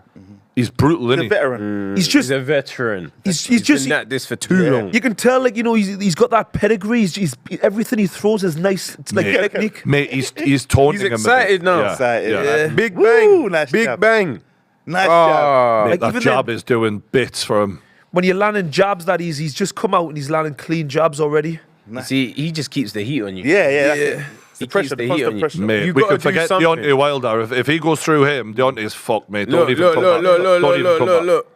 look. He's that manhandle. No. Just 20 stone. Mate, 20 stone. Oh. 290-pound men are like that, man. You're just like, how many of them do exist? Yeah. Aside from me, not many. Right, I'm telling you. That's- No, look, I know. Joseph can't get out of the way. Nah. I think that backhand must be deceivingly quick. You know. Oh, And mate, the it is. range- It is. because the way he's hitting people with ease with it. No, but he's standing too still. Oh. He's standing These too look still, bro. painful, man. I got to give Parker credit, you know. He's not a bottle job, mate. man, He's them right. Samoans. He's still in. No, He's no, still so trying. That bloodline, they're not cowards. Yeah. Oh, And mate. the thing Yeah, that Zhang does so well, he hurts you with that backhand, then he starts bringing that right hook. Like, Yeah. Yeah. ah, right. But he's moving into it. This is the problem. Do you know what I'm saying? He's moving the wrong ways. Because you see what he did there? He's moving into it. Parker threw a shot at him and he just sort of went, what do you think That's that what I is? think happened, you know? In the second He's fight, demoralising him I now. think that's what happened. Yeah. He didn't respect his power from jump. Yeah. So because you're 240 pounds, like we forget, like there's weight classes for a reason. I know heavyweight, we just lump them all in together, but 50-pound difference. It's mental. That. Yeah. Parker's His defense has nose, kind of man. lost him. He's lost that sharpness in his movement. Because his nose hurts. Yeah. His nose His hurts. nose hurts. Like he's thinking, oh, there you go. Get one in He underneath. needs them body shots. Look, he can't breathe out of his nose. Yeah, man. That's what I was just thinking. And you don't want to blow your nose because your eye will swell up. Yeah, it'll swell up. Oh my God. So he's gonna, I don't know, but he still wants to stand with him too much. Like, what's he standing there? He's lost his movement. I don't know if his corner said you need to go and get some respect and stand and let your hands go. But that's good body shots though. But he got caught. He kind of abandoned the body after he got a reaction out of him earlier, surprisingly. Well, I think he upset him. He went, I shouldn't have done that. Yeah, maybe got a bit too. Zhang's too comfortable though. Yeah. Maybe he might get caught with something because he's too comfortable. He's but taking a mick now. He's just look. There you go. Yeah, there you go. That's what you get. Yeah, that was That's nice. what you get when you want to start playing games. See that? Start playing Parker games. letting a few Go on, go. Parker, son. Is that woken Parker up? That's what you get. I've got to give Now Parker you credit. gave man He's not confidence. defeated. Like Otto Wallen had his bags packed at this point. He's still trying. He had his Mate, back. Otto Wallen was like, "Fuck this, I'm off." Yeah. Zhang needs to shoot that straight to the body. Yeah, again. he playing games like. Yeah. Now you see what you're doing now. You woke man up. You woke him up now. It's that spite that sometimes Low Parker's blow. missing, and Low blow. he's starting to do. It was low. Yeah, well, That was on the border. To be fair, I do think Parker accepted it was low, but I don't know. We'll see. I think he's just too polite. I think that was on the belt line. Yeah, you too polite, man. I say I don't know what you're talking about. As you've seen. It's like, come on, mate. He's broke my nose. I lit him where I No, want. honestly. But Parker got some good shots. Yeah, Man. I think he showed something there. Yeah, he did. That was a good round. We were like, is this where he collapses? And he hasn't. Like, But this is the thing about Parker. Like I've said so many times, I do rate him. He's got all the skill set. It's just that extra bit of belief he needs. Boom. Well, Zhang came out and believed immediately, didn't he? And, Instant. But Parker almost needs to land a few decent shots to like find the confidence. Yeah. Until he finds that he's not. Because Wilder let him, and Zhang never. Zhang there's never that. let him.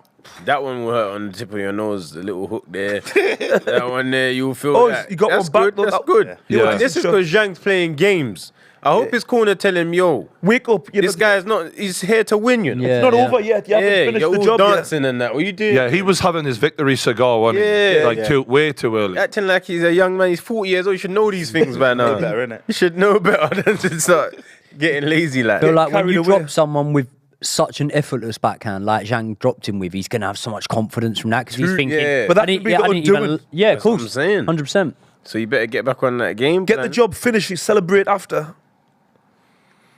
God, but all of a sudden, I'm hopeful for Parker after that big drop. Like, Feel like Zhang Oi, should go nice back little to hook working there, the good body a hook little there. bit more, coming over Oh, the top of the right Come on, hook. yeah, you're that's right. fine. Zhang was going to the 'Cause at body, the and then he minute- started headhunting. At the minute, he's just knocking at the door, waiting for that massive shot. That's Yeah, exactly yeah. what It's too predictable. He's looking for it He's too hard looking now. for it Yeah, now Parker's getting off his shots. I feel like he's finding a little rhythm. Yeah. Is since that Zhang last maybe round. slightly more tight? Has he got too excited? He looks like he's slowed a little bit. Yeah, I think he lost concentration. Yeah, he has. He lost concentration, and now I think he's trying to bully him. He's forgot what was working. It was working, yeah. Exactly. He's still in that range. Yeah. That euphoria you get though when you drop someone and you think, right, okay, cool. He just looks. I might be having a shower in a minute. This fight might be over. Yeah. And then when you're 2 rounds later, and it's like, I'm not saying it's not going your way, but all of a sudden, like, oh, we're still here, we're Person's still still doing there. this. Like it can flatten your. He looks like he's breathing a little bit heavy for me. Zhang, he's backing off a little bit now. He looks like he wants to catch his breath.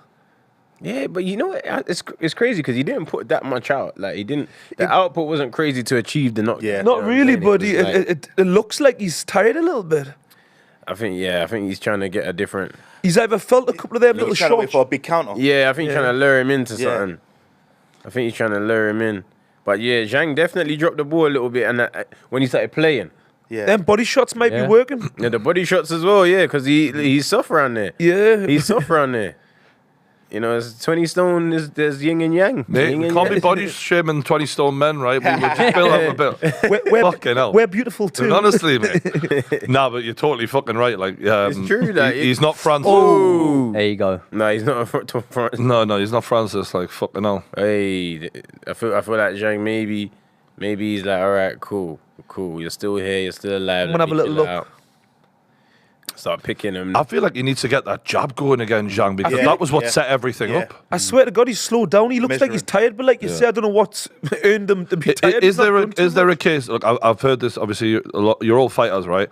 When you drop someone, there's an adrenaline dump. There's that victory lap in your head of, all right, this is going to be a lot easier, and you mentally celebrate, and all of a sudden the guy's still there in 3 rounds time. No, can't be. You weren't counting on that after that, right? And then emotionally, that was a nice left hook from keeps Parker. catching him with that hook. Because He keeps catching him with that hook. That's a good hook as well. He's ducking and throwing it over. we haven't. I don't know if we've scored the rounds consistently, right? So we said the first 2 obviously were Zhang. The third one I think was the drop, was it? Yeah. How's this 5th? I think it's the 5th I think round. Parker might be winning this I round. think it's I think Parker's 3-1 winning with this with one in there being a draw round. Really? I'd say that round was Parker. I'd say the round before was a draw, and then the first 3 were Zhang with a 2. With a drop. So 4-1. 4-1 with a drop. If you were Zhang's coach, you'd be annoyed that he's kind of thrown it away there. He doesn't capitalise on that. But he should have kept his foot on his neck, He did. right? Absolutely. He should have kept his foot on his neck. He lost concentration, took his foot off, started getting too overly confident, playing around, and fair play to Parker. So now, Parker got a little bit of confidence. Yeah. The moment he landed that overhand, he thought, okay, now I can get to you. And I the got a body response, shots. yeah. So now we're really in for a fight now. Yeah. 50-50. I called it as a 50-50 fight. So far, it's looking like it's edging that way. It was heavily Zhang, but now it's looking like Parker. I didn't expect Zhang to drop him or hurt him so early, though. I really wasn't expecting that. I didn't expect that. No. But I did think Parker was going to be more mobile. Yeah. He really wasn't. Yeah, He was stood right in front of him. And that's why his nose is broke. Yeah. But I mean, Zhang did a good job in like closing the gap. He did. And the ring, I think the ring has surprised us all in terms of He being made it smaller than we small. thought. Yeah, he made... You made it small. Let's see what we're in. We're round 6 now. Yeah, Zhang needs to keep touching. Yeah. He needs to do what he done in the first round. He's neglected, like you said, what was working. He's doing it now, though. He's back now. Yeah. He's back, but we'll see because Parker's got the vim now. Yeah. He's got the movement. Look, he's making sure he don't stay still. Yeah, he's got that head going big time. Yeah, he had to. Yeah. He paid. He really did pay for not doing it. He's just not landing anything as significant as what you'd want to swing the fight a bit. They're saying by the stats, Parker's landed more power punches. In the last round. That last round, Yeah, definitely. so Parker won that last round, as Joey said. It's just interesting that he's being dropped or hurt off a big backhand and he's walking into it constantly. Yeah, he's heading that not direction. moving at that left at all. I think if you're Joseph Parker, you're just thinking, look, we're heavyweights. We can all bang. If I can keep moving this head, keep using the feet to get a little bit out of range and stay in there, round by round, you just reassess. You know what I mean? Because you might come out for the 7th, 8th round, and all of a sudden you're thinking, "God, he's looking tired now," and then you have a go. And that being in the heavyweight division means that a fight can end at any time in comparison to the other weight that's more so divisions. why you don't in heavyweight want to wait too long because you might not be there in those later rounds. So it's a difficult one. But Yeah. I think Parker's boxing a good fight now. Like, Yeah, he's found what's working. I think he's almost adjusted to Zhang's timing and speed. Yeah. The issue is, if I'm his corner, you've given up. Was it 4 rounds to 1 we had at? Yeah. Yeah. You know you're up against it. So what? You're going to win every fucking round. Like what is the game plan here? Like how do you execute this? Body shot. Good. There was some work. nice work from Parker there. Yeah, good work from Parker. I feel like he has found his rhythm. Yeah. Yeah. I think he's found his rhythm, and Zhang's struggling now to try and land that money shot because he keeps looking just for that money shot. Ooh, he's I don't getting know why close he though there. thrown an uppercut. He's not jabbing no more. I think Zhang's looking to do that left hook straight back. Ooh, big breath from Zhang there. Did you see that? Yeah, he took a big. I'm telling you, air he's feeling it. Okay, nice one. there. Okay, yeah, Couple of good body shots in there. It's the problem of being that big, man. It's like It's a lot. such an advantage. So much weight to Yeah. move. Boxing is so aerobic. You know what I mean? And to be that heavy and be doing an aerobic sport, it's never gonna add up. never gonna add up. I don't care what strength conditioning you do. It's not gonna add up. It's just as a certain size of man can't be a cardio machine. Yeah. Yeah, The That's minute it. everyone's got an optimum weight, and he just like clearly, the power's there, but the endurance. Yeah. I think there's So a look at lot that, of it's turned openings into a to good hit fight. Zhang here. I just see him throw that backhand, and he had his lead hand, his right hand almost in his pocket when he threw that backhand. Tell you what, Bearing in mind- AJ's looking in great shape. Yeah, he's in good shape. He's looking a lot leaner, and he just. I don't know. I mean, he just looks always great shape. No, doesn't but he? in terms of, I've often felt like he's carried a bit Too too much big, muscle, yeah. Like he's, in terms of in good shape, he's never looked in bad shape. What do you prefer his weight at in terms of like his fight performance? Because some people have speculated his best weight is around 240, and when he has struggled with, was it Pulev who he was at 250? A Little bit heavier. He needed them 3 or 4 rounds to come back into it. The heaviest on the eye I've seen him is against Ruiz in the first fight, which obviously the whole camp until 2 weeks out from the fight, he was preparing for Big Baby Miller. That fight, he looked very heavy. Obviously, then the slimmest we consider seeing him look was against Ruiz in the rematch. Yeah, I think the best weight we see AJ in at is probably the weight he fought Klitschko at. But I'm just going on the eye test. I don't know the actual. It's such a difficult one because, I know even when we're on GB, even the heavyweights had an optimum weight that they supposedly perform the best at. And I think, I think sometimes people think it's heavyweight, you can be what you want. But AJ's definitely got an optimum weight. But I think, it depends on your opponent and what type of, the way you need to fight. If you need to be more on your toes, do you need to be able to kind of plant your feet and dig the shots in? I'm really interested to see how the stamina plays out in that fight in terms of who has the better stamina. Because I think- in theory, absolutely AJ should. Yeah, He's yeah. the smaller guy. But does Ngannou carry 270 better than AJ carries 250? It's more to do with how you deal with the nerves, because Ngannou doesn't waste a lot because he hardly reacts. It looks like he's got no tension and no nerves in his body. He just he's so comfortable. Whereas you can be fit as you want, and if you burn a lot of nervous energy, it zaps you. You know what I mean? So Composure's everything. composure's a massive factor, because sometimes I can walk in the gym and spar some novice, and I could have not trained, but just because of experience and being relaxed, Yeah. I can handle it. You know what I mean? Right. But it's just. Yeah, that's the interesting one to see how calm and composed AJ is going to be. Zhang's throwing this away. He's He's- throwing yeah. this away. It might be like a Hergovich situation. This you is- know? For real. This is why probably in his career. good just as shot we from said it, Zhang. yeah, Yeah, no. Just as we said it, but he He must have heard us. He heard you. He must have heard us. Oh, look, he's letting him off. It's like he's a lazy man at heart, isn't he? Yeah. He's got to force the Mate, you performance out don't of get himself. the 300 pounds by accident. Exactly. You know what I mean? Speaking The of lazy man at heart. honestly. He's almost just having a little nap, isn't he? He's He done wouldn't, some though. good we work. are- I don't even think he's a nap. I don't think he's choosing to do it. I was saying before, he's got a tendency to gas out in his fights when I've seen him. And I'm not saying he's completely gassed now, but he ain't He got- can't put his foot down. Yeah. Clearly. Because when he had him hurt, that would have been the time to fucking go, right? Absolutely. I said in that fifth Yes, round, Parker, come on. fifth, sixth. Was that put? He's still got that power. You see? No, Just- but you know what? What's happened is he's lost respect for Parker's power. yeah. So where he's lost respect for his power, he's choosing to not be responsible. He's choosing to not be responsible. He's choosing to say, I can take it Yeah. and I can hit you back. Yeah. Yeah, but then you're banking on the you're knockout. banking on the knockout. And he's not winning on points along the way. I feel as if, it's close still. I still Is he think winning this round? I still think maybe now it's close Is he to winning this level. round? That's the thing we don't know now. Close, man. It's in that mix now. I feel as if it's in that era. Parker's pulling it back. Oh, he's definitely pulled it back. But Oh, What Zhang's great, he's great off the counter, isn't he? Yeah. For a Shut big that man, back. he's sharp when he counters. Yeah, he does. He beats you to the punch. Yeah, he's timing and he's speed for But a big sometimes man. you rely on it too much. Hoping that open will be there. And yeah, He's shattered, you've man. got to still be banking the points as you're going along just to make sure. I mean, I'm not saying we didn't expect this, but watching Francis in the locker room here, he certainly doesn't look like AJ in the Oh. way he hits pads.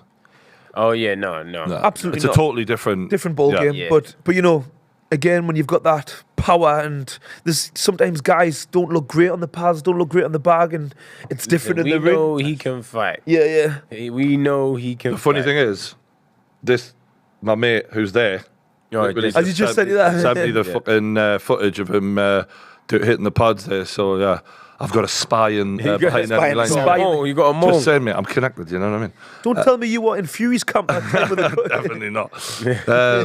I'm fucking buzzing for this main event now. Main event is I'm ready gonna for this to be be over. I'll be serious. honest, I'm a little bit disappointed in Zhang was excited. after an exciting start.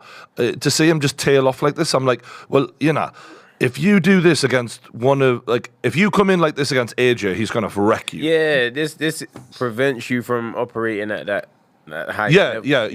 Your world level. Oh, Yeah, I think Oh, it's got him. Maybe you heard me. he hurt, but he was still put.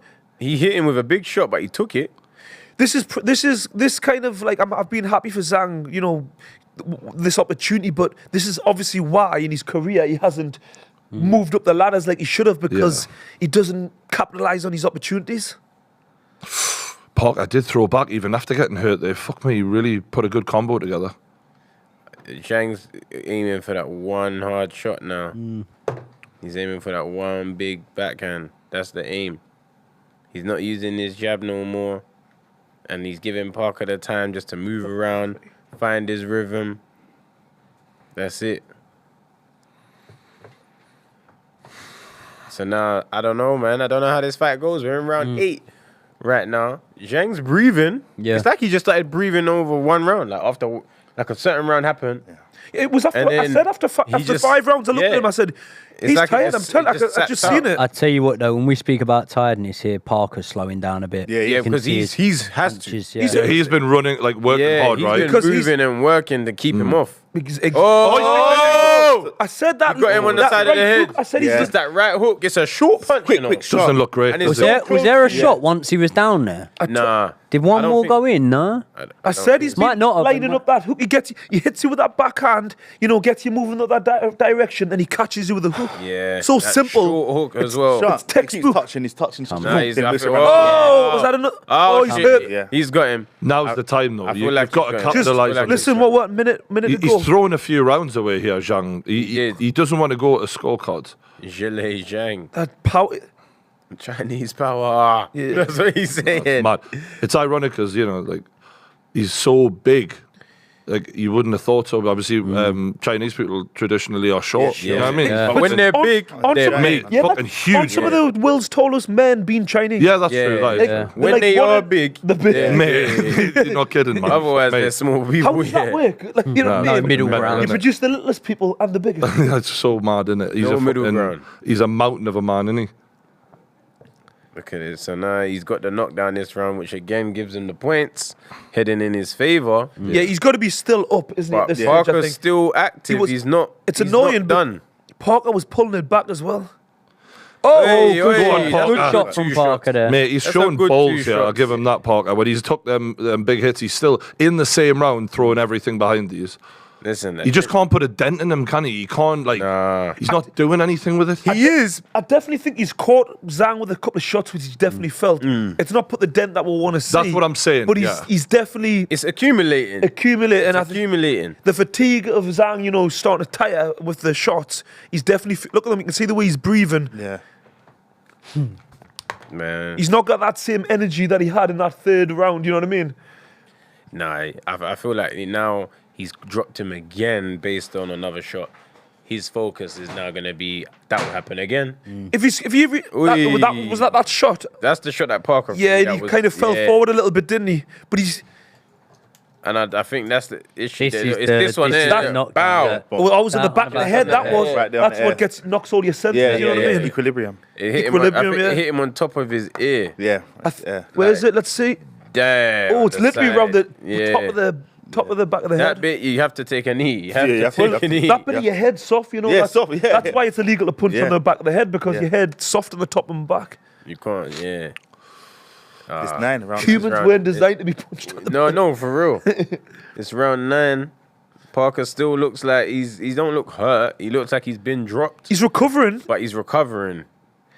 He's recovering. Does he look like he believes he can win this fight, though? But to be fair, throughout Yeah, his whole yeah, career, he does. Yeah. Parker's always had a decent chin. Always. Even against AJ. Yeah, he's not. His chin's never been really in question. Fuck me, that was he'll a keep boring trying to fight give it. from memory. I can't was remember it. boring. I just remember watching Parker AJ thinking I never want to watch these two fight Yeah. ever again. Yeah, I remember hating I'm the sure fight. it was It the wasn't night I had. exciting. Mate, I did a live show for it. It was fucking dreadful. I done it. I watched it in Preston because I had my debut in Preston, and afterwards we all went to some pub and watched it there. But yeah, it was. I remember everyone just sitting there, kind of very Yeah. bored. Yeah, and, It was fucking he was waiting terrible. for it to be over. yeah. But here, I don't know, man. I don't know. Parker, he does believe he can win the fight. I still believe he's using the technique and the strategies to win the fight. Yeah. But I just don't know how he's gonna force the issue. Yeah, that's the thing. He's shown that he can. He's got the tools to do it, but he can't sustain it. I Really. think the weight difference is too much, mate. I think if Parker catches Zhang with some of the punches he has, but he's 20 pounds lighter and he's around, 260, 265, then all of a sudden Zhang's like, oh, fuck. Oh, he caught him on the top of the head again. But 290 pounds, Buckled there. it's such an... there's only a few fighters who could probably push this guy back. It's literally like a cruiserweight fighting a middleweight. Yeah. You know what I mean? Yeah. The weight difference. Yeah. It's huge. He keeps moving that way. If he's gonna move that way, at least hit him his body. The way boxing's You know what I going mean? now, the amount of big guys, there should be like a super heavy, Yeah. you know what I Yeah. mean?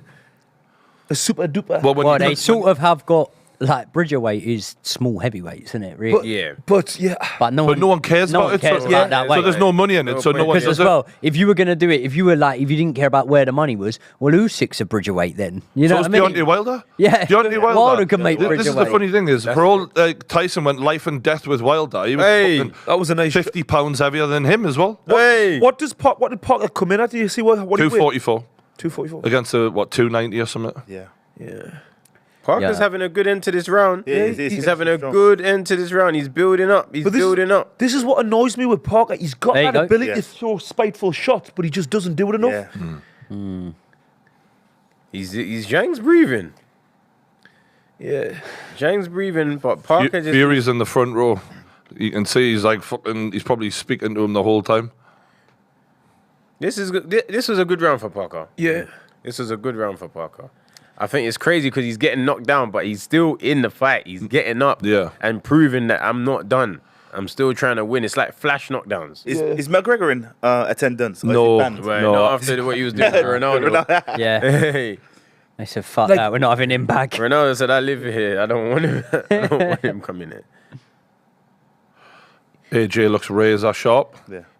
I like Ooh. he's really getting AJ to really turn and step through Yeah. them shots, isn't he? Well, Utilise that the power. thing that AJ will automatically do better than Ngannou is like elongate his punches. Yeah, right? yeah. Through them. Like Ngannou's just going to throw short. He's just not the technical specimen. But is he did jab with Fury better than I was expecting. Well, he's got an 83-inch reach, so Yeah. even if he's not doing it properly, it's still deceiving. fucking long, right? But yeah, I mean, AJ should be another level in my opinion in terms of like his straight punches. I really Without rate doubt. AJ's straight punches a lot. Technique shouldn't be in. It shouldn't be comparable. Yeah. No. Mind you, watching how I'm a good fight. interested to see what the strength and weight difference is like in that fight because we're seeing in this fight like it's playing a part big time. But Zhang's not really massively imposing his size No. in terms of physical strength No. and He's not even lead. stepping through his shots. No, he's kind of getting close, but he's still boxing with Yeah. it. If you know what I'm saying.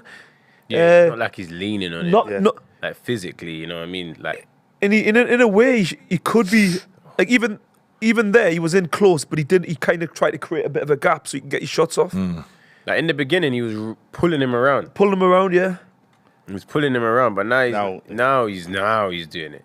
He's leaning all his 20 stone on the back of his neck. do you imagine 20 stone on the back of your neck? Yeah, that doesn't sound great. That doesn't sound good. Brian's thinking, do you want to try it, Lawrence? Come here. No, I'm having a nice drink and I feel fine. Ooh. Yeah, yeah, that backhand did that land there It from did, John? but it was just at the end of the shot. Oh, Good nice work, double yeah, jab. from Parker. Nice. Parker's listen. This is gonna be a This is what Parker needs to do. He needs to put his punches together. The singles and the ones Yeah. and twos isn't enough to keep Zhang off. Yeah. He needs to be put them You together. gotta pepper him. Yeah, I actually think, looking back at the earlier rounds, I understand like the caution of like Zhang's got a fresh tank on him, but like I don't know if the work rate early on was enough from Parker. Like It wasn't to give up those 3 rounds straight away to a bigger, heavier, slower man. This is what I said. When you're in a fight and you can think, oh yeah, I'll wait till the later rounds when he starts to tire. But if you're not doing anything to tire your man with punches or making him have to work for it, it's a waste of time. That's what I love about Usyk is like he guarantee the first 3 and the last 3 he takes those rounds. Yeah. The middle ones you might get them, but I've got half the fucking fight sewn up. Yeah. Literally. Yeah. Yeah, this is it. So now Parker's winning this round clearly again. I think this is close again on the scorecards It's despite close. 2 knockdowns. It's Imagine. close again. The 2 points that Zhang just gained from the knockdown, he lost them. This is like, as a coach, that must be so frustrating. I know this is a nothing point because you can't take away the knockdowns, but without the 2 knockdowns, Parker's boxed well. Yeah. If anything, you'd be looking at it going, been quite clever there, done a good job. Aside from the first 3 rounds, totally agree with you. I just wish he'd worked harder. It's took the knockdowns to wake him up. Every time he's been knocked down, he's actually come back and when he was coming out, all smiles and all that, and Zhang's coming out like a fucking lunatic. Know what I mean? As soon as you're trying to advance on Zhang, he just throws that short hook. He throws that short lead hook. He finally threw an uppercut. He's so quick for a big guy. But he takes a big deep breath now in between, keeps dropping, taking big deep breaths. Look. If you threw that uppercut when you was requesting it, you might have been done already. Yeah. It might have been. No, Just look at the movement of the 2 men now in terms of what's happening here. In them first 3 rounds, we'd have never envisioned we were seeing this sort of fight here play out. Yeah. Parker's gaining confidence. Parker Look, walking in the middle of Zhang the ring. down, like, you know what I mean? But this is like against Dylan White all over. You know what I mean? Yeah. He could have done more than, and it's almost like he sees the light at the end of the tunnel. He goes, "Oh, I can see it now. Now I can really put it on, like switch it on." That's what. When you're the lighter man, though, that's not how you should be fighting, is it? When you've got the bigger gas tank, you should be pushing it the pace. You shouldn't be letting Zhang control the pace early and allow himself to bang rounds and drop you like It's that. just heavyweight boxing. It can be over any second. You haven't got time to try to wait until the back end of the fight. Yeah. You know what I mean? And it's you know what it is. It's not just that. It's like He's lucky. He's got. That He was misses with quite a lot of shots. Zhang's missing Parker with shots by millimeters. Look at this. That would have come back. Should've come back with the left. You should have came back underneath. Yeah. Look. He committed all of it though, hadn't he? Turned right through it. Nah, I don't think I'm seeing anything from either man that makes me think that they're going to be the kings of the division, though. No, absolutely not. First 3 rounds, I was thinking it though. No. First 3 rounds, I I was agree. looking at Zhang and I was thinking, mate, he's the best of the rest, definitely. And he could even test the best.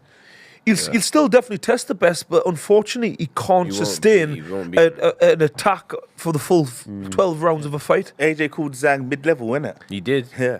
And he recently only done his tier list. He said he's mid-level. But you can understand, when you're looking at this, that's why you call it championship fighter. Them extra 2 rounds make a difference. Yeah. And it's like, it's the fighters year. It's great if you can finish people and you can fight in 6 rounds, but can you go and fight for a full 12 rounds? Yeah. That's the difference of being like world Look at class. this, man. Yeah, Parker Parker's might be taking taking away this fight.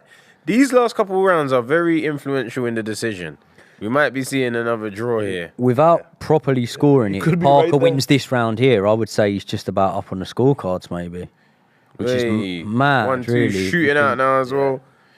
I'm a little bit disappointed in both guys, if I'm honest with you. I'm more disappointed in Zhang because Yeah. he had it right on a plate, whereas actually Parker's actually been hurt early. He's stuck with it and he's actually pulling the Yeah, fight back. I agree. So I kind of respect what he's done more. Without doubt. I'm not that disappointed in Parker because I think that it's the heavyweight division, but there's no shame in not being able to knock someone out. So if you say okay, Parker can't knock Zhang out at the minute, Fair No, enough. no. then you go, fair okay, enough. are you doing a good job considering you've been knocked down twice in actually trying to outbox him? I think you're doing a decent job. No, here. you have. No, now he is. I think my only disappointment in him is the first few. I think he was asleep, and when he got knocked down, he snapped them out of it. Whereas Zhang, like you say, had it on a plate, and he's throwing it away right now. I don't think it's so much even that he was, I think it wasn't that he wasn't working. He was just being a bit too cautious, and unfortunately, being cautious. Well, Let's be honest, right?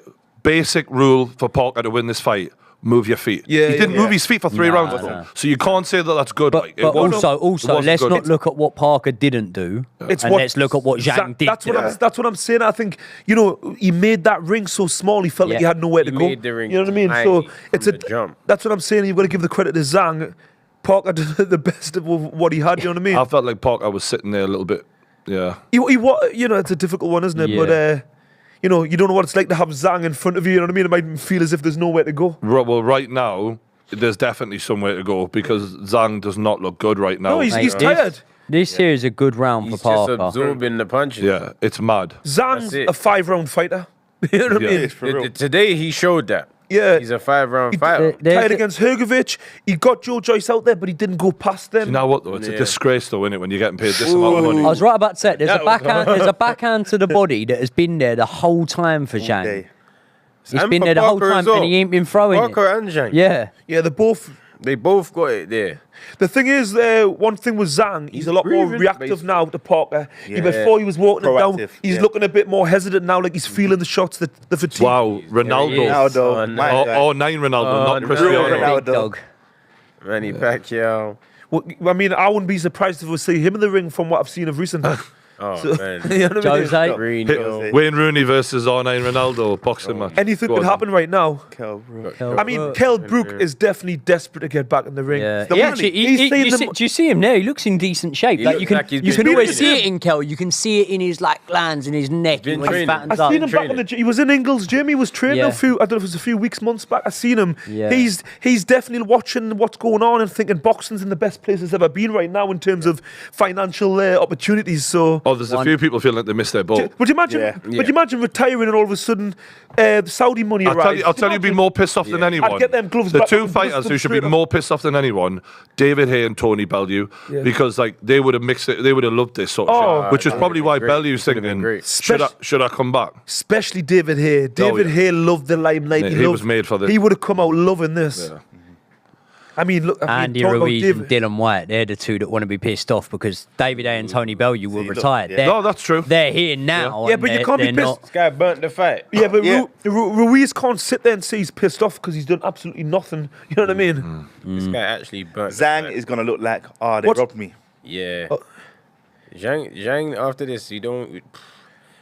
People don't want him to win anyway. Yeah. No. 'Cause he's Honestly, already yeah. an inconvenience. If you watch back Zhang's fight against Jerry Forrest, he drops him 3 times, and I've watched that fight. A draw was not a robbery, not a bad decision. If you're dropping your man 3 times over a 10-round fight and you're drawing it at the end of it, I've seen this in Zhang. Yeah, I've seen that he's got this. I wonder what it is. I mean, man. it's not gone the way I thought it was going to go, but in terms of what And Zhang's done, His output Age, isn't an exhausting output. It's like You know what I'm saying? It's almost like I've been watching him on social, like on his Instagram and stuff like that. He seems to be always working hard, especially for this fight. But like, good it doesn't- shot. It doesn't look like is he not running? Is he not doing any cardio? Like, man. is he not sparring enough? He ain't fucking running. What's his English like? With the Can he belly on actually him, get I through doubt it? he's running, mate. His I'm in English better is better shape than than his this cardio. I know that much. guy. Honestly.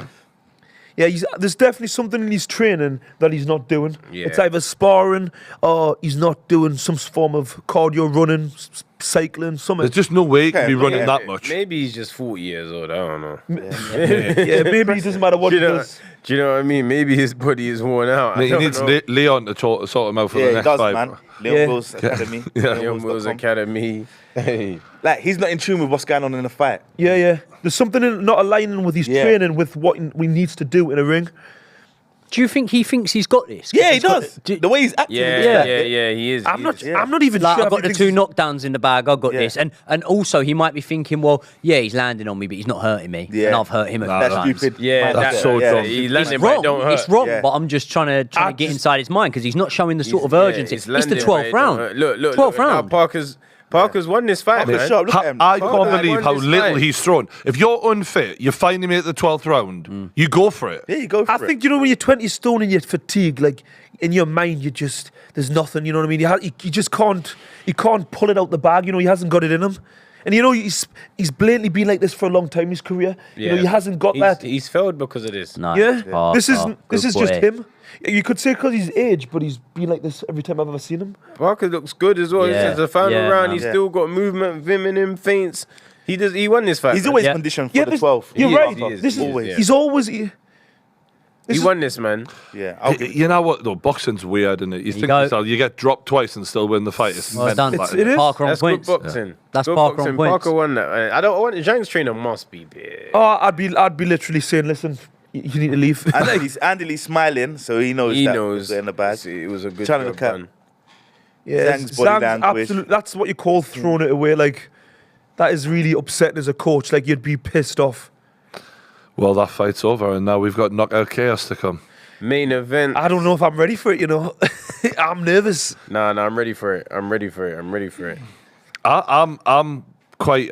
I'm in a good place mentally about this because I like both guys.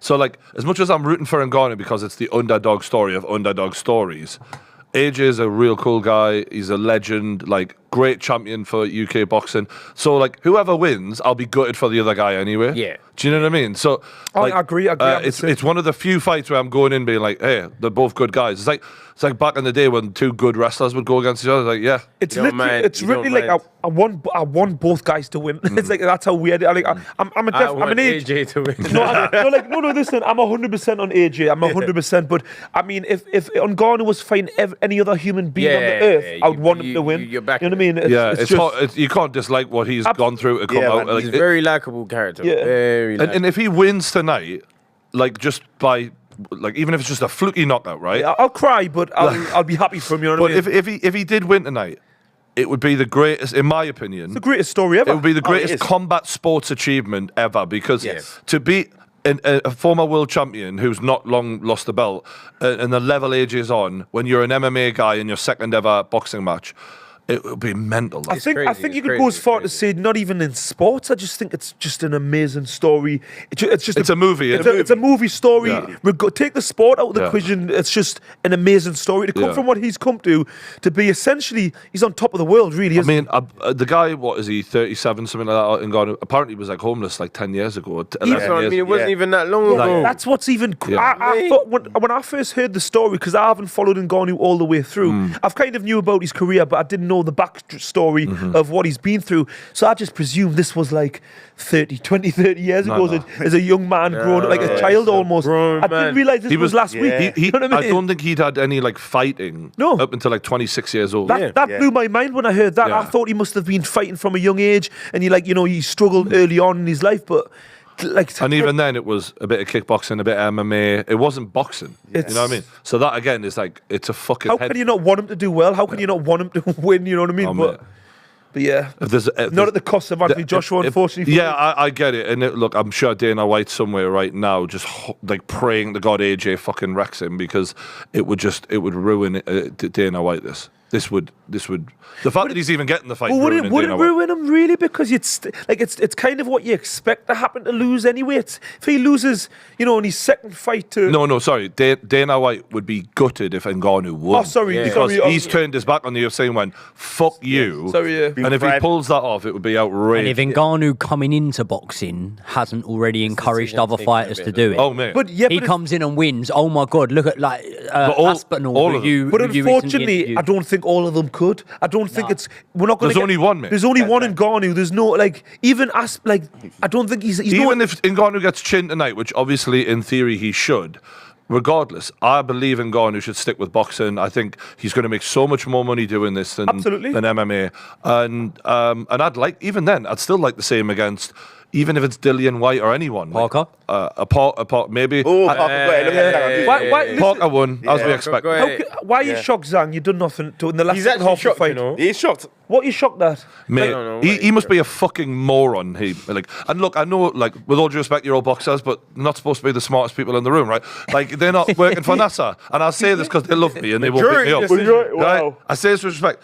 But, like, this man must be the dumbest boxer ever because he had that fight in the palm of his fucking He hand. had the fight. The guy was on his arse, He mate. walked back to his corner, celebrating, giving it the old Yeah. shimmy. Oh, yeah. Mate, he did the Ngannou dance, but it wasn't time for that. I like this fella with his top off. Do you know what it is? Shout out to Joseph Parker This- though. He boxed well, man. Absolutely, yeah. You took the words out of my mouth. Like, I am happy for him because I feel like he's had to get over a lot of emotional things in his career to find that inner confidence, and teaming up with Andy Lee has been the best thing that he's ever done. And Parker's so likable.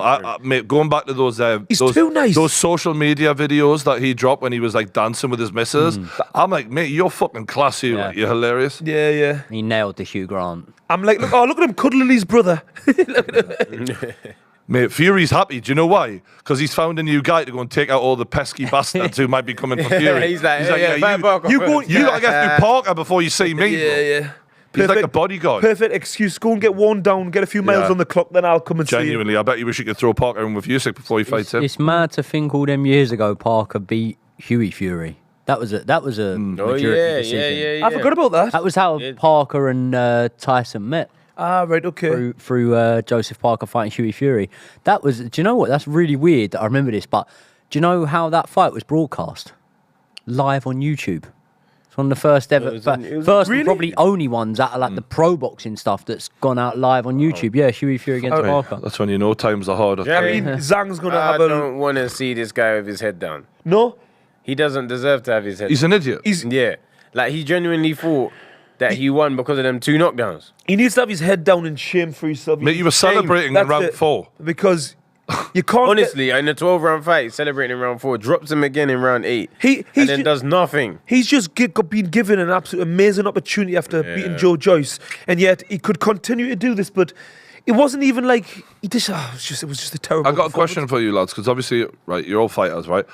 We see Ngannou and AJ warming up, hitting pads, fucking ages ago. Like it's been a while now. Like. How far before you actually do your ring walk do you really want to be hitting pads and stuff like that? Because it's all individual. As a heavyweight, and look, I always think about conserving energy, right? Like how much energy do you want to be expending before you go out and do your ring walk? And how long do you want to be hitting pads for? The sort of energy you'll use in a fight isn't the sort of energy you'd use in the changing room anyway. Like that sort of intensity. So I think unless you're absolutely beasting yourself on the pads, but most boxers don't really do that in the changing room. Because I think people, often, when they quickly put the camera on the changing rooms, most people think that they're probably spending rounds doing pads.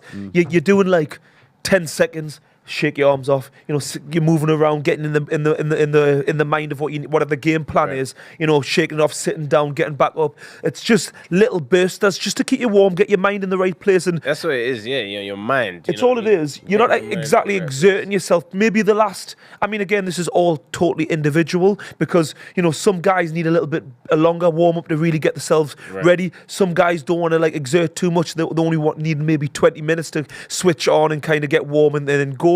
It's all individual, but you certainly not want. It's meant to be a warm up. You don't want to exert yourself as such. All you're doing is trying to gradually warm up and get your mind in the right place. Have either of you two ever been the float? In the float? No, I haven't, and I would hate to be. I always what float? Oh, the float, float. as in like the float. No, I always think like that's the worst fucking thing you can do. The fight that is not actually designated. It just comes it like there'll be an early knockout somewhere. The next one's not ready. They'll get him in. But I think 20% of the time the float doesn't even go on, or it goes on like I've seen quite a lot of the main event, and then they do the float and the arena's after the main event. That must be when everyone's left. You've been warming up for 5 hours. Because you literally could be on from the second fight until maybe after the main event. It's mad. And in the ones that have got like licenses and that, like certain licenses on venues, say like O2 or something like that, where they got a license on the alcohol, and as well train lines and buses will close off. Sometimes the float don't get on if it don't. Yeah, there's a cut off point. The fight. And then you've done a training camp to be that must be the worst thing ever. That would be painful. That's a horrible situation to be in. Don't make us wait, for fuck's sake. Just get Francis at the top of the... They're going to make us wait, Brian. They can't. Come on. Hey, they will, because these will need to know exactly when they're going to be on, and then they want their proper warm. There's too much money. His hands look sharp. Mate, Francis is improving. Guaranteed. His hands look sharp. Guaranteed. His hands look sharp, man. I like the way he's letting and he's extending that backhand. Yeah, boy. Come on, son. When you see him in the gym, probably with 16-ounce gloves, and then all of a sudden he's got them 10 ounces on. Yeah, that's when the wax are coming in. Do you know the thing that gives me a bit of hope for Francis coming into this fight is he has death touch power. It's a little bit Deontay Wilder-esque in that you see people just go limp. And I've seen him hit people where I've genuinely had to see the replay 2 or 3 times to understand what happened there. Like Cain Velasquez when he went close to him. And a lot of people, when they get close to him, he hits these sneaky little uppercuts where you think, there can't be much on that. But there's 270 fucking pounds on the end of that hand, right? Like, it's going through the guy's chin. And I'm interested to see, like, with the confidence from the first fight, will that version of Francis come out? Because obviously I'm fully aware that technically AJ is going to be way more skilled than him. Right. But in MMA, with 4-ounce gloves, not 10-ounce gloves, it took virtually nothing for him to sleep people. And they were going in the first round, 40 seconds, a minute, 2 minutes. And obviously in boxing, because he was held back so much in that first fight, he was barely throwing the right hand even. Like, it was so restricted. In this fight, if he goes forward and he does that, it would be amazing to see him do it in boxing as well, to see him just death touch someone like that. It's difficult because I definitely think his power, it doesn't need to travel, as we've seen on that punch machine just recently. It doesn't need to travel very far to get the power, where someone like Deontay Wilder, he needs a bit more space. He winds right up, doesn't he? His technique's, better, but he can really generate that leverage on his shots. But I also think, even in MMA fighters, despite them being tough guys, I know you're saying them guys take a lot of shots, but boxers are a lot better at riding the shots and, moving slightly. Generally speaking, when you see these MMA guys get hit, they seem to get hit a lot cleaner, if you know what I'm saying. But because it's more easier to predict in boxing what's coming, because you're not worrying about takedowns, multiple other stuff. Exactly. So that's the difference. Yeah, definitely. But yeah, I still think, 10 ounces, he can definitely do serious damage with. We've seen it with what he done. Like, we've talked about Fury's chin being good, and he hit Fury with not really a big shot, and it managed to drop. I know he wasn't like exactly seriously hurt, but we're seeing just with a short little left hook, it done damage. And if we want to compare AJ's chin to Tyson Fury, I mean, it's hard to compare, but you'd say that Fury's. Has he got a better chin? I don't know. It's a difficult one to say, really. Better powers of recovery. I don't know. It's more. I think with Fury, it's more recovery versus actually one initial shot. But Ngannou landed that shot when he was coming under fire, because Fury's throwing the 1-2, but he was throwing that 1-2 because he had just landed the 1-2. Yeah. So he had just had success of it, but bomb, and then he had thought, that worked. I'll go that again. But bang. But you could also say that, for instance, example against Andy Ruiz, when he hit him with that same left hook, he was in with a boxer who had a lot more better technique and definitely put more power through the shot. We've got some donations. Big love to the chat, by the way. If you haven't already, hit the like button, subscribe. We are not long away now from Anthony Joshua versus Francis Ngannou. Nico says, thoughts on Vidal versus Jake Paul? Big love. You've inspired us to get back in the gym. Vidal, Jake Paul, he's just below you in the rankings. Do you think he'd ever... You better answer that question. I was saying to Lee the other day, hopefully it's my retirement fund. One day. That's my retirement fund. Would love to see Wade on here next time. Big up Joey, been a fan for a while now. Looking forward to watching, up in California. Love the content, pursuing a football career in content creation because of you guys. Good luck, mate. Big love. Vidal, when's your next fight? 31st of March, O2 Arena. Grab your tickets. I think what people don't understand when it comes to when people talk Jake Paul and Vidal, that just because he's knocking out these ex-MMA guys, these old guys, like, they don't understand the level of actual proper professional fighters like Vidal, like the level, the gulf. Do you know whose fault that is? He'd understand. No, but that's boxing's fault. You would understand when he was in there. Jake would know. But that's boxing's fault. No, but I'm talking about the padded records. The average casual fan watching, they probably look at the fight and think, Jake Paul maybe could compete, but it just simply wouldn't happen. It's the levels are just too far, and people don't appreciate that average casual fan. And I just think people need to realise, you know what I mean? Is your fight on the Fraser Clark? Sick. Yeah. That's a really good card, isn't it? Good card. That's because you got. Is it Chris Congo's on that card against Marku? That's it. Yeah. Out in interest, Ben Wardley versus Fraser. I know you love Fraser, right? Because he was one of my best pals on GB. So do we all agree that it's a really tough fight for Fraser? I'm backing Fraser. It's a really tough fight for him. I'm backing Fraser. Yeah, I'm backing him. But are you confident that he can win? But Woodley's a favourite, isn't he? I'm putting it on you because I don't want to answer it. If I hadn't seen Fabio Wardley get wins against the likes of Nathan Gorman and against Adelaide, he has a his good last resume. One, yeah, that's what I'm saying. That Adelaide then I fight would have was gone really good on him. Fabio Wardley had 4 unlicensed fights, and that was it. No amateurs. So if I hadn't seen him get those couple of wins over guys that had been through the amateur system, nowhere near to the level Fraser Clark has, I'd be going, where's Fraser Clark then? But because I've seen him win against a couple of guys, I'm like, that's what I mean. He's another guy with it's his physical attributes, his speed, his power. It's like it's his spirit. His spirit. He's down to scrap. Belief. Yeah, it's not like he hasn't got them. He's learning on the job, isn't he? He hasn't got these fundamentals from going from the juniors to the seniors. It's he's literally used his natural physical attributes, and he's been able to compete and gradually learn on the job. But I think he's done amazing, really, considering his background. Didn't he fight in your league, Wardley? The one that no, he just fought similar to that. I fought once on the same night as Anthony Yard. Oh, he fought on there. He had one fight. Oh, he fought on licensing as well? He fought on the Queensbury, this league that I used to box on. Okay. And he came in and he fought one of like the good, considered like good unlicensed guys on there. And I remember seeing him on the pads and it was like the Mayweather type, tippy-tappy pads. And I remember thinking, this guy's fighting's tough. Anthony Yard just blasted him out in about 15 seconds. Absolutely smashed him. The levels to it. Yeah. All right, lads, let's talk about methods of victory. How do you say, if Anthony Joshua wins, how do we visualise it? How does it go down? What are you saying? I pretty much see, like we said, the Ruiz too. I say a good, but I do believe he'll.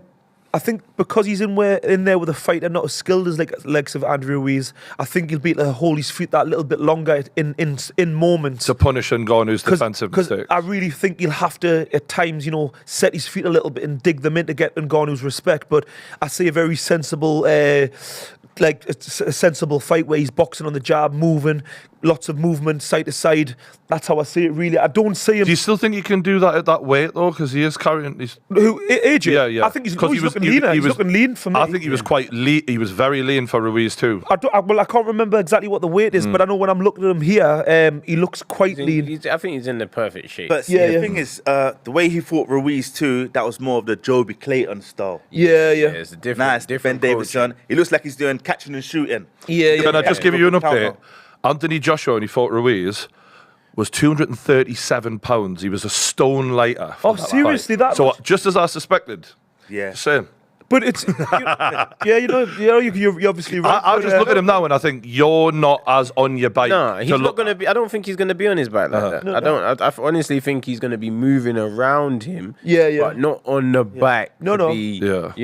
Wasting energy. I think he'll be there picking the shots and trying to just. I don't think he'll be able to do what he done against Ruiz. You're right, because Ruiz was massively overweight. And he was very slow on his feet. There in the middle, his short little legs as well. Yeah, like Francis has got some big legs, big long legs. And evidently we've just seen the size of the ring. So again, he won't be able to move like that either. So he's going to... that ring back in fucking Saudi last time was huge, wasn't it? Huge. So it was a fucking stadium in itself, that ring. So he's basically going to have to box sensibly. He's not going to have to... He can't hold his feet for too long, but he's going to, in spurts, going to have to gain Ngannou's respect. With them combinations. If he doesn't gain Ngannou's respect very early, it's long. It's going to be a long night for him. So he needs to, dig a few shots in early to let Ngannou realise he's not in with a Tyson Fury. He's in with Anthony Joshua. So that's how I say it. Authority has to be stamped down straight away. I'm thinking for Francis, if I could make my case for my guy. Okay. He needs to cut the ring off. He needs to get up close. He needs to... go to the body a little bit, just because AJ's guard is, I think, really good. I think actually Fury's guard isn't as good as AJ's guard. No. Even though Fury's head movement and stuff is a little bit better, you could argue. And then when he does land, he needs to land more than one shot. I don't think you should be looking for that, because when Andy Ruiz fucked AJ up, it was with 2s and 3s, sometimes even 4s. And then I'd clinch with him and I'd rough him up a bit and make him feel a bit weak and demoralise him. Ngannou's definitely got to think about trying to clinch, Yeah, and create a dirty boxing vibe. He needs to start fast. Don't let AJ get no rhythm. Nah. I don't actually rate AJ's clinch game all that much personally. You know what it is? I can't even think got of how the uppercut. he doesn't clinch. No, but think about when Andy Ruiz was fucking him up. What's the go-to move? It's to get a hold of him. Yeah. He's the bigger man, and he never really did. Yeah. He didn't like. If there's one weakness, because AJ is actually really basically fantastic. Yeah. If there's one thing I think, it's the clinch. I'm not really. Whereas Fury's clinch game is good, and Ngannou made it look average. I think it's more about not so much when I think of clinch, it's like in AJ's inside game, like you see, he's got a great uppercut, and I think he's all right inside to an extent. I don't think he's a great inside fighter, but he knows how to stop guys. I think he's better at everything else. Is my point. A bit like you know when Lennox Lewis back in the day, he knew what to do when guys come close. He wasn't a guy who's going to stand in like that's not his game to stand in the pocket and try and fight and clinch. He knows how to control. He knows what shots to throw to kind of prevent you and kind of put you off from getting in that range. That's what AJ does. But I think the difference is in terms of clinch game, when he's hurt, he doesn't really know how to deal with being hurt in clinch. So I think it's very different to kind of saying, can he inside fight or in terms of when his head's clear? But the difference is when he was in close with a Ruiz, it was because he was hurt and his senses were scrambled and he didn't know exactly how to kind of survive in a clinch. That's kind of the difference. I can't think of any sort of GB fighter that is certified in the clinch. Yeah, I don't think they really. They don't do clinch. Yeah. When you've come through the Olympic style, the clinching's not. You're not meant to be clinching. You're not supposed to clinch. They don't want you to do that. So and you look at the average British fighter, a British coach. It's not like the Americans who are very slick and close and they kind of teach you all the tricks. A lot of I'm speaking on probably on the majority. There's going to be good coaches out there who teach that. But I feel as if I want to put a general thing on a lot of British coaches, generally speaking, that inside game isn't really traditionally British fighters' strengths. Tell you who's not bad, Buatsi. But In the clinch. And I was thinking now, and I was thinking, who from the GB teams? Buatsi's not but bad. Then again, he went to Virgil Hunter to learn it and improve it. And I think with him, it's a bit of a natural thing. I think he's always been a bit of a. He can do a mid-range fighter. He wants to get in the pocket. It's something that he's developed. He's kind of traditionally not the typical amateur GB fighter. If you look at the way he fought, even in the Olympics, he stopped. I think it was not Kazakhstan, Uzbekistan or something. Yeah. He stopped a guy, and it's like traditionally we don't see a lot of stoppages in the amateurs, and he knocked a guy. I can't remember what the shot was, but he can fight. He goes to really take your head off, and traditionally amateur boxers from Britain generally go to outbox guys. So he's probably an exception to a lot of the guys. A bit like watching that Nick Ball. Traditionally, British fighters don't fight like that, but he gets inside and tries to fight. So I think we're in for an opportunity to really find out about AJ. I said this earlier on, he's looking serious. Everyone's looking serious now. AJ's got, in every single time he walks that walk, he knows I'm bigger than you, I hit harder than you, and you will have to respect that. And in his entire record, I went through it this morning and I remember going, smaller. Everyone's smaller. And the only guy who weighed more than him was Andy fucking Ruiz, who was a little fat bastard, let's be honest. And he actually was the one who fucked him up. Why? Because maybe you could take the shot. Maybe 268 pounds, you could take the shot. And I'm looking at Francis Ngannou going, maybe you can. And I know you can fucking give one. So if AJ is as technically skilled as he should be, he should absolutely outbox Francis Ngannou. But if Anthony Joshua has been overly relying on his physical gifts that he's been given from day one, and he's in front of someone who may be as gifted, he should then be able to go, right, I've got the skill on you. If he can't outskill Ngannou, I think he's going to get hammered in the press. I think if he loses this fight, if he thought losing to Alexander Usyk, who in my opinion is a pound for pound great, was bad, if he loses to Francis, his reputation and his career's in tatters. So if we're talking about pressure, as Francis makes his walk right now, there's way more pressure on Anthony Joshua than there is Francis Ngannou, who is looking like a fucking Terminator right now. I've never seen a man wear pink and look more fucking scary. He's rich now. I'm going to put my pink shirt on now. Fuck that. He's rich now. You just start wearing what you like. Mate, for real. when you look like that. I do think though everybody underestimates Anthony Joshua's skill set and just looks. He's talking. I'm not saying that though. Physical attributes. I think But tonight's where you prove it because you're in front of someone. See, that's the issue.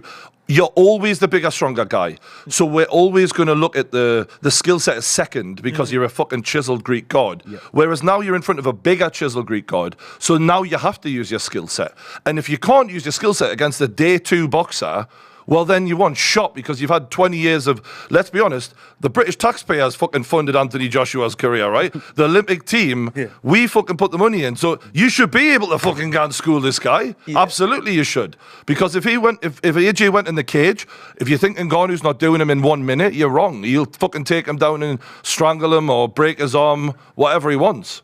This is where every boxing conversation that most boxers and probably us guys sitting on the table would always, pick AJ every time. But this is where Ngannou's such a freak of nature. Like he kind of makes every argument just seem weak. You know what I mean? Like he's just got that ability because he's such a machine. It's just like. Do you know what? It's funny because who's the lad on Sky Sports, man? The bald geezer, the old guy who what's his name?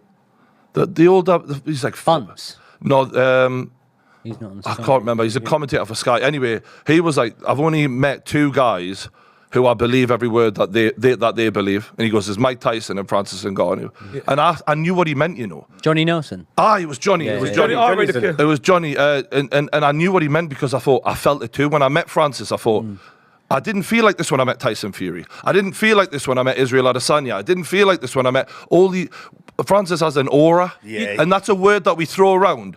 But it's actually true about him. But I feel it even watching him on the telly. Yeah. Sometimes when he's getting asked questions and you ask a certain question, he's all smiling, all of a sudden his face just changes. And it's like, I feel it, I'm intimidated through the screen. You know what I mean? So let's see what AJ's face is like. All business by the looks of it.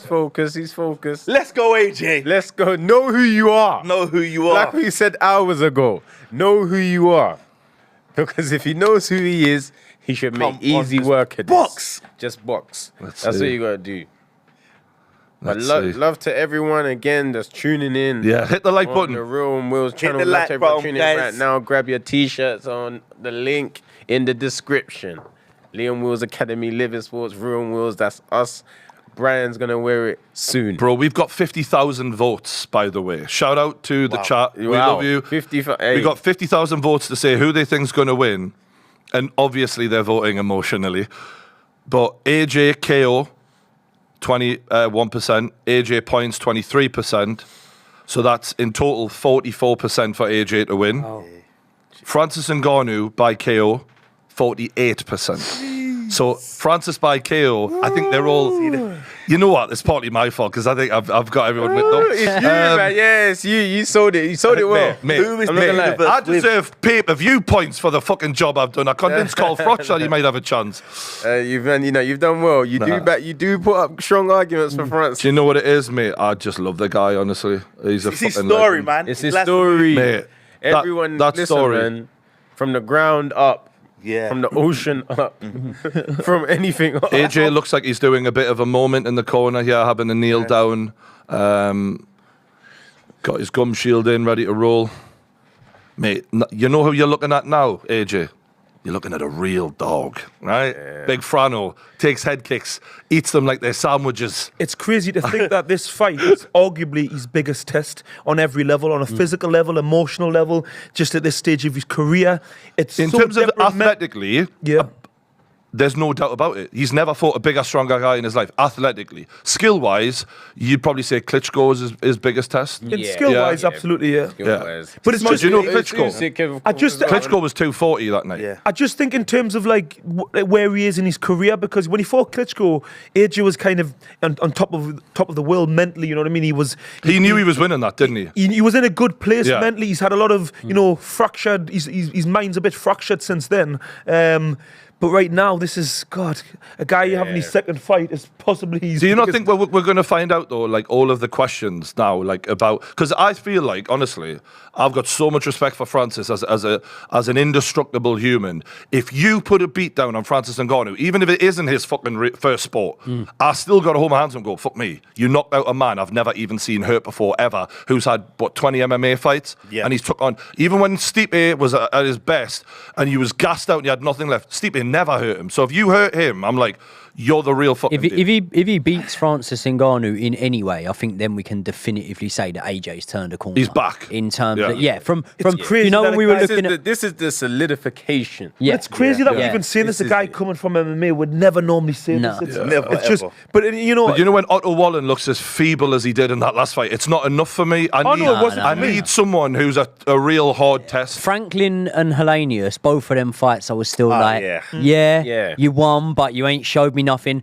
Otto Varlin, I'm like, right, that's the old AJ that I like to see. Little bit refined, little bit fine-tuned, looking good. If he goes and beats Ngannou here, then that's it. Then I'm like, right, he's back. it just goes to show how much of an animal we're all thinking Ngannou is. He's like a different breed, isn't he? He's like it's crazy. This This is definitely a small ring, you know. When they It is zoom out on it, I'm like, this is a small ring. chaos. Because normally when there's people in the ring, it can still look like there's space. Yeah, yeah. But I feel as if now, because there's people in, there's just no space in the ring. And this. He's a scary looking man, and he he. stands by that. I see you know. this is Dewey's big fight. Yeah. He wants to put his name on the map. He wants the respect. Always. He's been dying for this respect. He's put years of work. Years and years and Years of years. work. And this is where he wanted to originally be. You know, you hear him say MMA was just because it was an opportunity. There was no opportunity in boxing. He's finally arrived, and it's like, I'm going to make the most of this. Like, he's a guy who doesn't waste opportunities, you know what I mean? If he gets this win, clients going to be flocking to him. Oh, My You know, days. you know how it goes, man. My days. You know how He might win Coach of the Year. He might win Coach of the Year. Yeah. Honestly. If Dewey pulls this off, Yeah. mate, this man needs a fucking... He's already underrated as a coach. Oh, yeah. Like, he's already extremely underrated. He doesn't get the fame of his achievements. Well, interestingly, Ben Davison is a little bit of an anomaly in that he has very little in-ring experience and is yet seen as a great coach. Yeah. Dewey has way more in-ring experience than Ben coming into this. it's interesting because that's always the conversation. Do you need to be a boxed yourself to kind of be a good I don't coach, think so. or work at least box to a decent level? Yeah. But you know, I personally Just think got to understand. I personally think that it's great if you have been in there, even in this at any level, even if you've only been white collar. But you can still, like anything, you can learn the game, do an apprenticeship, be around great coaches, be around boxing. You can still learn it. But I think from the psychological point of view, it's always Fuck good. me, lads. It's always good. If When you look at the British ones though, like Shane McGuigan, Adam Booth, Ben Davison now, all of them only ever fought Shit. as amateurs. None of There we go. Listen, it's yeah, not- we it's a- go. That's tough. who will win? Fuck me, the audience, even on Sky, the audience are leaning towards Ngannou. Jesus, that's a surprise. Mate, That. I think people are emotional. I'm emotional. I'm wanting Francis to win for the story, for the icon that he would become. His story's bigger than boxing. No, it is. Yeah, it's That's the insane. reason. I think that's part of it. I've definitely romanticized. I'm all about Oh, it. AJ, Hey, It started, it started. Oh my God. Little check hook. Okay. fuck me. No one's even talking Even no I'm more. breathing. Yeah, everyone My stopped talking. breathing stopped. I wouldn't care. Francis is doing that thing he was doing against Fury. Ooh, Yeah, nice that check little hook. Coming again. Come on, Francis. Put it we on. know him. he's got Stick that it on on him. the That's floor. in his locker. Yeah. Let's find out what he is. Come on. That's in his locker. He's stiff though. AJ just needs to keep fainting. Take his time. Take his time. Take his time. And just make Yeah. it a boxing match. Make it a boxing That's match. it. I'd- Throw that yeah. jab. Move. I mean, size-wise, they look very comparable right now. Yeah. There's not loads in it. He's making him. Francis looks a bit nervous. Yeah, he's Yeah, a he bit looks uneasy. Different. He's a bit He looks a uneasy. lot different than when he fought Fury. Yeah. Yeah. Oh, okay. Nice little hook. That landed there. Nice left hook from Francis. That one, the first one landed. AJ to the body. He's got more of a respect for Oh, Yeah. AJ is a little bit stationary here. Francis needs to go for him, to be honest with you. Yeah. Francis did Stick just on. try to go He did through try. it. But he's it. a bit uncomfortable. that was Yeah. the first time he went back into MMA where he kind of ran forward a little bit. Yeah. And Nganou's uncomfortable for sure. Yeah, he's in with another specimen, you know what I mean? Even for Ngannou, he's used to being the bigger guy, the bigger specimen. He's now in with someone very similar. AJ's just standing with a bit of a long guard, you know. But you know what? Yeah, just AJ keep looks that a little range. bit heavy on his feet. Yeah. Yeah. AJ is very heavy on He's his actually feet. getting hit with a bit too He's many gonna go shots over the so top of early. the right hand. You have Yeah, to. that's You have the to admit, Francis has outlanded him so far in the first round. AJ's thrown a couple of Yeah, jabs he's to the got a shoot body to in the a body. second. Right hook from Francis. He's going to go over the top with a right hand in a second. And He's then forgot about that move now. After Yeah. that right hook. Yeah. Is he switched He southpaw? switched. Yeah, he switched. This is what he does. Yep, got that range now. AJ's half decent against Southpaws, Southpaws, though, yeah, you know. No, you know, I'm he not, knows how not, to. not he taking knows that how on to the box Usyk himself. thing, because Yeah. Usyk's different gravy, but Yeah. This is how I expected the beginning of the fight to be, though. yeah. Both.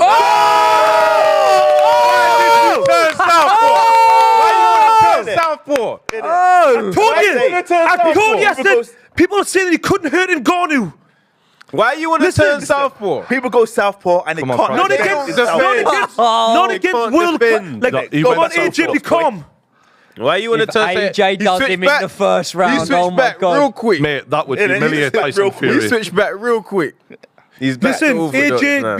be calm because he's still going Yeah. to be dangerous. Yeah, don't get- AJ nearly went into the Andy Ruiz where he got a bit excited. Be calm Hey. because he's still going to be dangerous. Oh. Breathe. Hey, we're in the main event. We're in the main event now.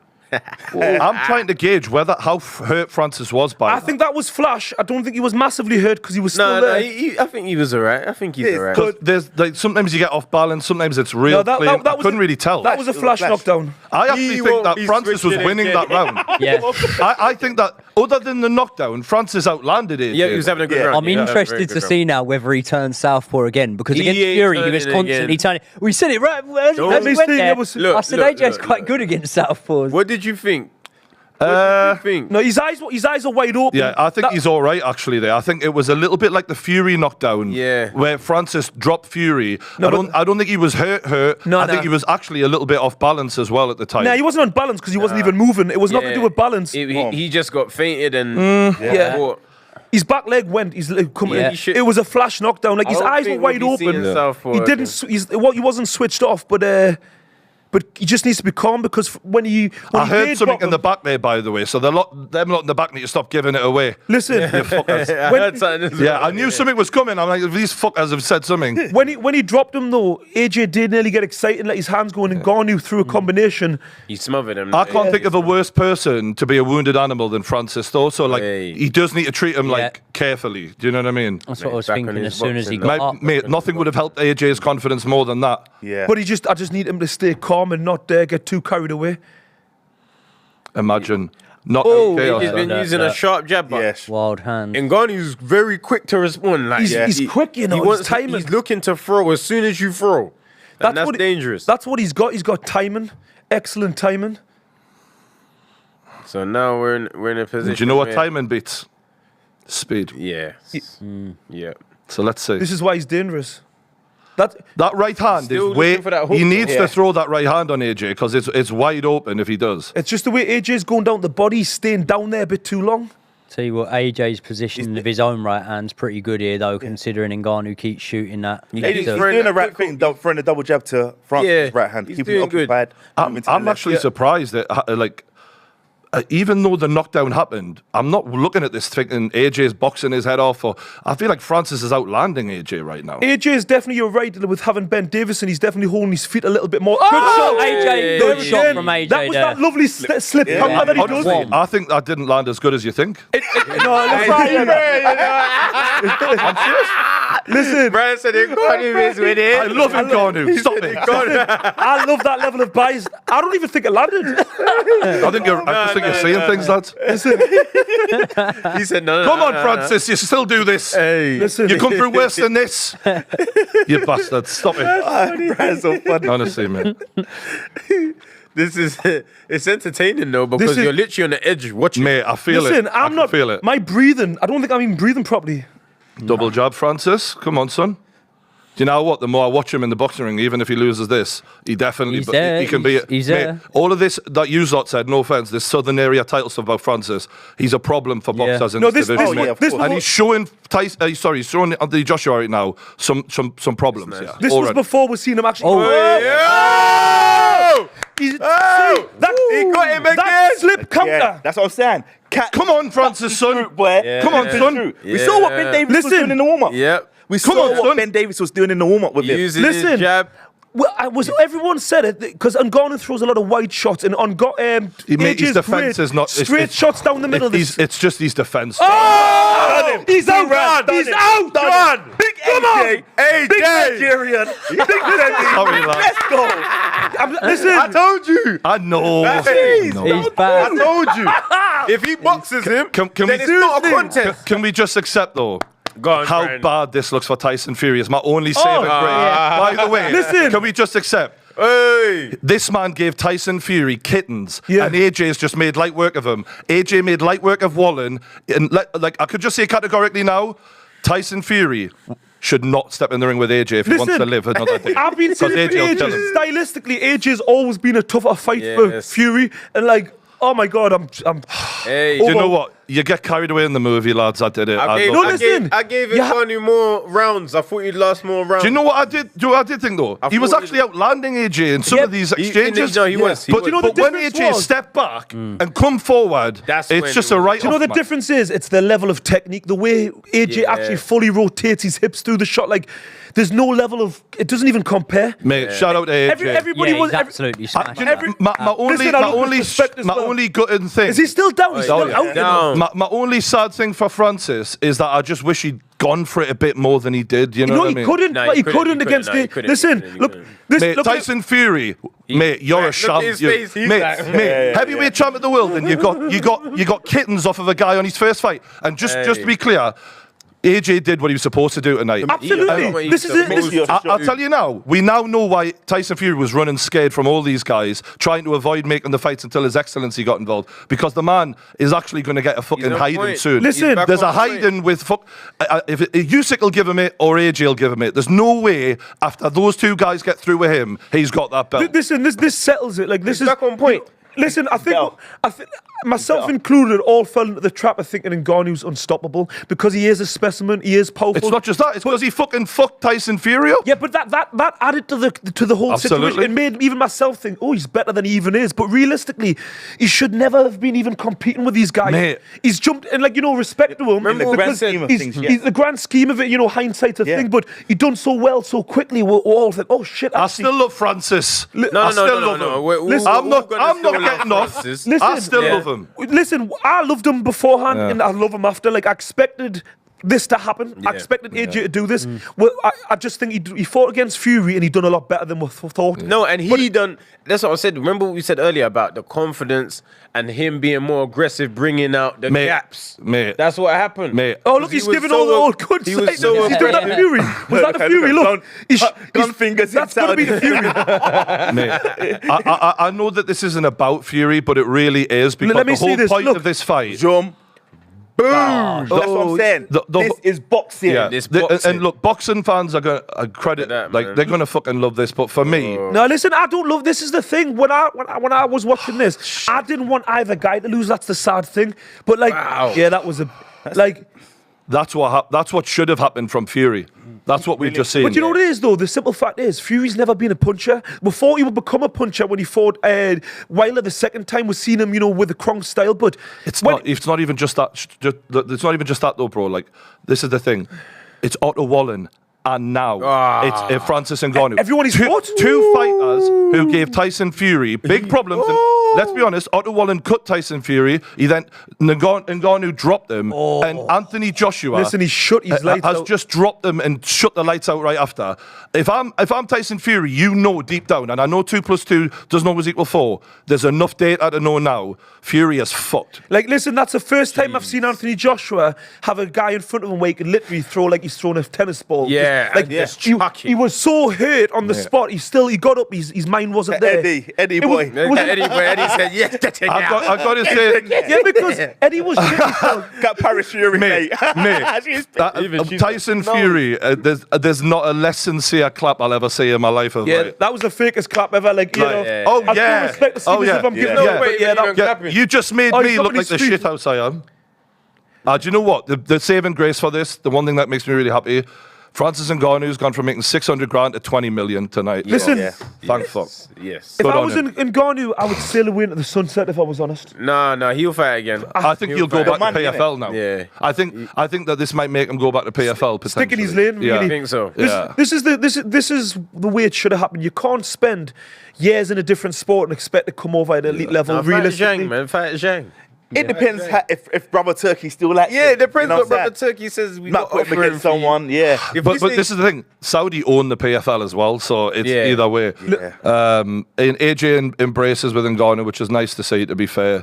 And look, for me, if I don't care who the fuck wins out of Usyk and Fury, which I do think it'll be Usyk, but I want to see AJ fight the winner. Yeah. I don't want to see a rematch. No, just take a step Just aside. straight away. Because with AJ in this kind of form now, Let's just go. Yeah. it's convinced me like, yeah, you are back. He's fully. he's back. Yeah. He's back. He's back. He's back and He's better. back and better. Yeah. that was a scarier risk because it was a bit of a high risk and not a lot of reward if he was to lose. You know what I mean? Win or lose, realistically. Do you know when he was catching Ngannou, I was getting a bit excited there. I was like, double jab, all right, you're landing. Yeah. And what was interesting about AJ, and I don't know if this was part of the plan, they drew him out. Yeah, and yeah. they let him attack more. And I was thinking that AJ would be that on to his you. bike. Said that But to in reality, AJ's what a he great did was counterpuncher, that he backhand. let the aggression come out and then he exposed the holes. Exactly. And AJ's confidence. I always think when you start doing slip backhand counters, that's a sign of confidence. Because in boxing, it's not as easy punch to pull off in Especially reality. with Francis Ngannou in With front of you. someone that Even if he's not powerful. a boxer, he's still fucking hard hitting. But So- it shows the pads that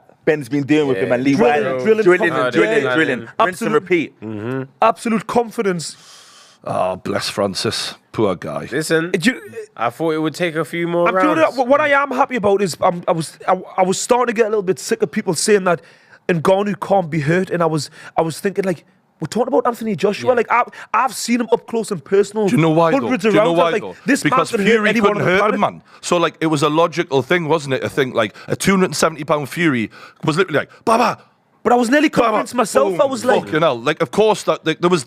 This is the thing. There's no one in the arena right now who should be more fucked up in the head than Tyson Fury because that man gave you hell he's and feeling he that. has went through him like a hot knife through butter. Yeah. That's embarrassing, lads. It is. It's embarrassing on every level. For and Fury. it would be different if this was the only fight, and you could say Ngannou didn't turn up, but like I think there's been more than a couple of opponents that they've both fought and AJ's knocked them out when Tyson Fury's went. There's who else? Yeah, but there's more that you got to remember, like some people. Listen, look never at it mind and the Fury there's- fan. No, Listen. but some people will say like there's more than one way to skin a cat. Listen, yeah. we all love knockouts, and Yeah. it's more impressive. What AJ's done is more impressive, but you could say, okay, well, Fury never got dropped by Klitschko. Fury outpointed Klitschko a lot more handedly. Fury never got a big shot landed on him by Dylan White. AJ did. So I'm not saying that this isn't more impressive because it is more you know what impressive. the Do you know what my argument is to all of this? Like to all of them people. When he fought Dylan White, Anthony Joshua fought him when he was very early in his career. Nowhere near the finished article that he's ended up. Whereas We're talking Tyson about right Fury- now, Loza. Right now,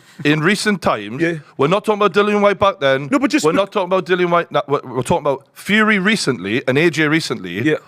If they had fought 5 years ago, I would have picked Fury. Yeah. When AJ was struggling with Pulev and Fury was mopping the floor with Wilder, I was all aboard the Fury bandwagon. season, that But was the right season. now, I'm looking at a different beast compared to Fury. Like. I think the difference is the improvement of AJ through his pro career has been a lot steeper. Whereas this is because he didn't have this junior experience. But in the Fury boxing. also took like a 2-year period of like getting fat and like but he's when we still- talk about the Klitschko performance, when we talk like it's not reliable the information for what we're looking at now, is it? I just mean in the sense of AJ's been gradually improving over a long period because he didn't have them early, like he wasn't boxing at the age of 10 and 12 like Fury was. It took him longer to get the like peak performance and kind of be fully experienced. Do you know whose fault this is? It's fucking Drake's fault. It's fucking Drake's fault. He bet 600 grand on him. came out to And I God's knew plan. then, I thought, we're fucked, lads. He came We're out to fucked. God's every plan. time. Mate, God's plan. Yeah. Came out to God's plan, but he did against Fury as well. Bastard. Honestly. But no, AJ's back. This is And the I thing know with AJ. he's going to be waiting for the winner of Fury and Usyk. Do you know what, mate? See, the thing is, Imagine he comes back 3-time heavyweight champion of the world. AJ's got everything. wants This is the it. thing. is I AJ told going to you he fight? He's wants going to it. fight or is he going to wait? What's he saying? I want to know what he's... For them to have 2 fights? Or No. Try. Intervene after the first one. That's what you should. How happy is Eddie Hearn right now? Over the look at him. Did you not just see his smile? Oh, I mean, honestly, as much as I'm a fanboy of Francis, I'm delighted for AJ because you know what? He's a fucking good bloke and he's a proper champion. And the one thing I will give him is the frustration I had with Tyson about why aren't you defending your belt? Why aren't you fighting the best? I never felt like that about him. Never. He's always fought everyone. And I want a defending champion who is relied upon, who you can be like, you are going to do what you should do for the fans. AJ has ducked no one. He kind of won his world title very early, and there was no easy fights after that. And he's fought. He should never have fought Klitschko when he did, probably. No, probably not. On early, paper, it was far too early, but he got through it. So, like I say, everyone who's ever criticised AJ, with a lack of experience, the way the speed he's come through the pro ranks, it's unbelievable. Really, No, it's great.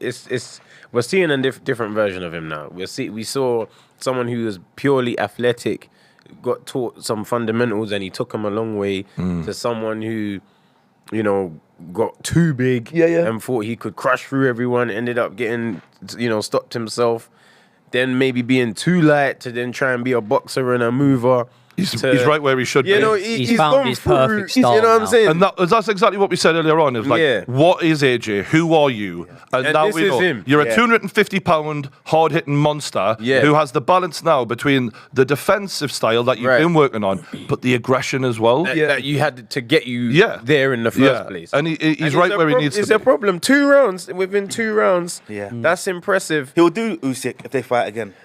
Yeah. Do you know what? I don't know. AJ do I think so now. I'm not still convinced with that because Usyk's style's a different kettle of fish. No, it is, no. But I can't get too carried away him beating Ngannou. He's meant There's to. one thing you need to do with Usyk. Is to let it all go. Until you're willing to empty your gas tank, you're not beating him. While you're still worrying about making it to the 10th and 11th, 12th round, he's got you. He's mind-fucked you before you make the walk. And because he was worried about that both times, he lost. He needs to do that. So just sit on your punches and let it go. There is every chance that if he lets his punches go like that against Usyk, he gets clipped. And that's what he has to accept. Yeah. And because he was fearful. He was like, if I empty the tank, I'm going to get knocked out. Yeah. You are. But how much do you want a fucking world title? Yeah. But if he boxes again, he needs to use his jab properly. He never used his jab the way I wanted. Like he wasn't poured with it. He poured with it and played with it. He was too hypnotized with what Usyk was doing. He needed to be confident with. There's a difference of jab and being confident. I wish we could just make Fury AJ right fucking now. Just fuck Usyk off. I don't care about Usyk. I'm not bothered. I've got no interest. I know he's the best. I don't give a shit. Just fuck off and let we see the best of Britain. I mean, is that the proudest father in the world? Yeah. AJ's dad. I mean, no, this was something. This was the statement. Yeah. Brand placement. This is exact. that was the ultimate. What round was that? Was that third? Second. Was that second? Yeah. Jesus. Can we just say one thing? If Francis Ngannou had him in the cage, he'd still kick his ass. I'm taking that one home. That's not one thing I've got to fucking live on, lads. Come on. We've got to let him take it. But yeah, fucking hell, well done, AJ, mate. That was beautiful and a hell of a performance. Yeah, that was a mad knockout. He's done exactly what he was meant to do. You know, it's as simple as that. There's no other way of putting it. He fought an MMA guy coming over in his second pro fight. That's what was meant to happen.